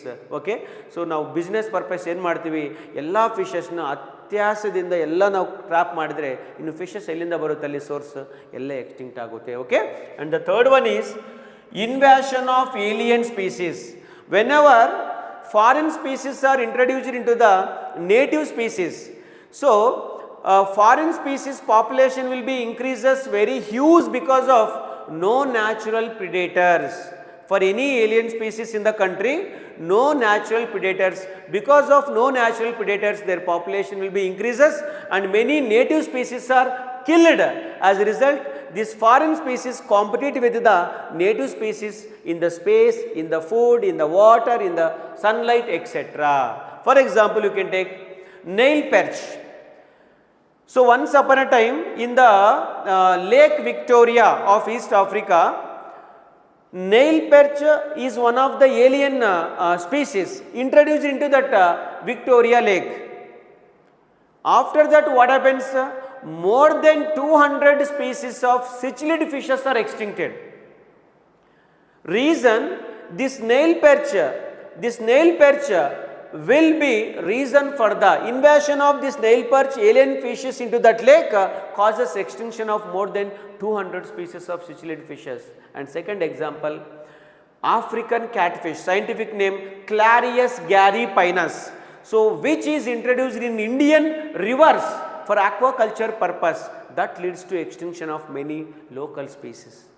And third one, some weed plants like Parthenium, also called carrot grass, Eichhornia, also called as terror of Bengal, and Pistia we call it, and also these kind of lantana, these kind of plants also alien species which are introduced in India.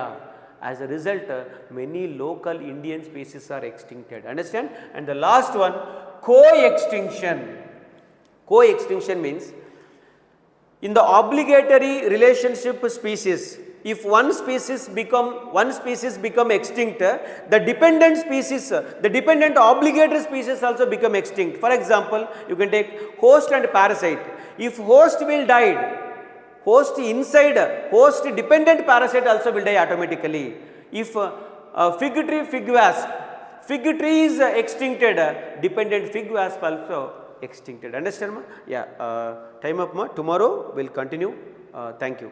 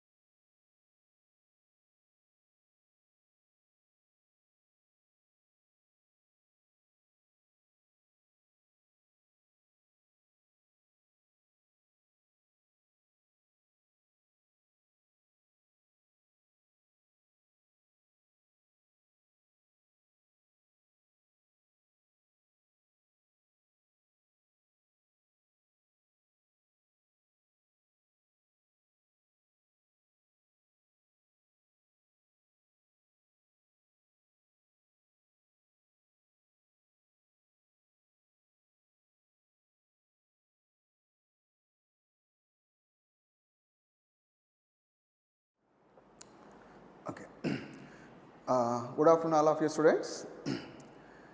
Previous class rotatory motion is completed. Today topic gravitation.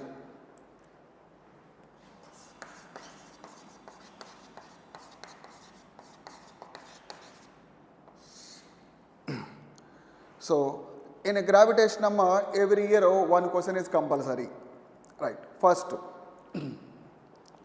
now listen. First explain the some important points after discuss the some models. Two masses m1 and m2. m1 and m2 are the two masses are separated by a distance r. The gravitational force, now the two bodies are attracted by the gravitational force. So what is the force between the two bodies? That force is equal to G into m1 m2 by r square. That force F is equal to G into m1 m2 by r square. Now listen, this body this can be attracting by the some force F1. This body this force can be attracted by the another force F2. What is the relation between them? That force F1, the force acting on the second body is equal to this body is attracting on the first one also same. F1 is equal to F2. Very important point that question is the previous year question. So this body, this can be attracted by a force F2. This body can be attracted by a force F1. What is the relation between them? F1 is equal to F2. So one of the important point. Okay, now another point. Now the relation between, now another one, just another point is intensity of gravitational field. First only you can remind the some formulas.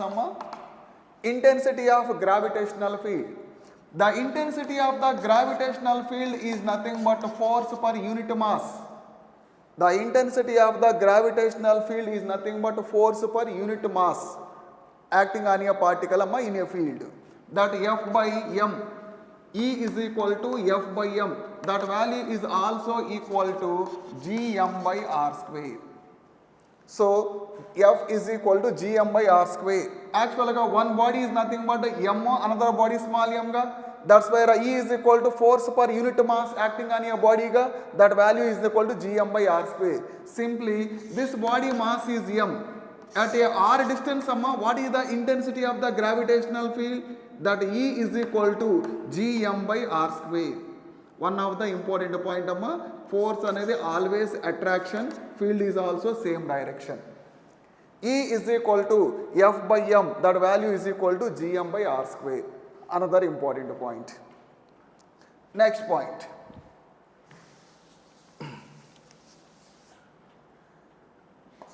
So these are the two masses, m1, this value is m2, but m2 value is greater than m1, are separated by a distance r.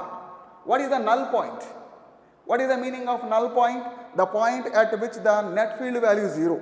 That is known as null point. So this is the smaller mass, this is the, let us assume that is the point. How much distance here? X. This value is nothing but r minus x. This value x, this value r minus x. This mass in this point, what is the field direction? Like this one, already we know that field and force both are acting on the same direction, like this one E1. This mass in this point field is like E2. At this point both E1 and E2 are in opposite direction. In case of they are equal, what happens? Net field value 0, right? If E1 is equal to E2. What is the value of Em? Gm by r square kada. G, m here m1 by x square.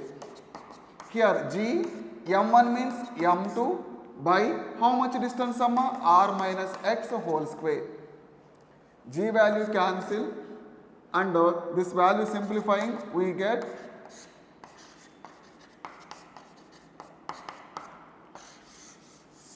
now the value of x is equal to r by root of m2 by m1 plus 1.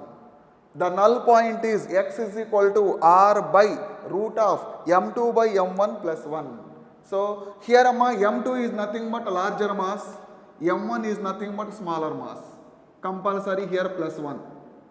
Compulsory here plus 1. This is the null point. So the distance of the null point can be taken from the smaller mass or larger mass.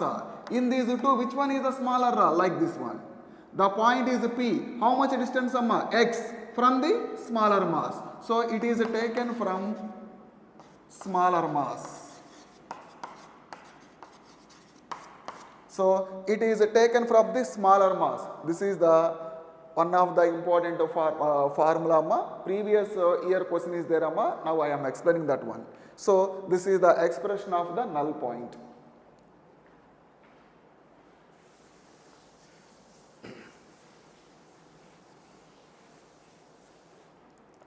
Next point. Now listen, another important point, field, gravitational field. Gravitational field due to solid sphere. Gravitational field due to solid sphere. Now listen carefully. This is the solid sphere of mass m and the radius is capital R. Now I am taking the three different points like P1, this one P2, like this one P3. At three different points, what is the intensity of the gravitational field? Now listen, actually they having the lengthy derivation part is there, just I can remind the formulas. At the point 1,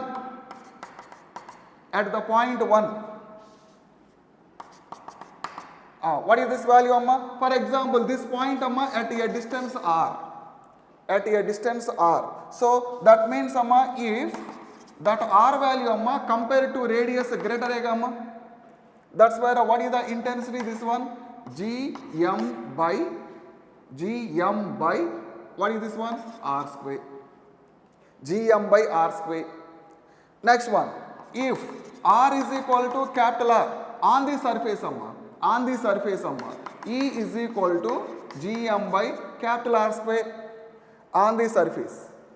Right.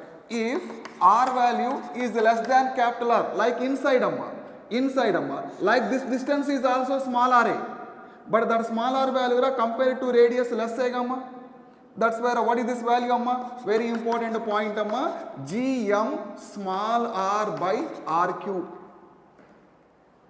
Gm small r by r cube, very important formula, already previous year question also. So these all are the important points, by the gravitational field at three different points: outside, on the surface, and inside.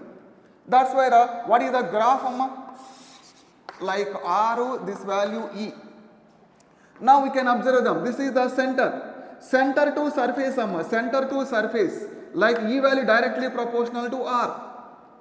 Inside and like this one, E value directly proportional to R, inside up to surface, like this is the 0 center up to R, directly proportional to outside. Outside is nothing but E is inversely proportional to R square. Now this is the rectangular hyperbola. Here inside directly proportional to, outside inversely proportional to. This is the important graph, one or two times is the given on the previous NEET question.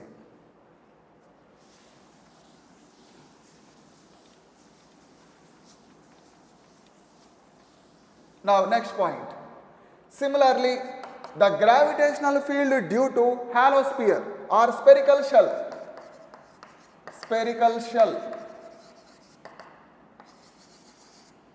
The gravitational field due to the spherical shell at different points.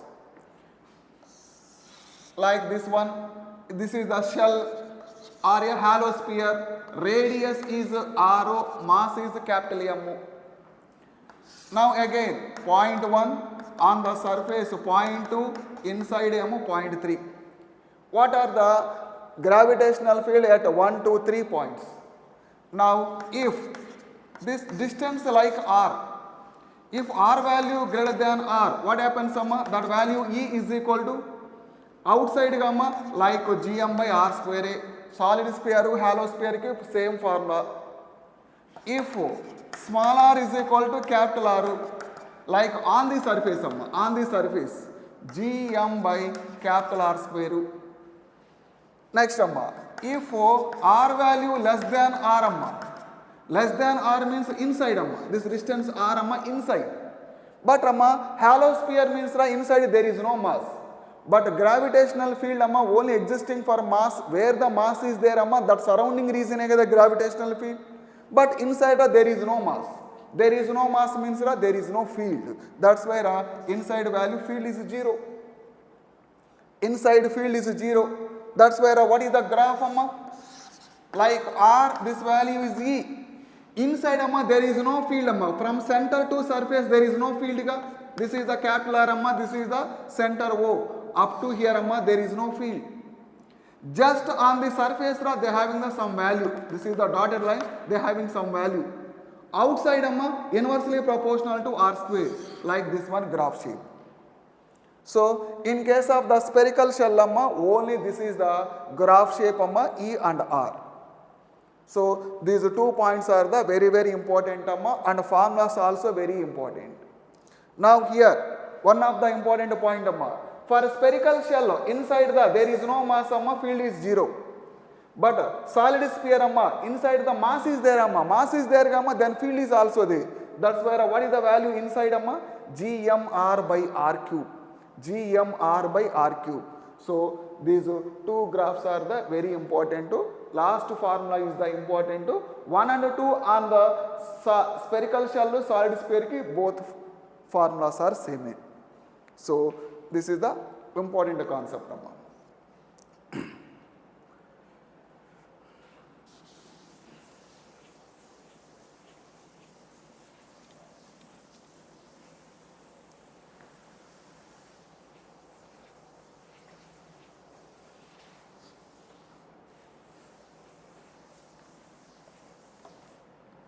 So one of the previous question, now listen carefully.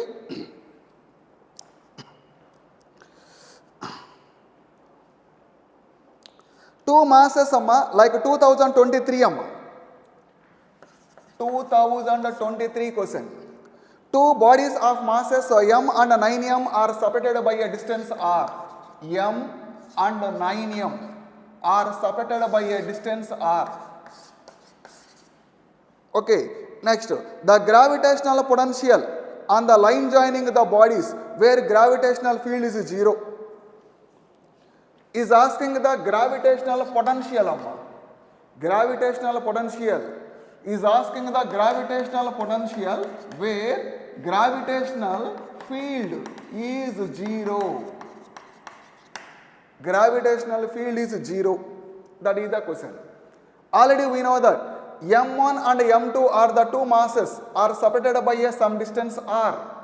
The gravitational field is 0 is nothing but a null point. What is the distance of the null point from the smaller mass amma? X. What is the value of x amma? R by root of m2 by m1 plus 1. So r by m value cancel, root 9 3 plus 1 4. Like this value 4, r by 4. This value amma 3r by 4. R by 4, 3r by 4. Right. Now at the point P, what is the potential amma? What is the potential? Already we know that this is the mass m at r distance. What is the gravitational potential? V is equal to minus gm by r. Already we know that this formula. M mass amma, r distance amma, what is the gravitational potential? Minus gm by r. Now here amma, minus gm by, what is this distance amma? R by 4. Next, plus, what is the gravitational potential at the point P due to this mass amma? Minus g, m value 9m by r, 3r by 4. So how much value we get? Minus 4 gm by r, plus into minus, minus value reverse 4, here amma 3 times amma into gm by r. So LCM r, So both values are adding minus 4, minus 12, minus 16 gm by r. So that's why here field value 0 number. At what distance r by 4. At the point what is the field what is that potential that potential is nothing but minus 16 gm by r. So this is the 2023 question So that is the one of the important model right.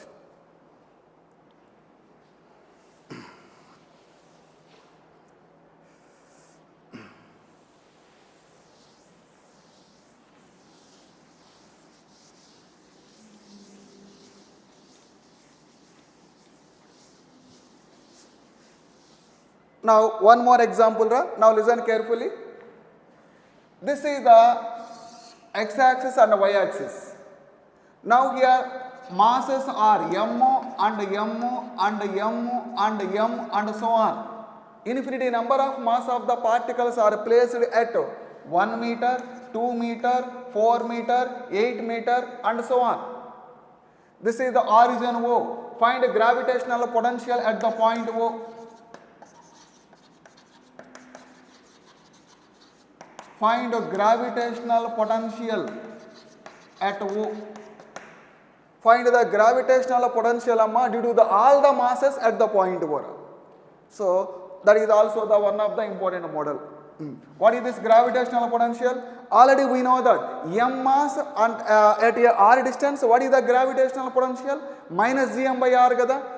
This mass ke how much distance 1 meter ega. What is the gravitational potential? Minus gm by r value 1. By this mass minus gm by distance 2 meter. By this mass minus gm by distance 4 meter. By this mass minus gm by 8 meter and so on. Okay, gravitational potential, it is the scalar quantity Scalar quantity the total potential like a algebraic sum That gravitational potential is the algebraic sum. That's why the total values is adding. Minus gm value is common. What is the value here? Only 1. Here 1 by 2, 1 by 4, 1 by 8 and so on. So minus gm. These all are in GP. These all are in GP.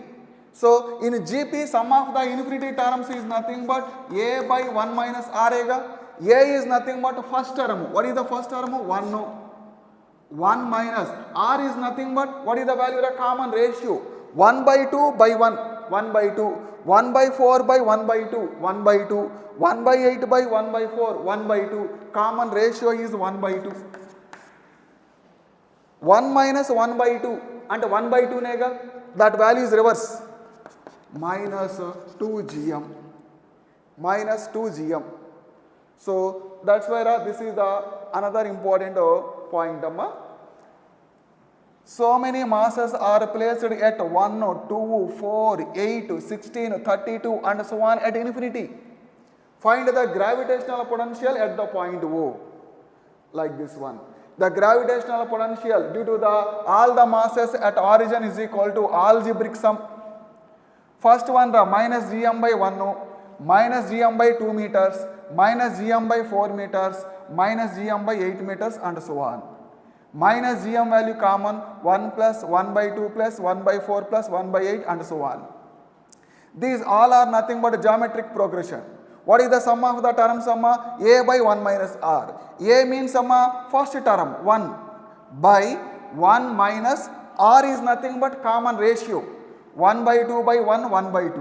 1 by 4 by 1 by 2, 1 by 2. Common ratio 1 by 2. Denominator value 1 by 2 and reverse 2 gm. So this is the another important concept.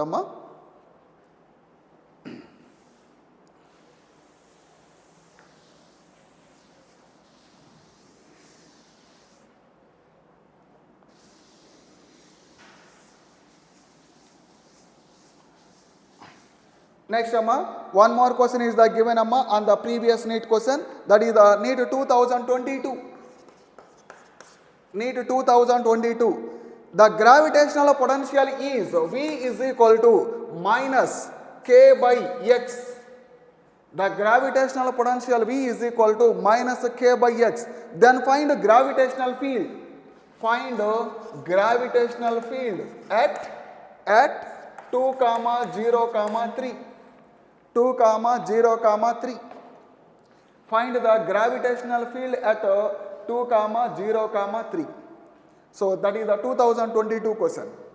Right. Now listen. Simple ga any one model is there amma. Before that, simply you can explain the some concept and problem. What is the relation between the E and the V? The intensity of the gravitational field is negative of gradient of V. Gradient of V, and simply is written as minus dou V by dou R, or minus dou V by dou X of I cap, dou V by dou Y of J cap, dou V by dou Z of K cap. R is nothing but a position vector, like xi plus yj plus zk ka simply in terms of xi cap lo yj cap ra zk cap. But in a given question amma, only x term and the remaining terms are not there. That's why these two are removed. What is the formula? Minus dou V by dou X. Only minus dou V by dou X. X and only I cap like leave it. Minus we can write them dou by dou X of what is the value of V amma? Minus K by X. Minus K by X. Minus value take them outside amma. Minus or minus plus amma. K value constant amma, like dou by dou X of what is the value amma? 1 by X. 1 by X. So what is the value amma? Minus kadamma, minus value take them plus. K value constant, dou by dou X of 1 by X. What is the differentiation of 1 by X value amma? Right, what is this value? K into minus 1 by X square. Minus 1 by X square. Differentiation of, and like dou by dou X of 1 by X and minus 1 by X square. Like that is equal to K into minus 1 by, what is the value of X value is given amma? 2. 2 square, 4. That's why minus K by 4. The answer is minus K by 4. So when V value is given amma, how to find the value of E amma? Like differentiation. The intensity of the gravitational field is negative of the potential gradient. Minus dou V by dou R. Minus dou V by only X value negama, just by take them X. Minus dou by dou X of what is the value of V amma? Minus K by X. Minus value take them a plus. K value take them constant. Dou by dou X of 1 by X. So 1 by X value amma minus 1 by X square. What is the value of X amma? Only 2 ne. 2 square and 4. Like minus K by 4. So this is the another model.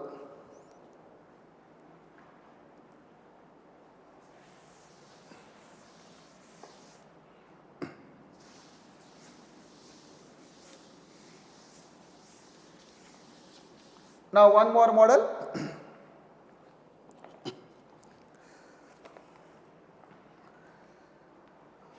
This is the 2022 question amma. 2022 question. Now this is the point A, this is the point B. When body is moving 3 different paths. One path like this one, no. Another one is like this one, no. Another one is like this one, no. Right. The gravitational field is present in the region and a mass is shifted from A to B by 3 different paths. In that 3 different paths, first one work done 1, second one work done W2, third one work done W3. What is the relation between them? What is the relation between them? So, right. Now listen this is the gravitational field Gravitational field. In that gravitational field the body is moving from by 3 different paths. Right. Already we know that in work power energy chapter. One of the important point, the work done by the conservative force in a closed loop is 0. because of that work done is independent of the path, only depends upon the initial and final points. In the first path initial and final are A and B. On the second path initial and final are also A and B. Third one also A and B are the initial and final. So the work done by the gravitational force, like a conservative force, is independent of the path, only depends upon the initial and the final. Three cases ki initial and the final are same. That's why work done all are nothing but same. W1 is equal to W2 is equal to W3. So this is the another important point. Right.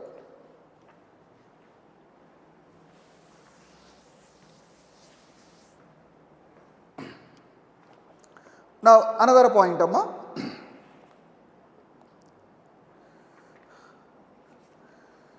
2016 question, 2016 question.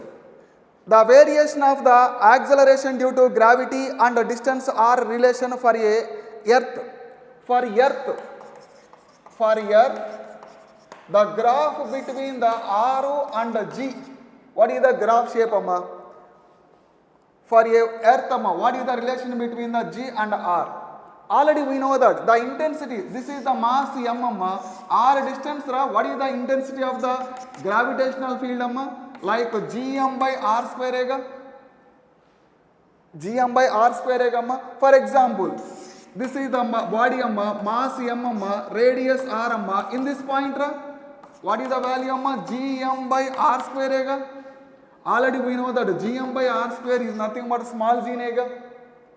So one of the important point, the intensity of the gravitational field and acceleration due to gravity both are same. The intensity of the gravitational field and acceleration due to gravity both are same. So simply is asking the small g and also E also same. But what is this body, Earth? Earth is a solid sphere or hollow sphere? Solid sphere. In case of the solid sphere, already previous point I will explain them. What is that? Like this one. So in case of the solid sphere, from center to surface directly proportional to. For outside inversely proportional to r square. This is the intensity of the gravitational field or acceleration due to gravity, both are same. So that is another new point.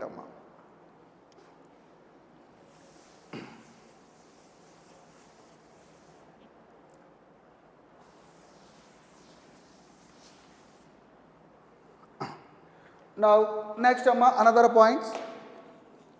One time is the given on the potential due to the potential value. Now listen one small point. Gravitational potential due to one hollow sphere or spherical shell, one spherical shell, other one is the solid sphere. So gravitational potential due to one is the spherical shell, other one is solid sphere. Now listen carefully. This is the spherical shell. Inside there is no mass, but the total mass is m, radius r. Three different points, 1, 2 and like 3. What is the gravitational potential at 1, 2, 3 points? Right. First one, if r value greater than capital R, like this one, what is the potential value? Minus gm by r. What is the distance? R minus gm by r. If r value is equal to v is equal to minus gm by capital R. If r value less than r, and inside inside. Already we know that inside there is no field. There is no field means potential value constant. Already we know that E is equal to minus dV by dr. But inside there is no field and inside E value 0. Differentiation of any value 0 means that V value is nothing but constant. V value is a constant means on the surface whatever may be value is there amma, total any point inside the region that value same like gm by ra. So at the distance r by 4 ki this value ne, r by 2 ki this value ne, r by 6 ki this value ne, any point inside the spherical shell the potential value same. So this is the another important point amma. What is the graph shape amma? R this value potential, right amma. Center to surface amma value having the some value ga, that value constant up to surface. Outside ra inversely proportional to, like this is the graph shape. Up to the surface amma is up to the surface ra potential value constant like a straight line. Outside amma inversely proportional to r square. That's where that is the point amma. Very important graph ra. Now similarly solid sphere amma. This is the solid sphere amma, mass amma, radius r, like a solid sphere and like earth. So we take them different points 1 like 2 and 3. What are the gravitational potential at 1, 2, 3 points? At 1 potential outside minus gm by r amma, like this one r, like r value is nothing but greater than capital R. On the surface amma v2 minus gm by capital R. On the surface amma minus gm by capital R. Third one inside amma, inside what is the distance ra small r kada, what is the value amma? Minus gm by 2r cube 3r square minus r square. 3r square minus r square. This is the another important formula. Very important formula. Actually derivation is the lengthy part. That's where I am writing the only formula say. So at the point of P3 at a distance r amma. At the center and like P4.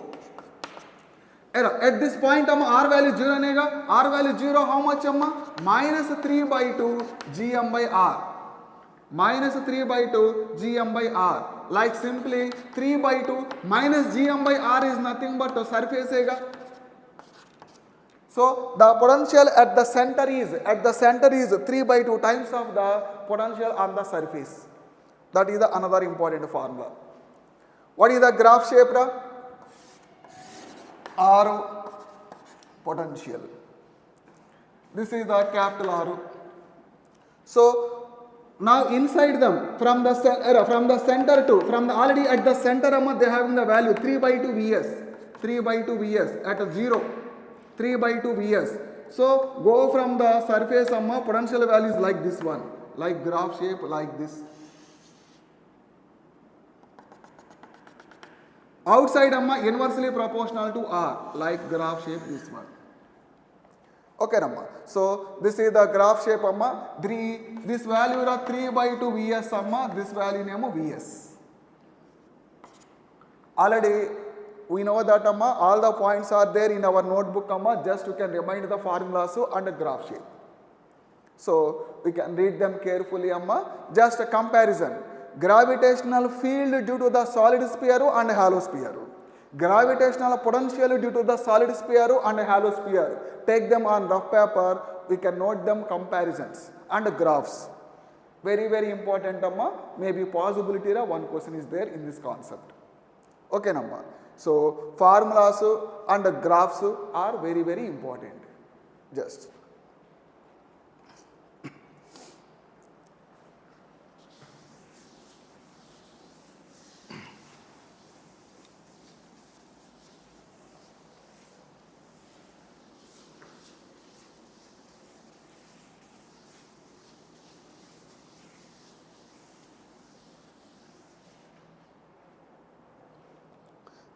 Now another point. Now listen carefully.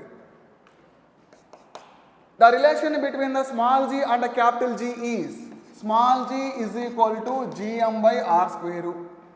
The relation between the small g and the capital G is equal to gm by r square. One of the important formula. G, capital G, universal gravitational constant. It is independent of the medium. m mass of the planet, r radius of the planet. Right, in terms of density amma, g by r square we can write as it is mass, volume into density, volume 4/3 pi r cube into rho. G by gm by r square, g by r square mass means volume into density. This r square amma, here r time, 4/3 pi g r rho. So that is the one of the important formula amma. G is equal to 4/3 pi g r rho. So this is the one of the previous NEET question. What is that previous NEET question is the given amma?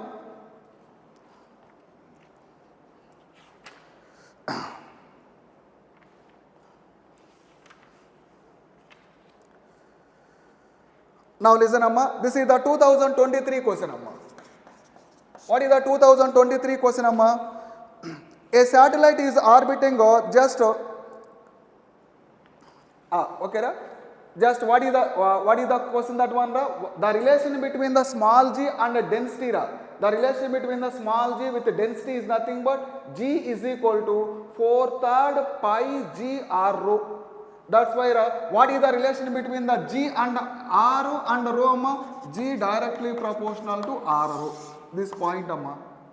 So there are the two planets of the radius are r1 comma r2 whose densities are rho1 comma rho2. What is the ratio of the gravitation acceleration due to gravities? That question amma. Like g1 by g2 is equal to r1 by r2 into rho1 by rho2. That is the question amma on that previous year. So g is equal to 4/3 pi g r rho, where g is directly proportional to radius into density. So g1 by g2 is equal to r1 by r2 into rho2 by rho1 by rho2. Important one. Now listen, another point. This is the earth. On the surface amma, what is the acceleration due to gravity amma? Gm by r square. At height h, what is the value of g? That g value at a height amma, gh is equal to g into r by r plus h whole square amma. gh at a height amma, g into r by r plus h whole square, where height is comparable to radius of earth. H is where height is comparable to radius. For example, height value r by 2, r by 4, r by 6, 2r, r by 8, the type of the terms are there amma, we can use them this formula. Sometimes amma, if height value is very less than r, if h value is very less than r, that's why what is the value of gh amma? G into 1 minus 2h by r. gh is equal to g into 1 minus 2h by r. If height value is very less than r amma. This is the another important formula amma. Very important formula. Previous questions, number of the questions, 90% of the questions are is given amma on the small g factor side, like this one. This is the earth. On the surface amma, already we know that g value is equal to how much amma? Gm by r square. Now at a certain depth amma, like this one, at a certain depth what is the value of g? At a certain depth amma, what is the value of g amma? 1 minus d by r. The acceleration due to gravity is g into 1 minus d by r. That is at a certain depth. Next, another point amma. This is the earth rotating about by itself, right? At a distance amma, like here amma, this is the point amma.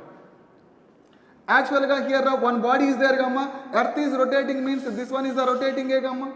This is nothing but equator. With the equator amma, it makes an angle phi. That is nothing but a latitude. Latitude means the body is there whose radius vector makes an angle with the equator is nothing but phi, that is known as latitude. Where at that point, what is the value of g g phi, and the acceleration of the due to the gravity at latitude is nothing but g into 1 minus r omega square cos phi. What is the value at the latitude g into 1 minus r omega square cos phi. R 1 minus r omega square into cos phi. That is another important formula number. This is nothing but at latitude. So that is another important formula. So these all are the important formulas amma. Previous one amma is the given mainly amma at a depth, at a height, and g is equal to gm by r square, and g is equal to 4/3 by g r rho. Now we can explain the some models amma like this concepts.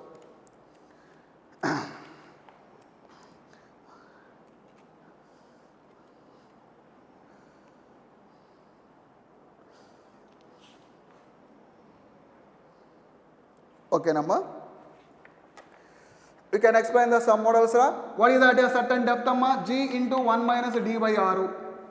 At a height amma, g into r by r plus h whole square. Where h value is very very less than r amma, g into 1 minus 2h by r. At a latitude amma, g phi is equal to g into 1 minus r omega square cos square phi amma. Sorry cos square phi. Cos square phi, not cos phi amma, cos square phi. So these all are the important formulas amma, right. Now we can explain the some models.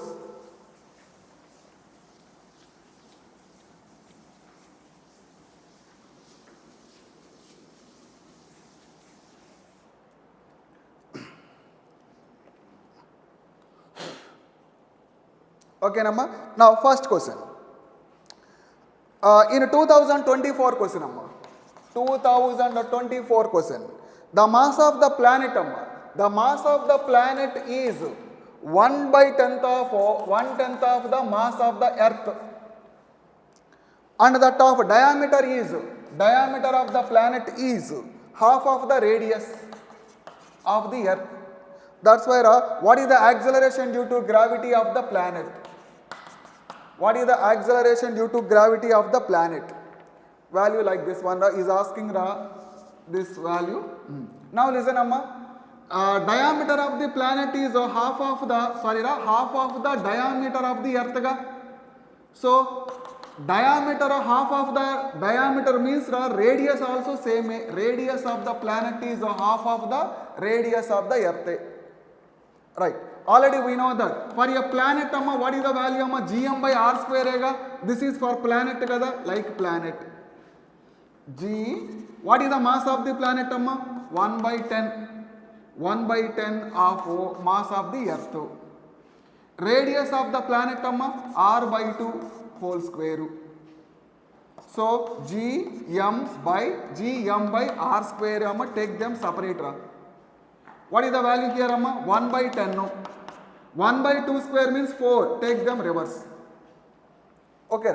Already we know that Gm by r square means small g nega. Like on the surface of earth ega. That small g is nothing but 10 nega. 10. Here am 1/10 into 4. Two values are cancelled. We get 4 meter per second square. So that's why the small g value is nothing but 4 meter per second square. Mass of the planet 1/10 of the mass of the earth. Diameter of the planet is half of the diameter of the earth. Diameter half gamma, then radius also half a.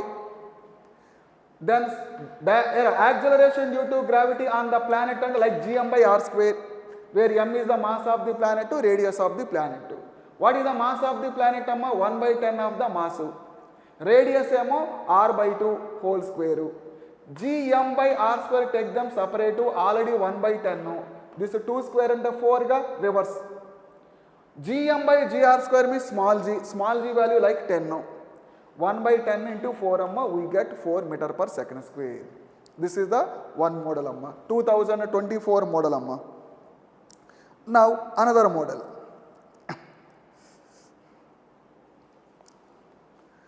2022 question. 2022 question. Now listen carefully. A body of mass of 60 grams. A body of mass of 60 grams is experienced by a gravitational force 33 newtons is placed at a particular point, amma. What is the intensity of the gravitational field intensity? Right, amma. So a body of mass, amma, is placed, amma, in a certain region. On that mass, amma, how much force is acting on it, amma? 3 newtons. So that's why what is the intensity of the gravitational field?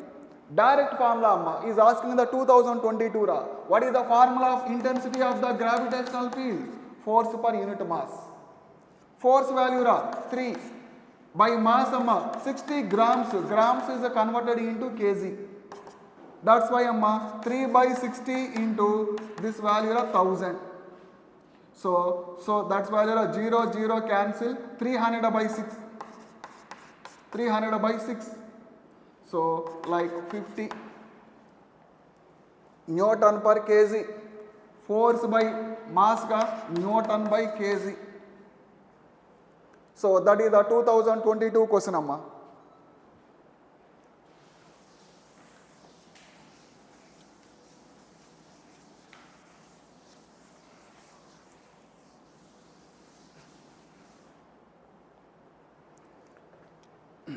Now another question. Is a 2020 question. 2020 question. A body weight 70 newtons on the surface of earth. Like here, one body is placed here, body weight like mg is nothing but 72 newtons. That's why what is the gravitational force on it at a height is equal to half of the radius of earth. At a height, half of the radius of earth, what is the weight? What is the gravitational force? Gravitational force like mg ne, like what is the weight? What is the weight or gravitational force? Any one, amma. How to find that one, amma? This is the height is nothing but r by 2. Where what is the value of gh, amma? G into 1 minus 2h by r by r plus h whole square. Height value is comparable to radius, that's why r by r plus h whole square. G into r by r plus h value r by 2 whole square. R by r plus r by 2, 3r by 2 and into multiple whole square. These two are cancelled. G into 4 by 9. Now listen carefully. GH is equal to G into 4 by 9. Mass value substituting here. That's why this is the weight. mg means weight at a height h. What is the weight of the body on the surface? Like mg value 72 into 4 by 9. That's why how much, amma? 9 here, 8s are, 8 4s are 32. That's why 32 newtons at a height r by 2.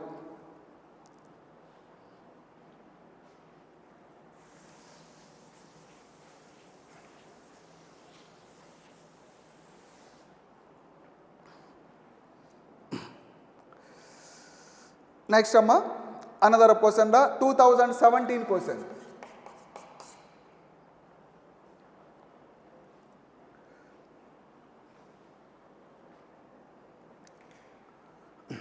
The acceleration due to gravity at a height 1 kilometer. This is the earth. The acceleration due to gravity at a height 1 kilometer above the earth. Height is 1 kilometer. The acceleration due to gravity at a height 1 kilometer above the earth is same as the depth d below the surface of earth. At a certain depth, here also g value same. That's why what is the relation between, what is the value of a small d? So at a height 1 kilometer above gh value, at a depth, the g value both are same, amma. Both are same. That's why is asking the what is the value of d. Like 1 kilometer, amma. 1 kilometer is nothing but, amma, comparable to radius, amma. That value small. That's why gh value g into 1 minus 2h by r. This value g into 1 minus d by r. G value cancel. What is the remaining value? 1 minus 2h by r, 1 minus d by r. 1 cancel. Minus and minus also cancel. What is the remaining value? 2h by r is equal to d by r. These two are cancel. Therefore, what is the value of d, amma? 2h. 2 into, what is the h value, amma? 1 kilometer. That's why answer is nothing but 2 kilometers. So, answer is the 2 kilometer.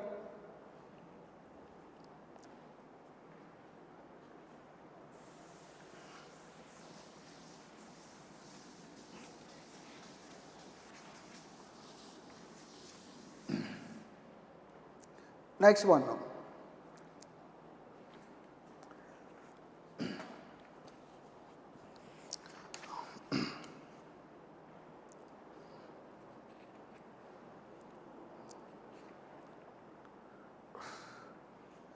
Now, next concept. Now, listen carefully. The force value, when this is the sun, the planet is revolves around the earth in elliptical orbit. That's why force value is inversely proportional to r power 5. R power 5. R power 5 by 2. That's why what is the time period? Time period value is proportional to how much? What is the time period value is proportional to in terms of r value how much? Time period value r power 7 by 2 na, r power minus 7 by 2 na, 9 by 2 na, that type of the questions are there. Now listen carefully. When this is the sun, this is the earth, is revolves around the sun in elliptical orbit. What is this force? Gravitational force. That gravitational force is acting towards the center. That already we know that one force is acting towards the center in circular orbit is known as a centripetal force. What is this force? Gravitational force. That value in centripetal force. Right. So what is the gravitational force value is given? 1 by r power 5 by 2. Directly given that force value is proportional to r power 5 by 2 is given. What is the centripetal force? mv square by r or mr omega square. mr omega square. mr omega square 4 pi square by t square. 4 pi square by t square. Here r power 5 by 2. Mass of the planet value constant to 4 pi square value constant to t square cross multiplying here. This r power 5 by 2, r power 5 by 2 plus 1 because of only r value is there. Therefore, r power 7 by 2. T square value is proportional to r power 7 by 2, but is asking the only t value. That's why t value is proportional to, here take them by 2, here also take them by 2. R power 7 by 4. T directly proportional to r power 7 by 4. So, this is the another important point. Now again, when earth is revolves around the sun in elliptical orbit, whose force value is proportional to, inversely proportional to r power 5 by 2. That's why is asking the time period value is proportional to how much. Right. Planet is revolving around the sun in elliptical orbit. One force is acting toward the center, that is the gravitational force. Already we know that when body moving in circular orbit, one force acting toward the center is known as centripetal. Here that gravitational force is like centripetal. Fg is equal to Fc. But that gravitational force is already given inversely proportional to r power 5 by 2. Centripetal force means mr omega square. Mr omega value 2 pi by t. Whole square 4 pi square by t square. So t square value cross multiplying here. Here r power 5 by 2 into r, like base value same, power value adding. That's why proportional to r power 7 by 2.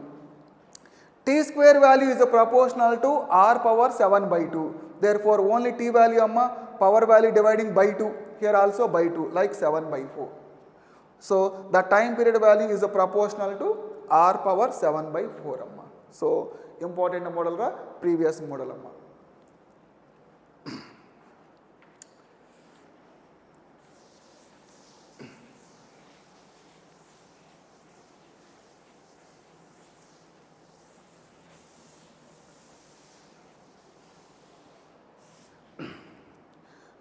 Next one amma.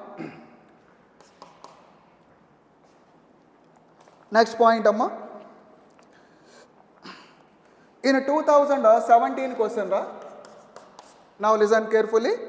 Two astronauts are floating in a gravitational free space. Two astronauts are floating in a gravitational free space. After having the loss of the contact with their spaceship, they will move. For example, amma, in a free space, amma, like in vacuum, there are two astronauts are separated from the spaceship. The two astronauts are separated in a spaceship. That's why one person, amma, this is the another person. After separated, what happens? Now, first option, amma, keep floating at the same distance between them. Same distance between them, keep floating on the same distance, moving towards each other and moving away from each other and will become stationary. What happens, amma? So, in a spaceship, two astronauts are separated, amma. Then what happened? This one having the some mass, this body having the some mass. So, two masses, they are having the some distance there. That's where what is the force acting? Gravitational force acting. Gravitational force. What is the gravitational force? G m1 m2 by r square. That's where that two bodies are moving towards each other. That two bodies are moving towards each other. Where capital G is the universal gravitational constant. It is independent of the medium. So the two bodies in air or vacuum or in liquid or any other different medium, force value same. F is equal to G m1 m2 by d square. So that's why what is the answer, amma? That the two astronauts are is moving towards each other. That is the another point, amma. Next, amma, one more question.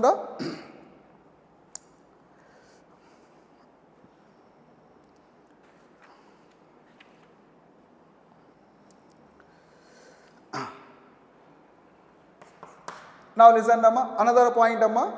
G is equal to Gm by r square. Gm by r square.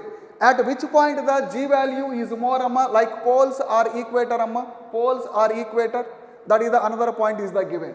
Already we know that the acceleration due to gravity at latitude is G minus r omega G minus r omega square cos square phi. G minus r omega square cos square phi. Like this one. This is the body. This angle is phi. So this position is nothing but poles. This position is nothing but equator. Like at poles, this angle is equal how much, 90 ka? So in case of 90, cos 90 value 0 ga. That's why at the poles value is how much, only G ne. Because of phi value 90, at the poles phi value 90. At the equator, like body in this position, phi value 0. Phi value 0, how much, at the equator, G minus r omega square. Which value is more, here? Here, G. This value is G minus r omega square. Compared to this one, this value is small. That's why acceleration due to gravity at the poles is greater than at equator. So that is the another important point, given the previous one.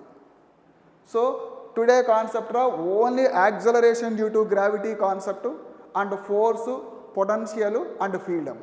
And tomorrow potential energy and total energy and escape velocity and orbital velocity concept is pending, and tomorrow we can explain that one. Okay, right. So we can continue on next class, Thank you.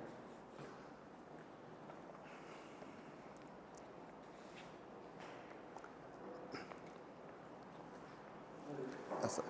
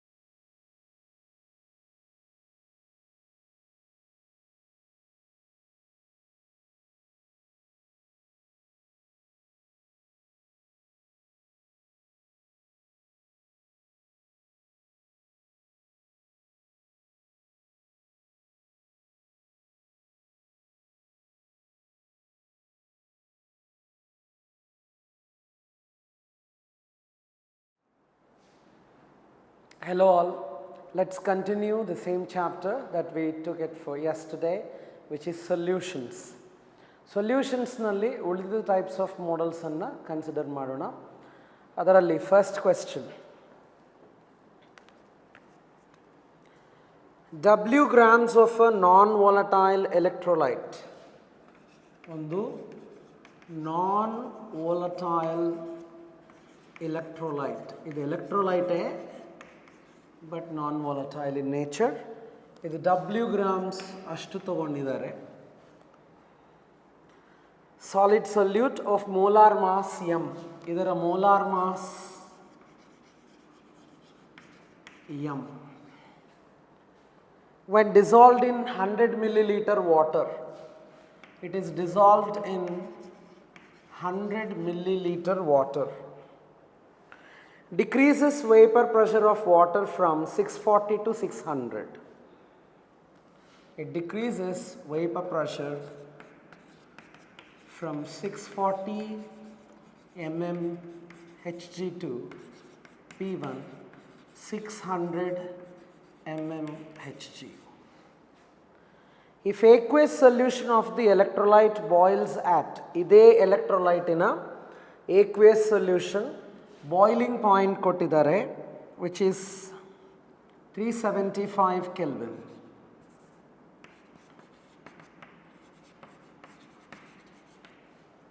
And then Kb is given, which is 0.52 Kelvin kg per mole.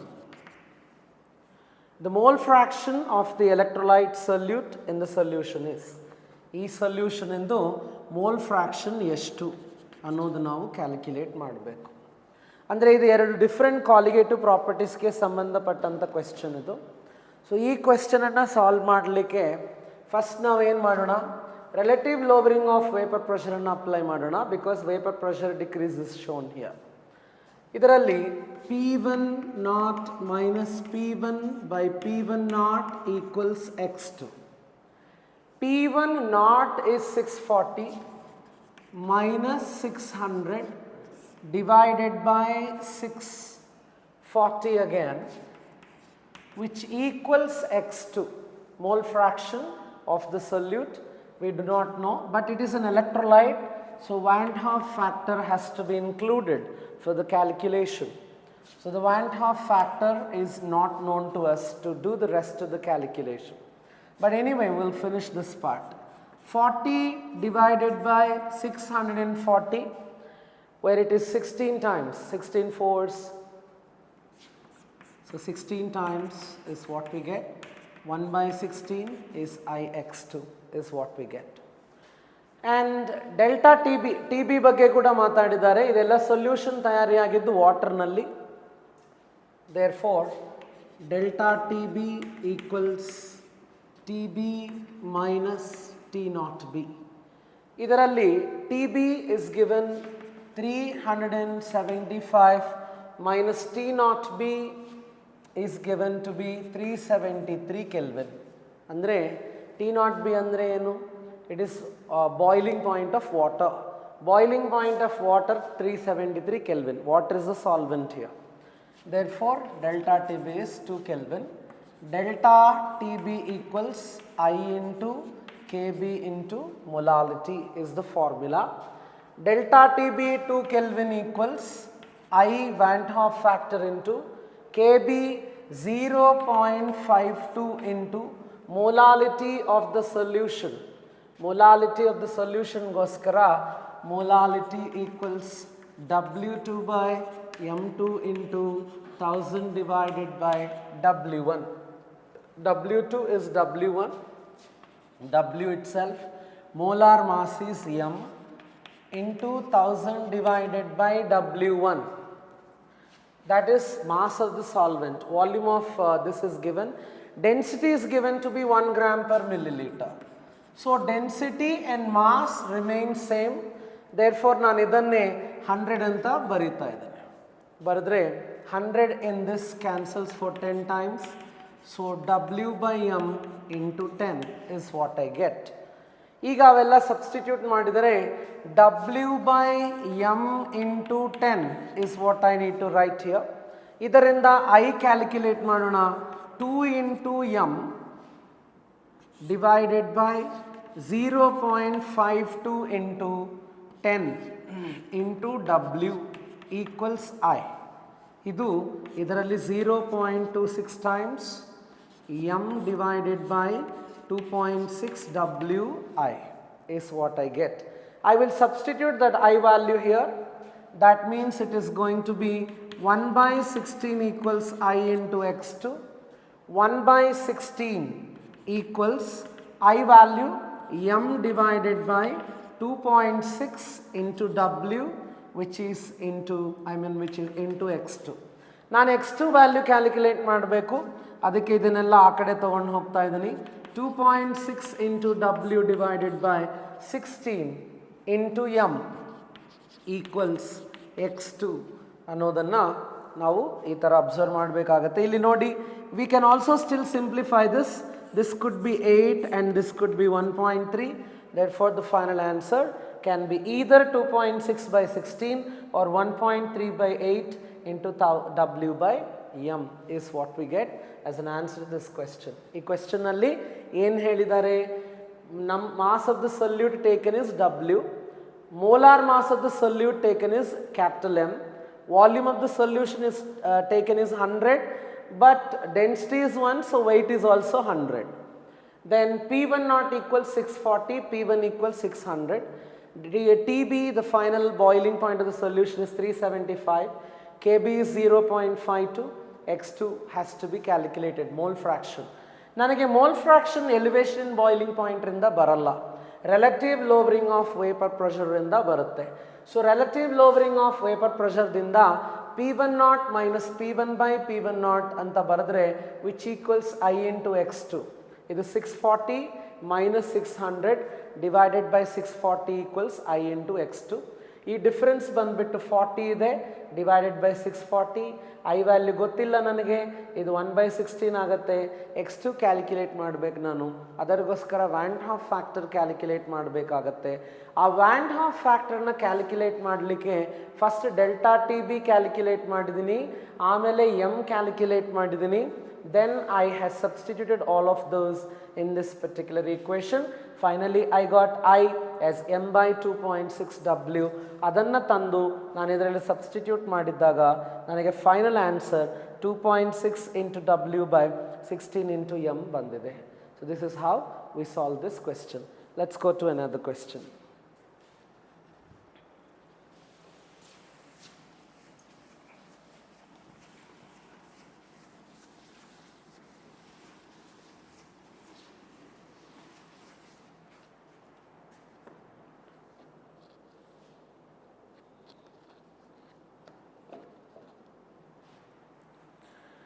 So when we consider this, elements P and Q form two types of non-volatile, non-ionizable compounds, PQ and PQ2.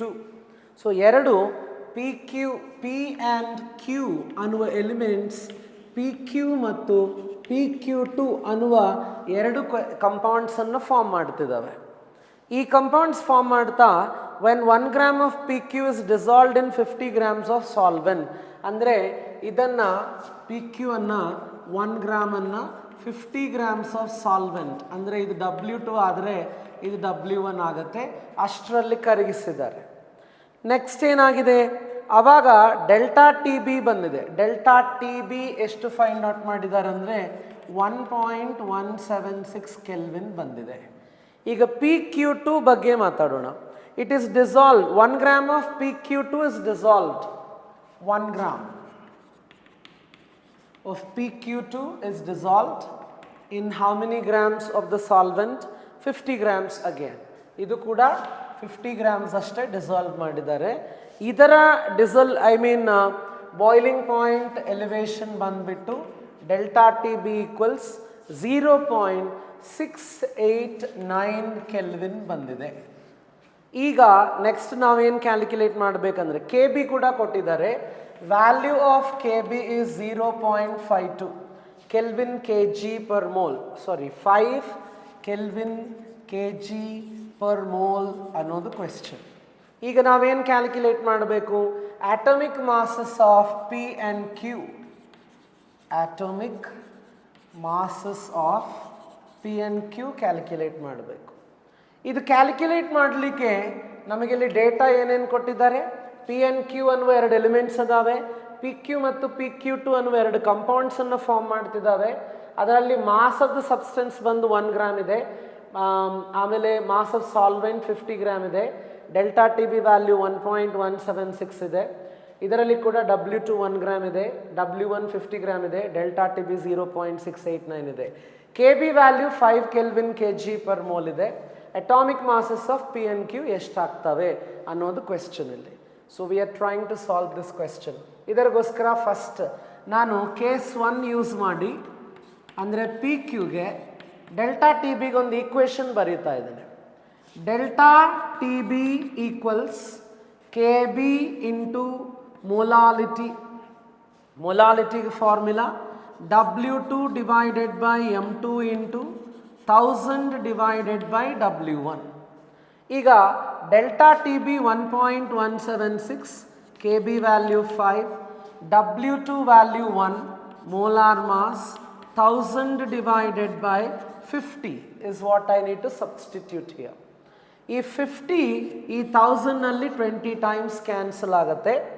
ಆದಮೇಲೆ M2 equals 20 into 5 divided by 1.16, which means it is 25s are 100.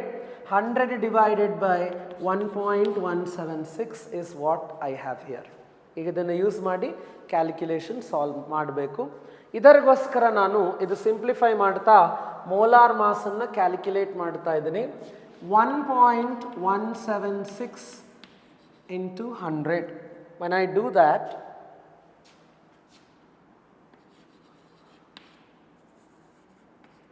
ಈ ಥರ ಬರೀತೇನೆ. ಇದನ್ನು ಬರೆದು 1176 in 1000 ಎಷ್ಟು ಸಲ, 10,000 ಎಷ್ಟು ಸಲ ಹೋಗುತ್ತೆ ಅನ್ನೋದು ನೋಡೋಣ.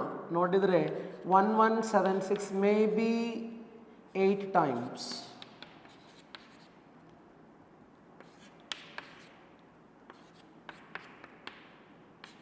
Yes, 9408, 8 times. ಈಗ 5920. ಈಗ 1176 5920ದಲ್ಲಿ probably 5 times.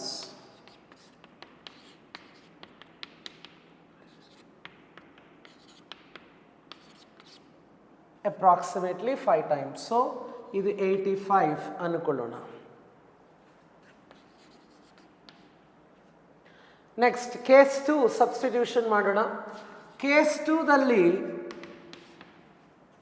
Delta T B equals K B into W2 divided by molar mass into 1000 divided by W1.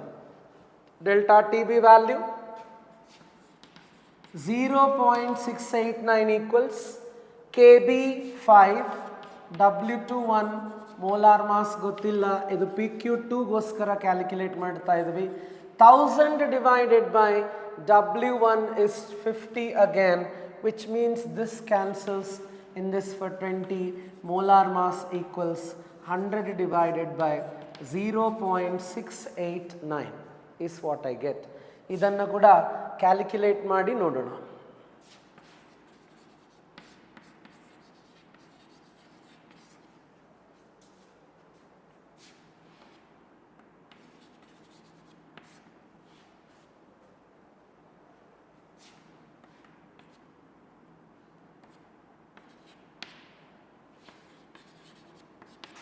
Probably ಇದೊಂದು 5 times ಆಗ್ಬೋದು, ಇಲ್ಲ 4 times.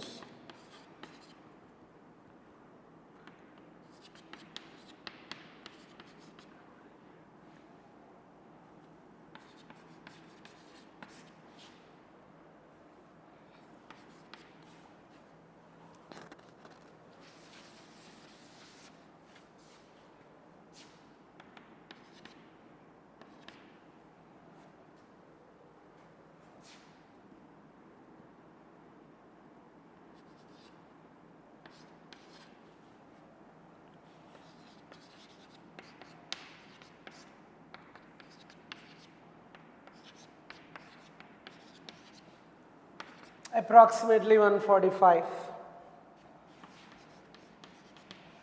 is what I get.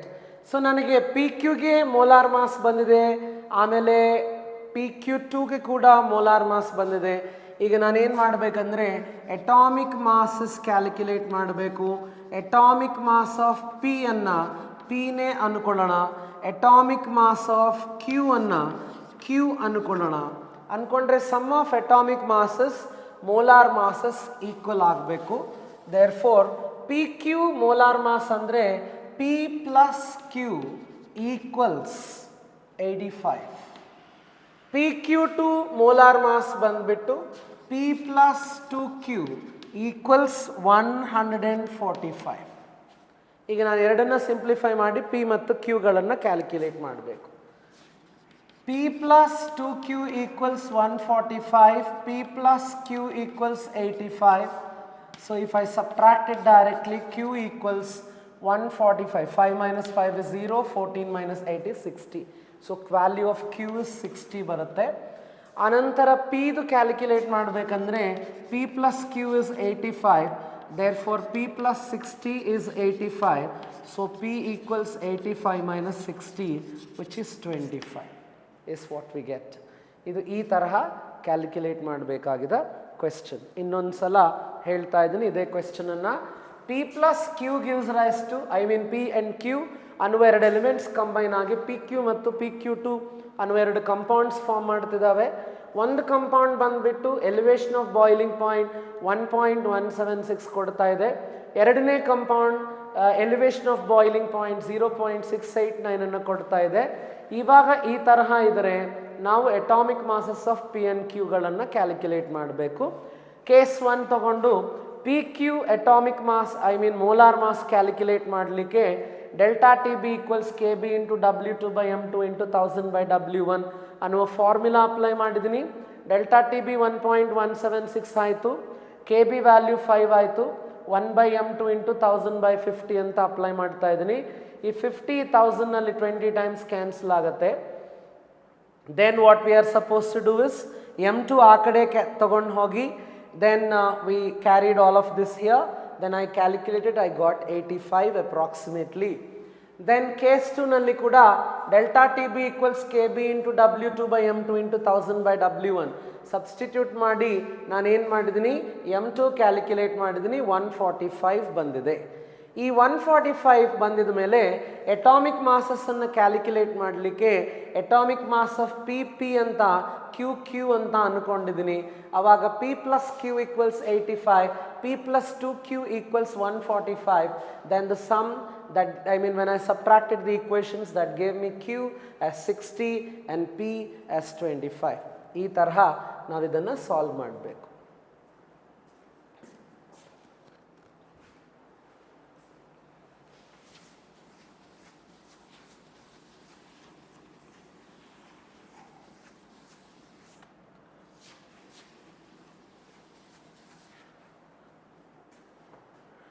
Let's go to the next question. ಈ ಕ್ವೆಶ್ಚನಲ್ಲಿ HA gives rise to H plus A minus.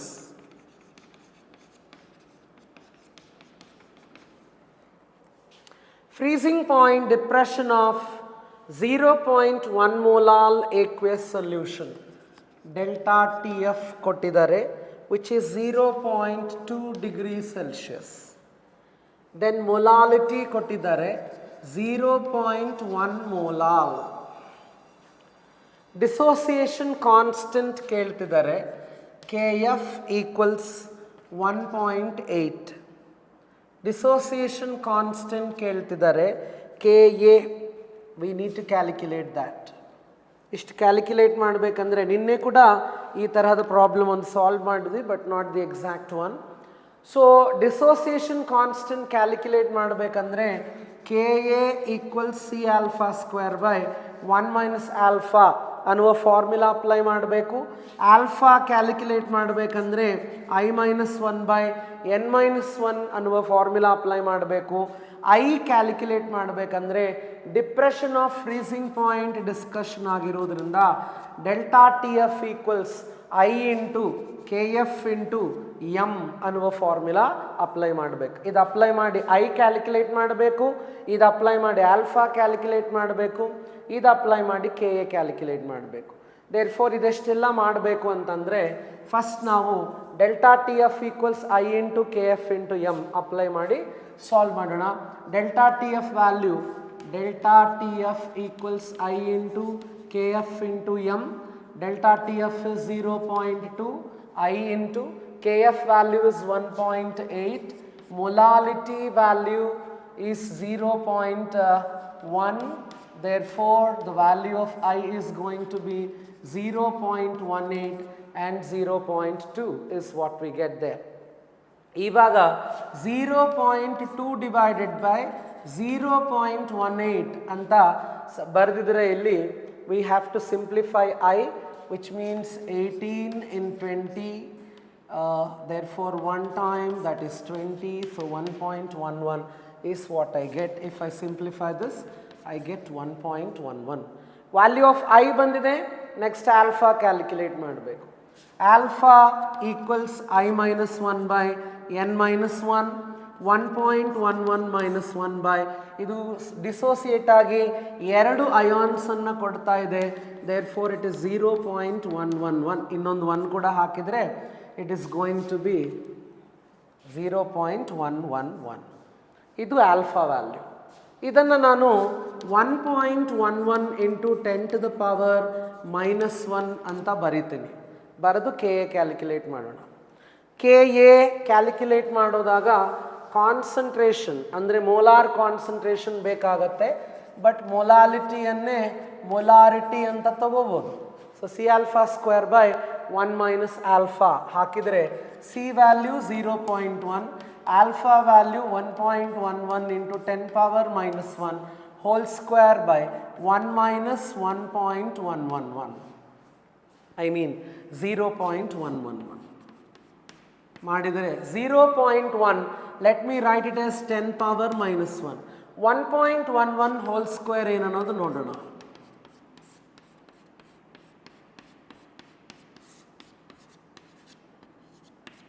That's what I get there. It is 1.2321.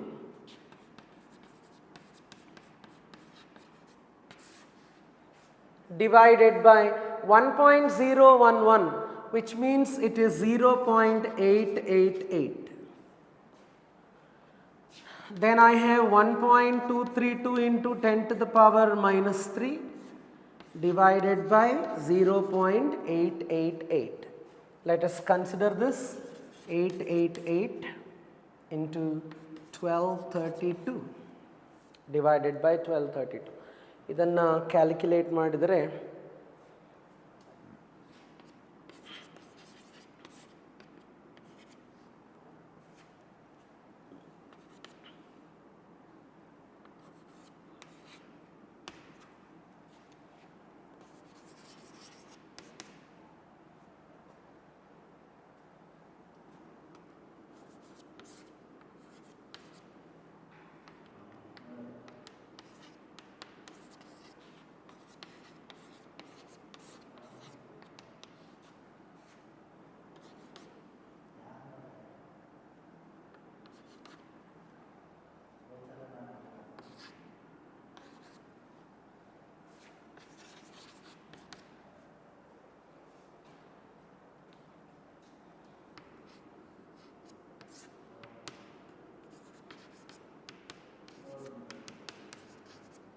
so it's 8 times. So the answer is 1.38 into 10 to the power minus 3 is what we get as KA value. ಇನ್ನೊಂದ್ಸಲ ಹೇಳ್ತಾ ಇದ್ದೀನಿ, ಇಲ್ಲಿ question ಏನು ಕೊಟ್ಟಿದ್ದಾರೆ, ಈ ತರಹ ಒಂದು acid dissociate ಆಗ್ತಾ ಇದೆ, ಅದರ ಡಿಪ್ರೆಷನ್ ಆಫ್ ಫ್ರೀಸಿಂಗ್ ಪಾಯಿಂಟ್ 0.2 ಇದೆ, ಮೊಲಾಲಿಟಿ 0.1 ಇದೆ, ಕೆ ಎಫ್ ವ್ಯಾಲ್ಯೂ 1.8 ಇದೆ, ಕೆ ಎ ಕ್ಯಾಲ್ಕುಲೇಟ್ ಮಾಡಬೇಕು.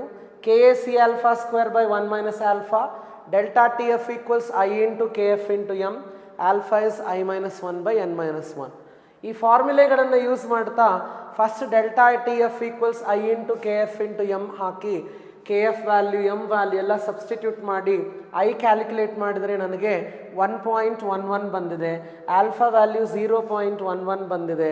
ಅದನ್ನೆಲ್ಲ ಸಬ್ಸ್ಟಿಟ್ಯೂಟ್ ಮಾಡಿದರೆ ಈ ಇಕ್ವೇಷನ್ ಸಿಂಪ್ಲಿಫೈ ಮಾಡಿದರೆ 1.38 ಇಂಟು 10⁻³ ಬಂದಿದೆ. ಇದು ಈ ಕ್ವೆಶ್ಚನ್ಗೆ simplification. Let's go to another question.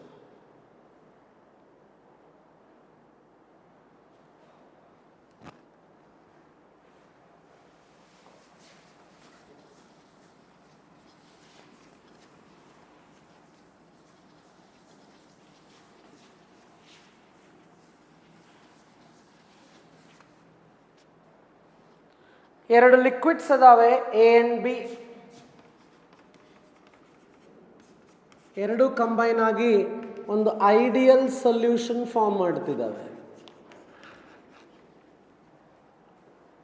The vapour pressures of pure liquids are given. P0A is 450, P0B is 750.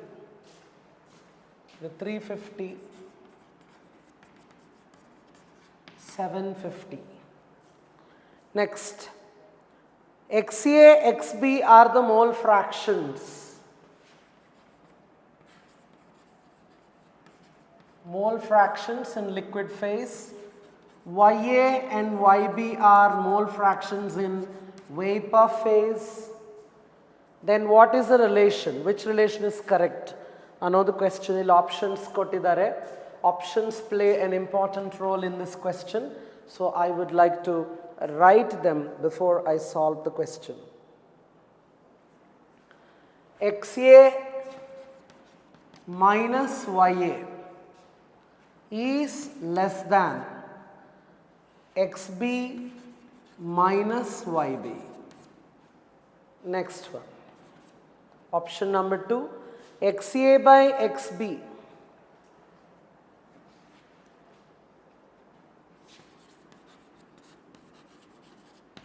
equals YA by YB. Option number 3, XA by XB is less than YA by YB. Option 4,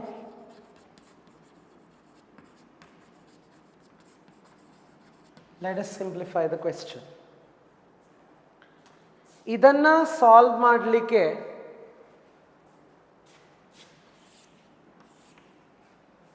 ನಾನೇನು ಮಾಡ್ತಾ ಇದ್ದೀನಿ, first PA equals P0A XA. PA ಅಂದರೆ final vapour pressure, P0A ಇಲ್ಲಿ 350 XA.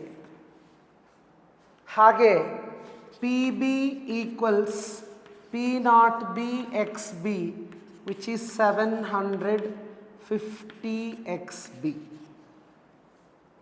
ಆದರೆ ನಾನು ಈ PA PBಗಳನ್ನು mole fractions in vapour phase ಜೊತೆ ಕನೆಕ್ಟ್ ಮಾಡಬೇಕು. ಅದರಿಗೋಸ್ಕರ YA equals PA by PT, YB equals PB by PT. ಇದರಿಗೋಸ್ಕರ ರಿಲೇಷನ್ ಅರ್ಥ ಮಾಡಿಕೊಳ್ಳಲಿಕ್ಕೆ ನಾನು ಈ ಎರಡಿನ ರಿಲೇಷನ್ ತಗೊಳ್ತಾ ಇದ್ದೇನೆ, ರೇಷಿಯೋ ತಗೊಳ್ತಾ ಇದ್ದೇನೆ. So if I take PA by PB, I get YA by YB. Also if I take PA by PB,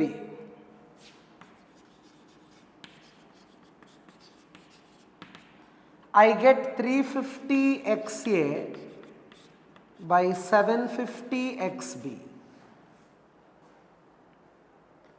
ಇವಾಗ ನಾನೇನು ಮಾಡ್ತಾ ಇದ್ದೇನೆ ಅಂದರೆ, ಇದು PA by PBನೇ, ಅದು PA by PBನೇ, ಎರಡು ಕಂಪೇರ್ ಮಾಡೋಣ.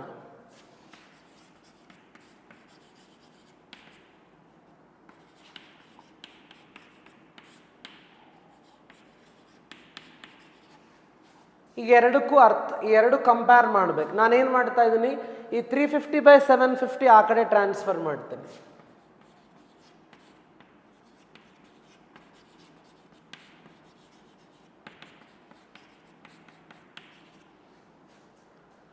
So 350 in 750.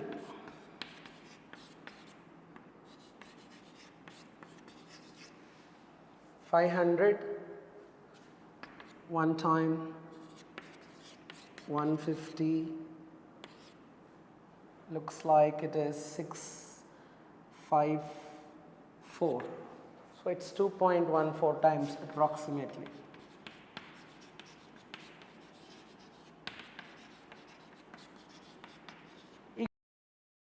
A and B forms an ideal solution. P naught A is 350, P naught B is 750, XA and XB is in liquid phase, YA, YB are the mole fractions in vapor phase. ಆವಾಗ ಯಾವ option correct ಆಗುತ್ತೆ ಅಂತ ಕೇಳಿದ್ದಾಗ P A equals P not A X A ಅಂತ ಒಂದು, P B equals P not B X P ಅಂತ ಒಂದು equation ಬರೆದು ನಾನು ಲಿಕ್ವಿಡ್ ಫೇಸ್ನಲ್ಲಿ ಮೋಲ್ ಫ್ರಾಕ್ಷನ್ಸ್ ಜೊತೆಗೆ ವೇಪರ್ ಫೇಸ್ನಲ್ಲಿ ಮೋಲ್ ಫ್ರಾಕ್ಷನ್ಸನ್ನು ಕೂಡ ಕನೆಕ್ಟ್ ಮಾಡಬೇಕಲ್ವಾ. ಅದರಿಗೋಸ್ಕರ Y A equals P A by P T, Y B equals P B by P T ಅನ್ನುವ ಈಕ್ವೇಷನ್ಸನ್ನು ಬರೀತಾ P A by P B equals Y A by Y B. Therefore, if I simplify that, you'll get 350 XA by 750 XB.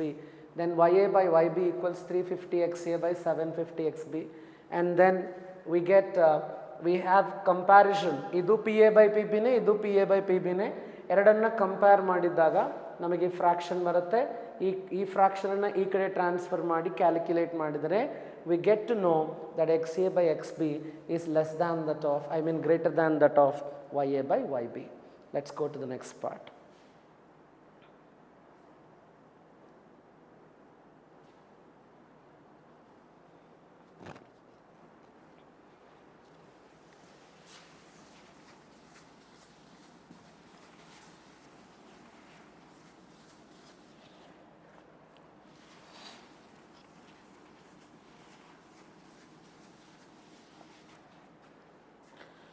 ಈಗ question ಅಲ್ಲಿ 2 moles each of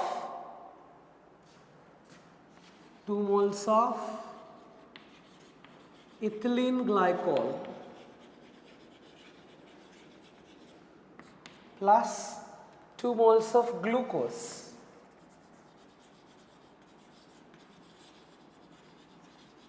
ಈ ಎರಡನ್ನ combine ಮಾಡಿದ್ದಾರೆ. ಮಾಡಿ 500 grams of ವಾಟರ್ನಲ್ಲಿ ಹಾಕಿದ್ದಾರೆ. Boiling point of the resulting solution ಎಷ್ಟು? Delta T B ಎಷ್ಟು ಬರುತ್ತೆ? K B 0.52. ಡೆಲ್ಟಾ ಟಿ ಬಿಗೆ ಫಾರ್ಮುಲಾ ಬರೆಯೋಣ. ಅದರಲ್ಲಿ ಯಾವುದೂ ಕೂಡ ಇಥಿಲಿನ್ ಗ್ಲೈಕಾಲ್ ಆರ್ ಗ್ಲೂಕೋಸ್ ಎರಡು ಎಲೆಕ್ಟ್ರೋಲೈಟ್ಸ್ ಅಲ್ಲ. ಸೊ ವ್ಯಾಂಟ್ ಹಾಫ್ ಫ್ಯಾಕ್ಟರ್ ಬರೆಯುವ ಅವಶ್ಯಕತೆ ಇಲ್ಲ, ಅದು 1 ಆಗತ್ತೆ. So K B into molality, ಮೊಲಾಲಿಟಿಯನ್ನು number of moles into 1000 by mass ಅಂತ ಬರೆದ್ರೆ, ಅಂದರೆ W2/M2 ಬರೆಯಬಹುದು, ಬಟ್ ಅದು ಅವಶ್ಯಕತೆ ಇಲ್ಲ, ಯಾಕಂದರೆ ಇಲ್ಲಿ ಡೈರೆಕ್ಟ್ ನಂಬರ್ ಆಫ್ ಮೋಲ್ಸನ್ನು ಕೊಟ್ಟಿದ್ದಾರೆ. ಅದರಿಗೋಸ್ಕರ ನಾನು ಎನ್ ಅಂತ ಬರೀತಾ ಇದ್ದೀನಿ, ಇದು W1 ಅಂತ ಬರೀತಾ ಇದ್ದೀನಿ. Delta T B equals K B 0.52 into number of moles 2 plus 2 4 into 1000 divided by W1 500.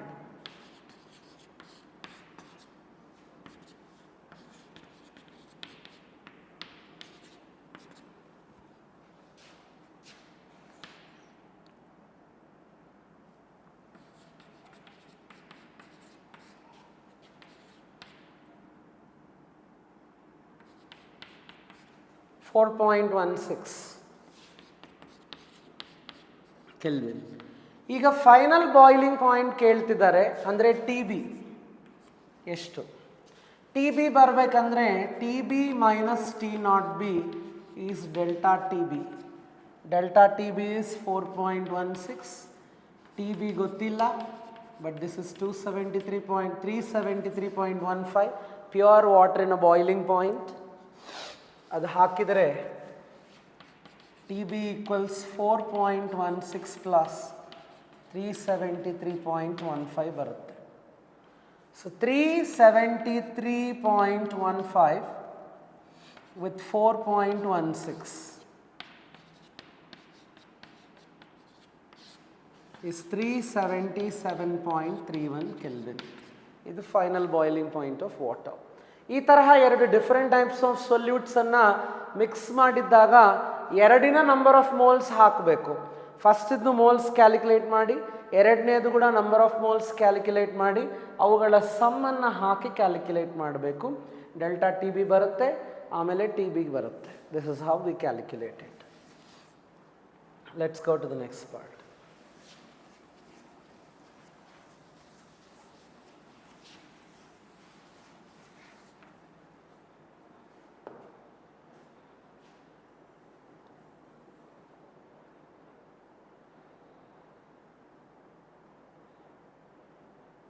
ಈ ಕ್ವೆಶ್ಚನಲ್ಲಿ a solution is made by mixing 1 mole of volatile liquid A with 3 moles of volatile liquid B.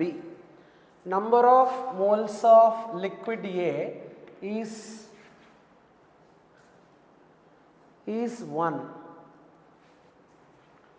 Number of moles of liquid B is 3. Vapor pressure of pure A is given.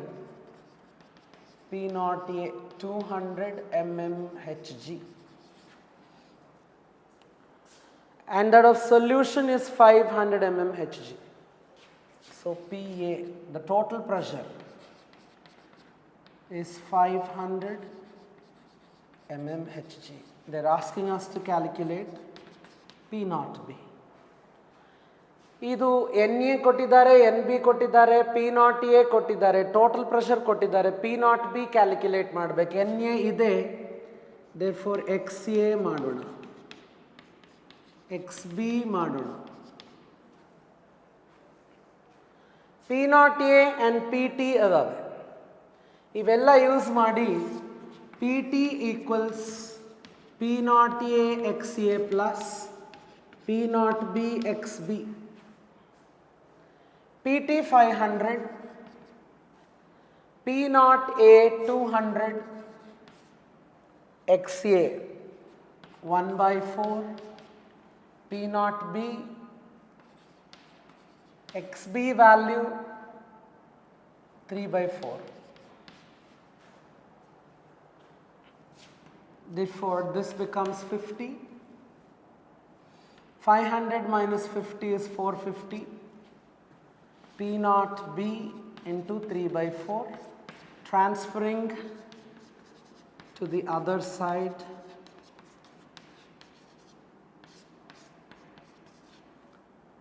we get 15 fours 60, 600. They also asked which is the least volatile component. Least volatile component ಅಂದರೆ ಕಮ್ಮಿ vapour pressure ಇರೋದು. ಕಮ್ಮಿ vapour pressure ಯಾರಿಗಿದೆ? ಎಗೆ. Therefore A becomes the least volatile component. ಇನ್ನೊಂದು ಸಲ ನೋಡಿ. Number of moles of A taken is 1, number of moles of B taken is 3, P not A is 200, P T is 500, P not B is a question, we do not know how much is that. Then which is the least volatile component and what is P naught B ಅನ್ನೋದು question. ಅದರಿಗೋಸ್ಕರ P T Raoult's law apply ಮಾಡ್ತಾ P not A X A plus P not B X B ಬರೋದು. P T ಅನ್ನೋದು 500 and then 200 into 1/4 plus P not B 3/4 ಹಾಕಿದರೆ ನಮಗೆ P not be value 600 ಬರುತ್ತೆ. So ಇದು 600 ಇದೆ, ಅದು 200 ಇದೆ. ಲೀಸ್ಟ್ ವಾಲಟೈಲ್ ಅಂದರೆ ಲೋವೆಸ್ಟ್ ವೇಪರ್ ಪ್ರೆಷರ್ ಇರಬೇಕು. That should be A. So this is how we solve this question.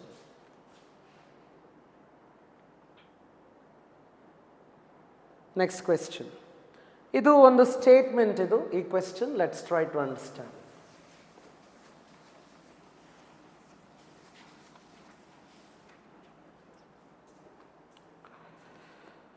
Statement 1.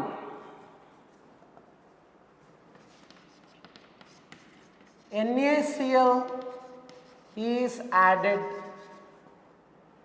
to the ice at 0 degrees Celsius.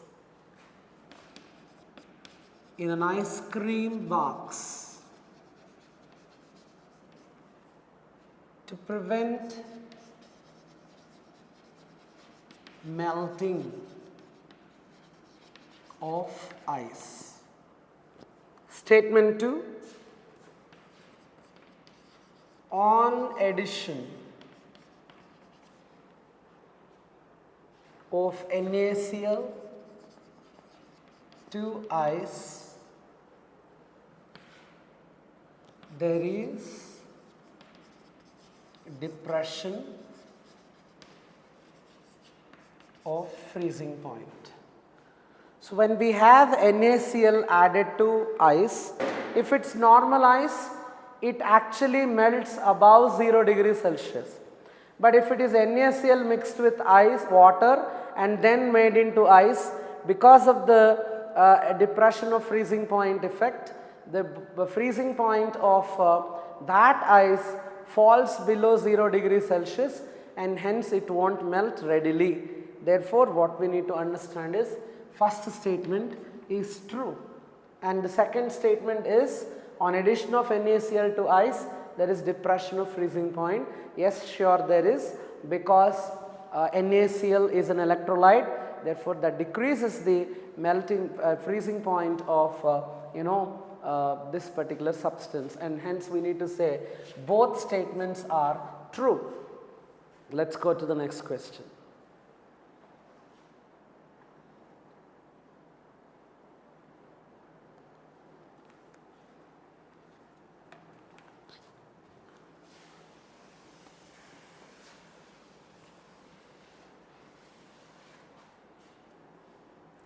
We have 1.24 grams of AX2.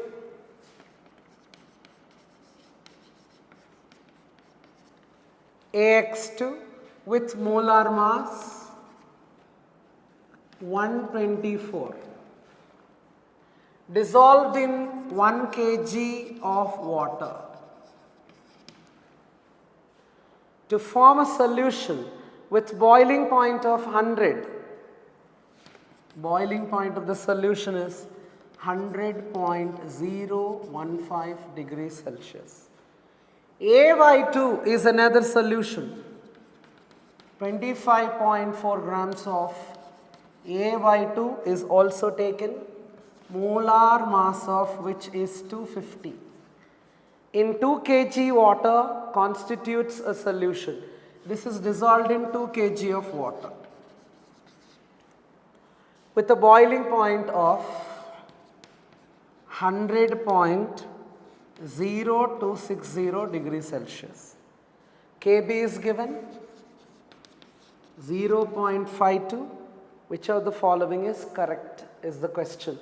In the options it is given AX2 or AY2, which is completely ionized.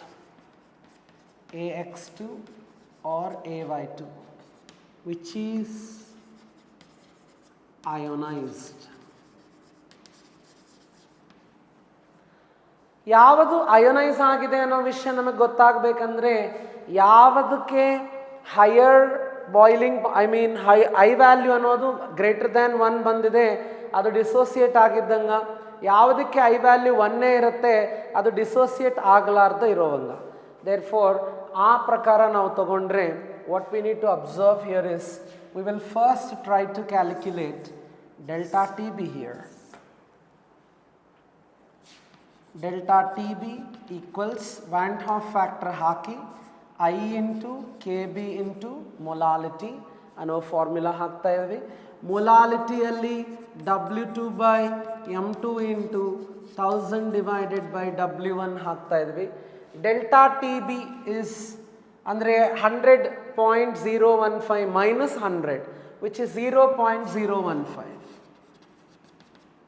Value of I when we consider, we have to find out. Kb is 0.52 for water, W2 is 1.24 grams in 124, 1000 divided by, it's 1 kg, so 1 by 1. 0.015 into this in this for 100 times 100 divided by 0.52 is what we get as Van Hoff factor, which means 1.5 by 0.52. ಇದನ್ನ calculate ಮಾಡಬೇಕು first 0.52 which means you can take it as 52 and here you can take it as 150, approximately 2 times 104, that is 46, 0, therefore 52 into 9 times, so 8 times 2.8. Since Van Hoff factor is something like 2.8 which is greater than 1, it means there is a definite dissociation here, and hence we need to say AX2 undergoes ionization. AY2 dissociation ಆಗತ್ತಾ ಆಗಲ್ವಾ ಅನ್ನೋದು ಕೂಡ calculate ಮಾಡಬೇಕು. Let's see.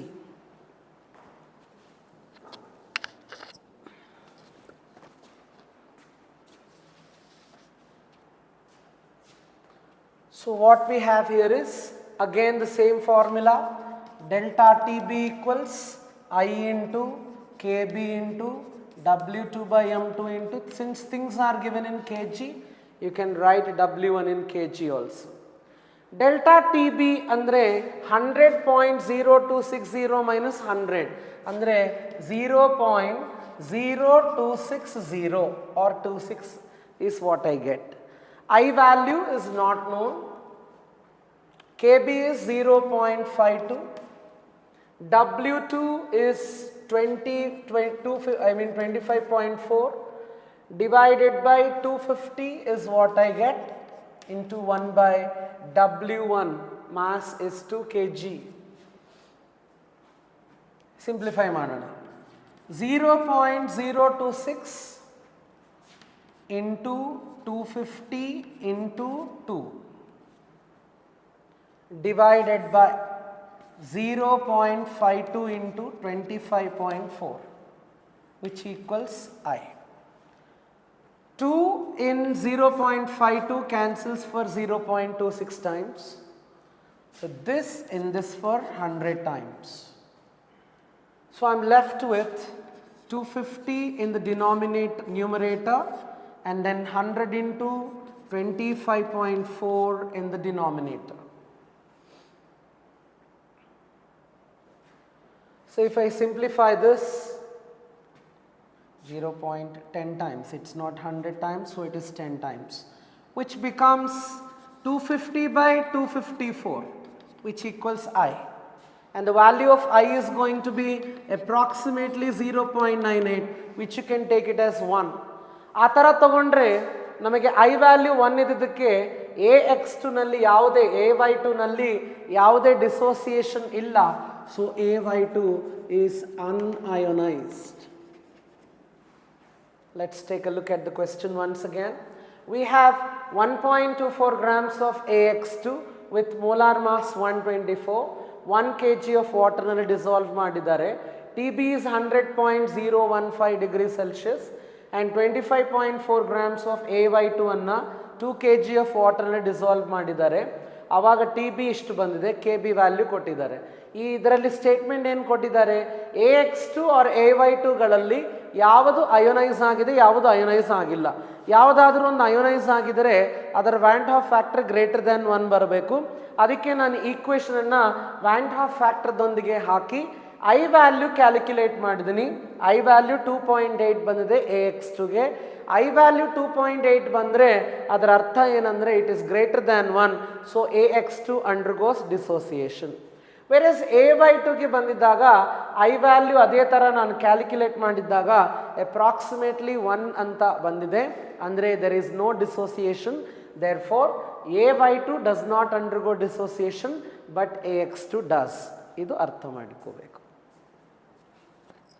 Let's go to the next one.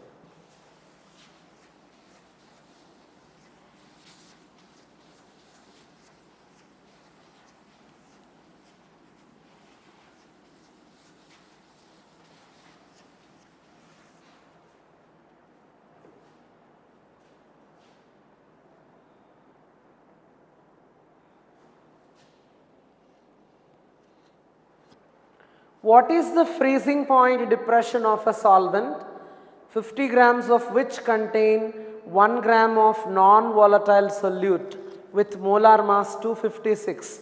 The decrease in freezing point is 0.4 Kelvin. Andre freezing point depression constant calculate ಮಾಡಬೇಕು, which means KF.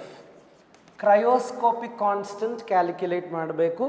ಅದಕ್ಕೆ data ಕೊಟ್ಟಿದ್ದಾರೆ, 50 grams of which contain 1 gram of solute. Solute 1 gram ಇದೆ, solvent 50 gram ಇದೆ.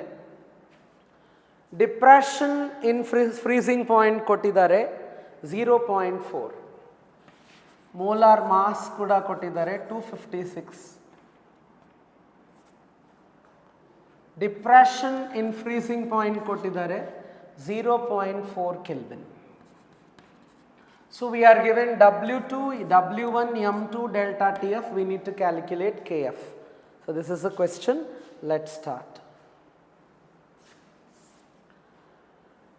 Delta TF equals I into KF into W2 by I bekagilla because they did not say it's an electrolyte. So 1000 by W1.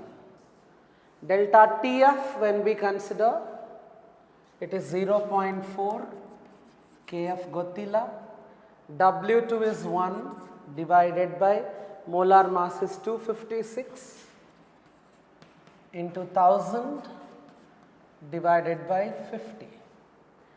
So KF bekagide, so 0.4 into 256 into 50 divided by 1000 is what we have here. So I need to calculate all of this. 50 in 1000 is for 20 times. Then let's write it 4 into 10 power minus 1. So 4 in this for 5 times. Now if I simplify 256 by 5.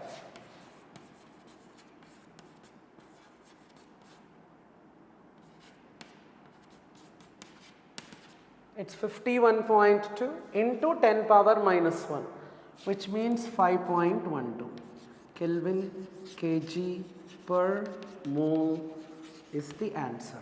Let's take a look at this once again. KF has to be calculated where mass of the solute is 1 gram, mass of solvent is 50 gram and molar mass is 256 gram. Delta TF is 0.4 Kelvin. Delta TF is KF into W2 by M2 into 1000 by W1. 0.4 equals KF into 1 by 256 into 1000 by 50. Hakidini KF calculate ಮಾಡಬೇಕು.